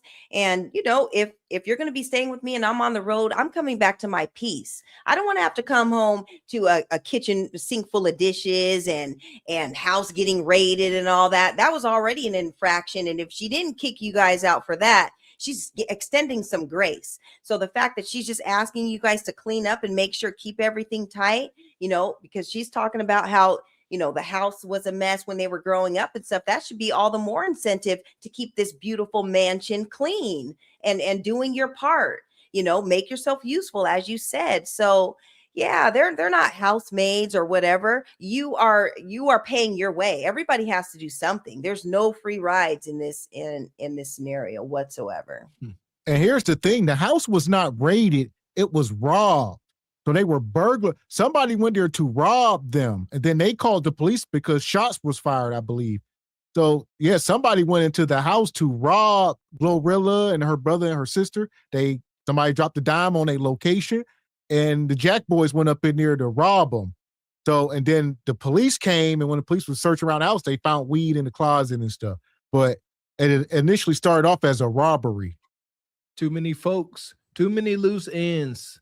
You know, Glo responsible for her own domicile. Nevertheless, her siblings she got living there with her most likely are loose ends. Ain't no telling what they doing, posting pictures, address getting leaked.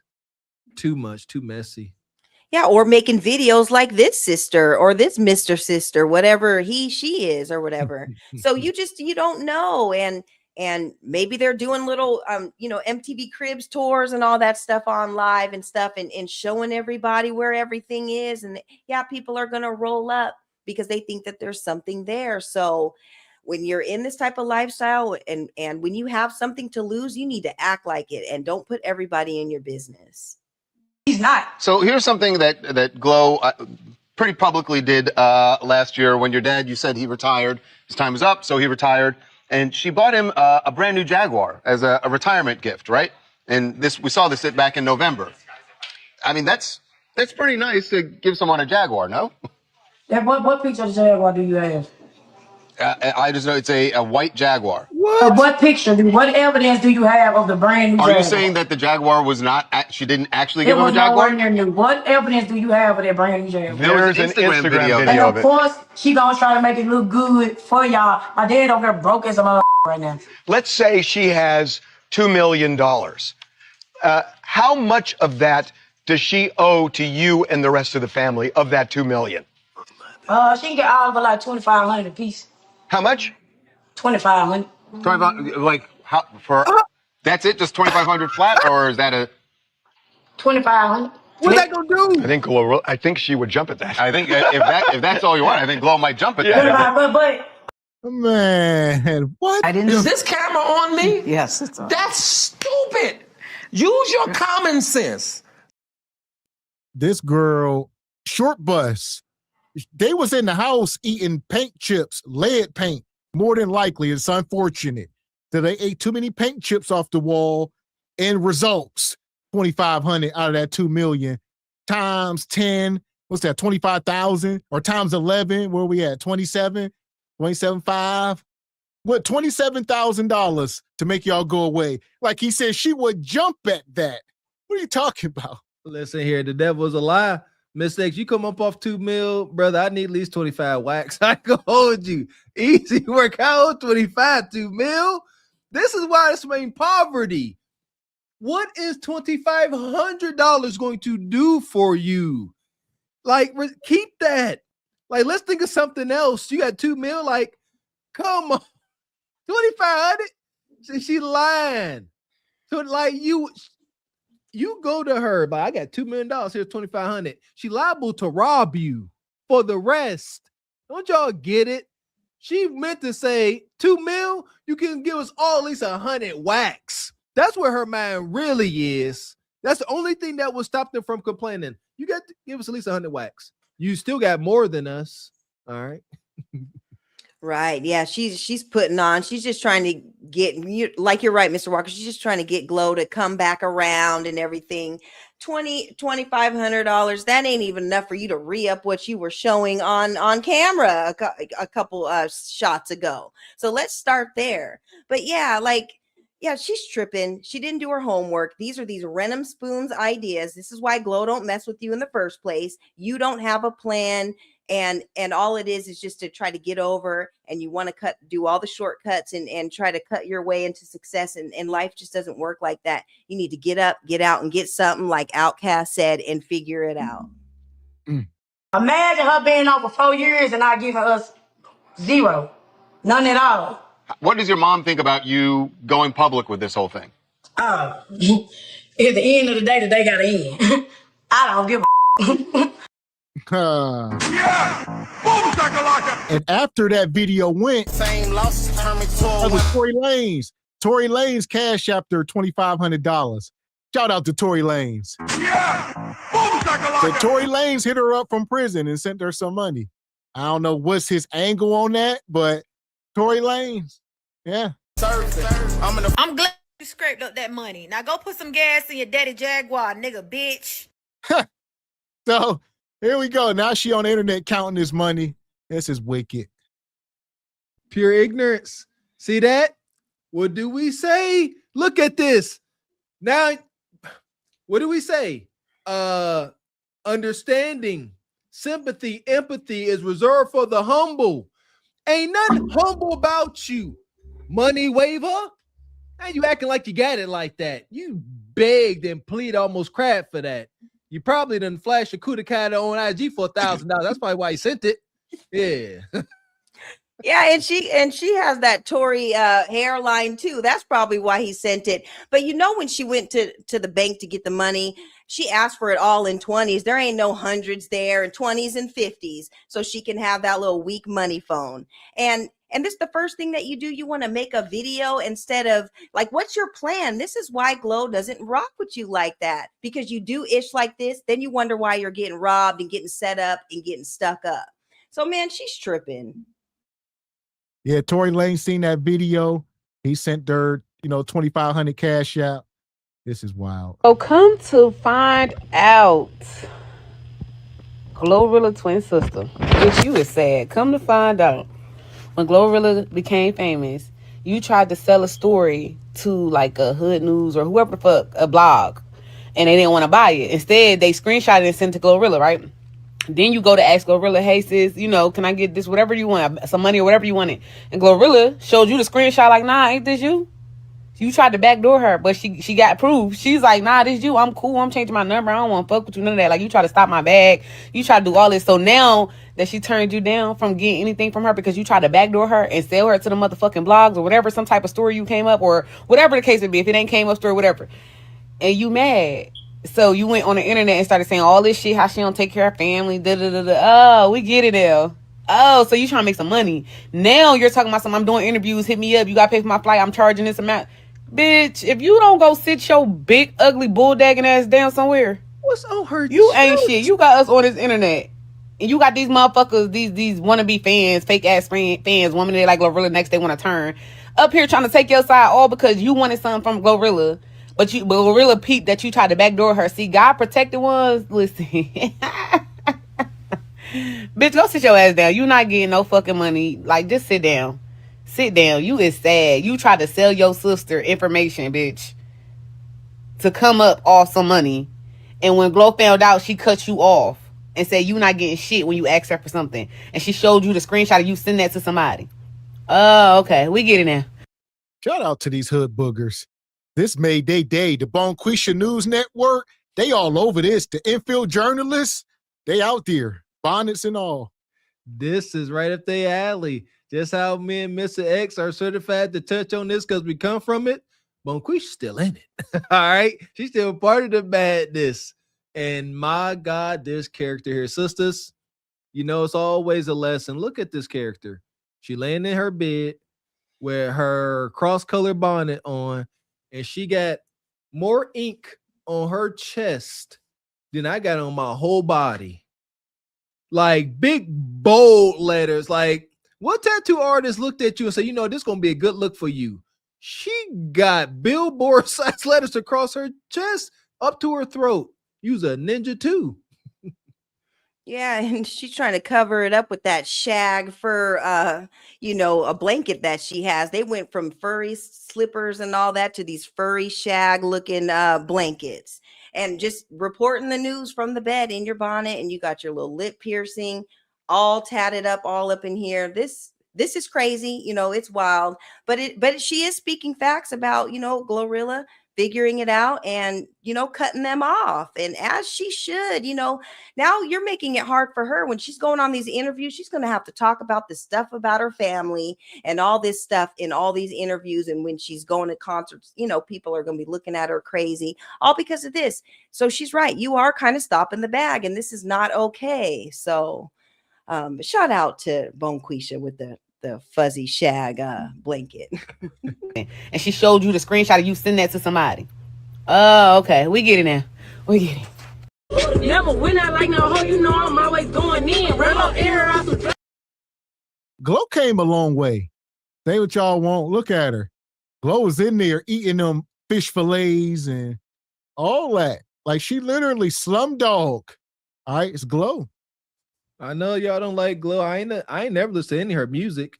Yo, I can compartmentalize my babe at this post. Shout out to Glow. Man, she made it. Yeah, Glow, do your thing, sister. The fact that she got so much hate means she doing something right. Ain't that what we say? If you ain't got no haters, you must be doing something wrong. Glow got many haters, and they come from up under her roof.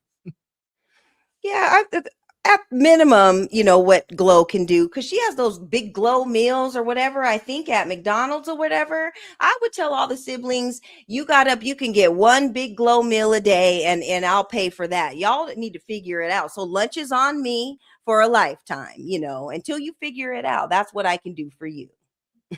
There you go. Get a big Glow meal. This is for black people only. Let's talk about Glorilla and her mama. Why do y'all think that Glorilla owe her mother something? Glorilla owe her nothing. A lot of black people feel like their children owe them something. When you gave birth to that child, it was your decision to bring this child into this world. When y'all think about Glow and her mother, Glow told us she grew up in poverty. Glow told us that she didn't know what a baby was until she went to her daddy's house. Nobody know the relationship with Glow and her mother. When y'all look at football players, basketball players, and rappers, they go back and they retrieve their parents. They buy $1 million houses. They tell their mother that they ain't got to work no more. Why do you think they do that? 9 times out of 10, hear what I'm saying? When nobody was at that concert, the mother said, don't worry about it, baby. You're going to sell out the auditorium. You're going to sell out the stadium. Keep on going. Believe in yourself. When it comes down to the football players, the basketball players, you know what their mother told them? I'm your mother. I'm your cheerleader. I'm your coach. I'm your agent. I'm going to show up rain, sleet, and snow. That's why they go back and they give their parents what they give their parents. A lot of y'all don't understand what was the fundamental basis of their relationship. And that's why y'all always see Glow with her daddy versus with her mother. And let me just tell you something. I'm a mother, right? My children are brilliant. My children owe me a fucking thing. Everything that I inquired for them, they done. And that's why if I was to close my eyes today tomorrow, my children taken care of. And that's one thing I love about being a mother. Babies, y'all don't owe me nothing. Keep on soaring. And that's to my children. I love y'all. Put y'all face in the camera. Let Andy Miracle. Miracle, you got herpes. I like a bad person because I went on TMZ and I told the truth. I look like a bad person. Fuck all y'all motherfuckers. Now, so you want to steal in my drawers, bro? You want to steal in my PSD drawers, bro? Glory sending y'all out. Miracle, you need to shut the fuck up or hurt people all out your mouth, bitch. Pull out $100 on that line. Tell they staying down there with Glory, right? They staying down there with Glory, right? They leaving with Glory, right? Pull out $100. I can just pull out 20 right now. That's all I got. I can pull out 20. Y'all. That's all you got. All right. Well, listen, here we go. So she talked about the two siblings that's living with Glorilla. They went live, I think, yesterday. We don't have time to go through it. They didn't even come on camera. They were just talking, off camera, but they was throwing shots. So now she come throwing shots back at them. One of them got unforgivables, and her brother down there used to wear her drawers. He said, "You used to steal my drawers, Ninja." This is treason.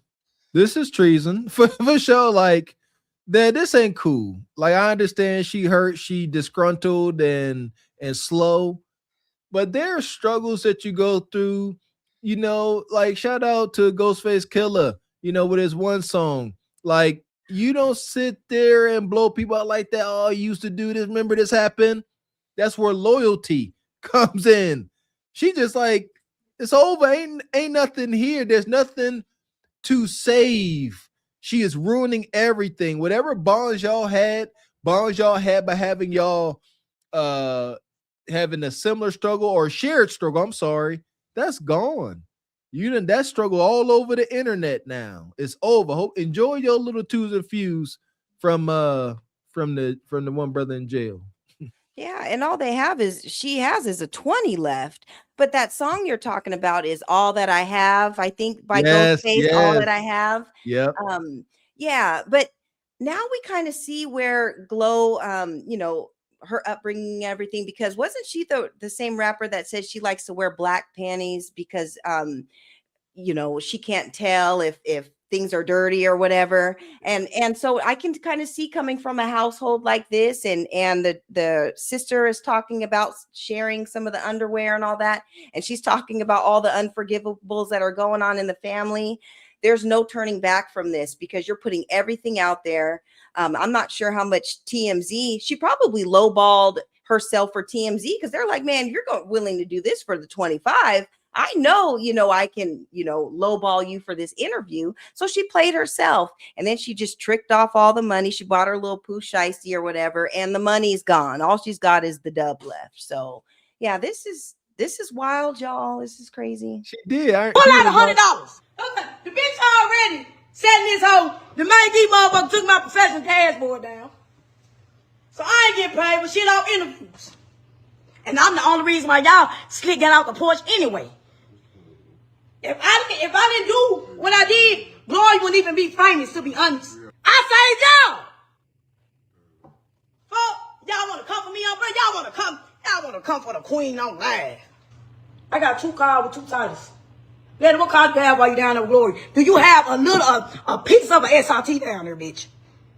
Do you got a piece of a Toyota down there, hoe? I did the motherfucking shit with TMZ. Okay, few interviews, couple of hundreds.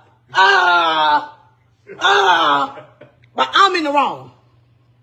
Y'all mad because I opened up the curtains to how she really string us? I bet y'all won't go on that live channel. Miracle her all over her head.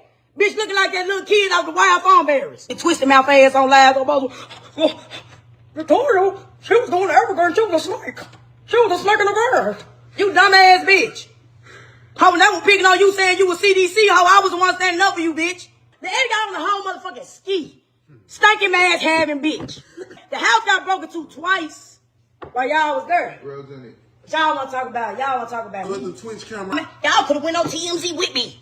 Y'all could have went with me. I could have been. Nah, y'all got we could have been popping stream instead of. I'm talking about we could have been popping it together in all types of weather. But it's sad that I'm making money off going against you. Right here she go. I need to get my family out the trenches. If you ain't got no motherfucking money, stop calling my phone.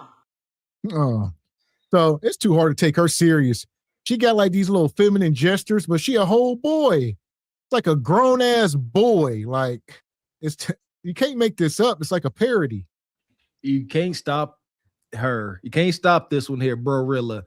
You must starve bro of attention. You got to look at it. It's up and it's stuck. It's on its own one. It's getting interviews. It's getting clout, notoriety. Bro ain't about to stop no time soon. Yeah. Oh man, I forgot what I was gonna say. You guys, just give me 1 second. You good? Listen, Okay. enough business with this thing here. Shout out to Big Horrors. Appreciate you. Been a member for 6 months. Says a balding stud. It's crazy. I see a little bit. What you got, Ebony? I was gonna say the point of what's the dude's name in jail that gave her the money? Tory Lanez. Tory Lanez. The point of Tory Lanez giving her the money was for her to shut up. And she got the money and got the TMZ money, and she's still talking. Like the point was for you to get your $2,500 because that was all you're asking your sister for. That was going to make everything go away, and you're still making these videos. So therefore, nothing is going to make you feel better, and you're always going to be talking because you don't have no business and nothing going on in your own life, you know, in your own rights. And so this is the problem why just giving people money with no plan never works. Good point. Yeah, she went on to say TMZ gave her a couple hundred. She didn't specify. Could have been 200, 500. I don't know. It's 5 at least. Shout out to brother Marcus. Says, man, 2,500 ain't no money. Fiend vibes. Indeed, Marcus. You look what she bought. A Pooh Shiesty and some tech suits. She's showing her money. Appreciate you, Richard. Says, Mr. Sister. Okay, indeed. I speak for all the entire chat. We tagging this one. Mr. Sister Glorilla. Yeah, and I want to say, I think I got that from Tariq. So I got it from Tariq. I don't know, but Mr. Sister is, yeah, it's what it is. Oh, this is wicked. Appreciate you, Big Horrors. Been a member for 6 months. Says a ball. We got that ball. Appreciate you, Bread Back. Says this is her pregame before she roll up on the ops. She about to slide, huh? Yeah, she about to slide right into this pit. We over with her. Bye. Madness. Fuck is you talking about? This is Sparta! You got to know when to hold 'em, know when to fold 'em, know when to walk away, know when to hide. You gotta count your blessings. You're sitting at the table. You hear me? Ooh, child, things will get brighter. No, they won't. Not as long as y'all hacking like this. This is Glorilla here, back when she used to be a woman. So that's her and Glorilla and their brother long ago. Wait. Mo Brooks is their brother? That ain't Mojo. It looked like Mojo Jojo. That ain't him. I mean, Mo Brooks. That ain't. It do look. I'm about to say, whoa. Are you guys sure that nose is very distinct? It is. That's your brother. Maybe that ain't. I don't know. Okay. Yeah, I think that's Mojo. Shout out to him. He's a famous he's funny as heck. He's funny. But yeah, okay, she had the little bob or whatever. She was cute, you know, looking like her sister, or I don't know what happened or what's going on. She's got on those slides with no socks on. I don't know. Maybe Glow was like, I'll get the jersey, but you're gonna have to wear the rest of your stuff. Man, but yeah, wow. She got that Patriots jersey. She got the wrong jersey, Ebony D. Does. But yeah, that dude look like my man Mo Brooks. He funny as heck. Mr. James, that's one of my favorite skits with Mr. James. Oh, that's my stuff. Yeah. But yeah, post sister, what happened to her? Why she decided she no longer wanted men's? Typically, it's from a bad experience with dudes. Hate that for these sisters. Appreciate you, Didi. Always staying on business. Says $2,500 from Tory. More from TMZ and still broke for sure. Spent it. Man. Appreciate you, Tanisha Talks. Appreciate your sister. Been a member for 1 month. Says, hey guys, love the show. I want to collab with Ebony. I seen your chat, sister. Yeah, hit the email here, please. Appreciate you, sister. And shout out to Sister Michelle. She dropped a 20 ball in the Cash App. She says, this is for the $2,500 fund. Loving the show. Appreciate you, Michelle. We'll take it. Yeah! Boom, so here we are. Nonetheless, we done made it through another crazy show here tonight. Glorilla. This was a letter from her mom. I guess Glorilla was trying to silence the critics. And she said, this is a text from her mom. Her mom was saying, thank you so much. Thank you very much. We really appreciate all you do for us. And, thank you. We are, grateful and yada, yada. I really appreciate you. She says all that. So she sent, Glorilla's like, I got receipts. My mama love me. Yeah! Boom, shakalaka! That's a text message right after she cash apped that $2,500. That's the only time you getting that love in the hood. That money got to be fresh in hand. A day after, when they realize that $2,500 don't go so far with all the debt and madness they got going on, that love gone after 24 hours. Yeah, or maybe Glorilla had that conversation with her mom and they worked out the differences, something that other Mr. sister has not done yet. So she needs to make amends and figure that out. So shout out to them. Hopefully they can get their family problems situated, because this is not a good look. We should not know what's going on within the family and everything. Everybody needs to work it out and, mend all those relationships. That's important to do. There we go. There we go. Money. Shout out to the sister Tanisha Talks Tees TV. Appreciate you coming through with the $10 super sticker. Yeah! Boom, shakalaka! So what you got here tonight, Sister Ebony? We appreciate you coming up. What's your final thoughts on this crazy show? We talked about a lot tonight, but I forget because this last part was just wild. Yeah, well, everybody ended up in the pit, or I think one person was in the sub. So Leon and Evie Ray, they got no love this morning, and it is what it is. But, we're talking about relationships. We're talking about, parent and child relationships and siblings and marriages and relationships and everything. And it's all about taking accountability for your actions and for your past and working on mending those relationships and getting back to family. That's what's most important. I think we could say that for all the videos today.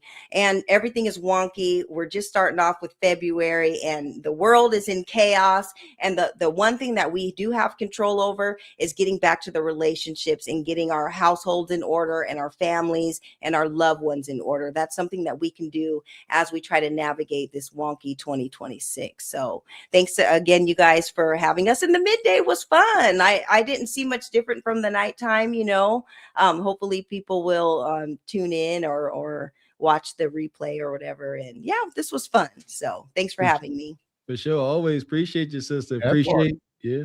Yeah. Shout out to Sister Olawa. She said she liked the earlier time. Like you said, just to switch up for this week, we got things going on, but it's always nice to switch it up. For sure. And we always let y'all know so y'all can tune in. But yeah, appreciate your sister Ebony Dean. More madness to come. Like you said, it's only February. It's wicked because I like to think about these things. Like, is there ever gonna be a quiet time? Are we ever gonna wake up and pull up your social medias and there's not breaking news? There you go. Shout out to early in the show. What was it? Was that today's show? Goodness gracious, with the Obama and I think that was the Patreon show. There you go. But the distractions, beware of the distractions. If you want to know what I was just talking about, you got to check out the Patreon show. Wow, madness, T-Money tripping. But too many distractions, man. Never gonna wake up and it just be a quiet day. Peaceful news. I've been thinking about that.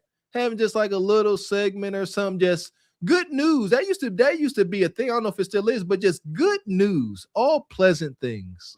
Well, you kind of do that in the Patreon when you're putting up all the positive stuff with Black History for the month. So that I love seeing those things, and it's a nice reminder of how great we are, and it's very inspiring. I know January was a very long month, and there was so much chaos with last January. So February is a shorter month, and hopefully we can get through with less drama than January brought. Let's just keep our fingers crossed and family stay focused. Stay on lineage business, and we'll get through it. We're on the right track, and we're talking about all of our relationships and just mending those things and just getting to the root of everything. And that's how we're going to move forward, and that's how we're going to get our reparations. But love you guys, and thanks again for having me. Appreciate you, sister. Cut the check. Cut the check. Cut that check. Appreciate you. And good luck to the Seahawks tomorrow. I know you're going to be doing your thing.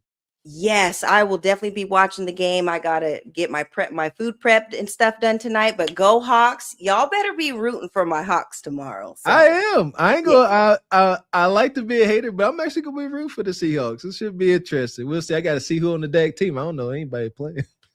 Right. And just because of Glorilla's Brorilla had on that Patriots jersey, that's all the more reason why we're going to win, because she's out here losing. And so she's wearing the wrong jersey. That's why we're going to win. So, well, hold on. One thing I do know is Stephon Diggs plays for the Patriots. So Cardi B going to be on the sideline with her baby daddy. Y'all seen she was at the last game. Cardi B be on the sideline. So Stephon Diggs plays for the Patriots. I know that much. And Cardi B be on the sideline, so that's gonna be news. Yeah, I mean, but Cardi B, Schmarty B, whatever. We're still gonna win. She's gonna be there with all them babies and that new side baby that she has. So we don't care about none of that. And I did put in the Patreon too. I don't know if you guys saw it. How Foundational Black Americans, they were talking about it on ABC News and did like a 4-minute special on it. So it's a national thing. It's worldwide. Everybody is talking about it. Project Leroy, I think he reminded me in the chat. So shout out to the grassroots, and we're talking about it. We're getting our name out there, and we're standing on delineation and standing on business. So this is just the beginning. It's early 2026, and we'll see where it goes from here. There we go. You put that in the Patreon? Yeah, I did. Yeah. Okay, I'm gonna check that out for sure. Yep. Appreciate you, sister. Mm-hmm. Yep. All right. We appreciate you, Sister Ebony. Yep. Go Hawks, y'all. Go Hawks. There you go. Go Seahawks. Yeah. Here we go. Go Seahawks. So here we are. We done made it through another crazy show. Winter is now. Pointing fingers and blame. No accountability. No shame. This was a crazy show. Like I said, make sure y'all catch the replay if you're just coming in. The Glorilla section was a lot, but even before that, we covered a lot tonight. There you go. Pointing fingers, no accountability. That is not how you get to the root of the problem, as Sister Ebony Dean was saying. You got to look at the person in the mirror. If Brorilla would just look in the mirror, I know it's difficult with all them face tattoos in that mug. Look in the mirror. See how much blame you could place on the reflection, not folks that ain't there. Whether or not y'all can look in the mirror and place accountability on yourself, make sure y'all hit the like button and the subscribe button on the way out. We appreciate y'all always coming through, rocking with us this fine Regal Rumble Saturday. We appreciate y'all supporting your interests, supporting your channel, supporting beautiful Black media. Please continue to do so as y'all do. Hitting that super chat, hitting that Cash App, please, and a thank you. That part. So we will be back up here tomorrow for Single by Choices. It will be another early show. So set y'all notifications. We're going to do a show before the game. So we'll have a show going. I know the game started at like 6:37, so we'll be done around then. And so we'll be up here maybe around 4 o'clock. Set your notifications. There we go. Can't compete with the NFL, they say. So we ain't even going to try. We'll see you ninjas earlier than usual tomorrow. That part. So make sure you are subscribed to the channel. Set your notifications. Like I said, we'll put a post in the community tab. We will be live early tomorrow, more than likely around 4 p.m. We're going to go for a few hours. We got some stuff to talk about. We got more Big Dime. We're going to have all our favorites tomorrow. Maybe some Big Dime, some Mucho, and some more stuff. I'm already excited for all the wrong reasons. Can't wait for the madness and the headaches to come. So shout out to all the sponsors tonight. Sister Michelle in the Cash App. Shout out to Sister Tanisha. Make sure you hit the email. Shout out to Classy Perspective, Divine Photos, EV Ray, Air Force Reek, Odd Job, Rachel, Unc B Streaming, Cousin Walker, Ashy Foot, and the whole SBC Nation. Appreciate y'all coming through like y'all do. We will catch y'all tomorrow for more Single by Choices. So until then, I'm Gavin X. I am Mr. Walker. And we are Carpet for the Horse Productions. A good evening.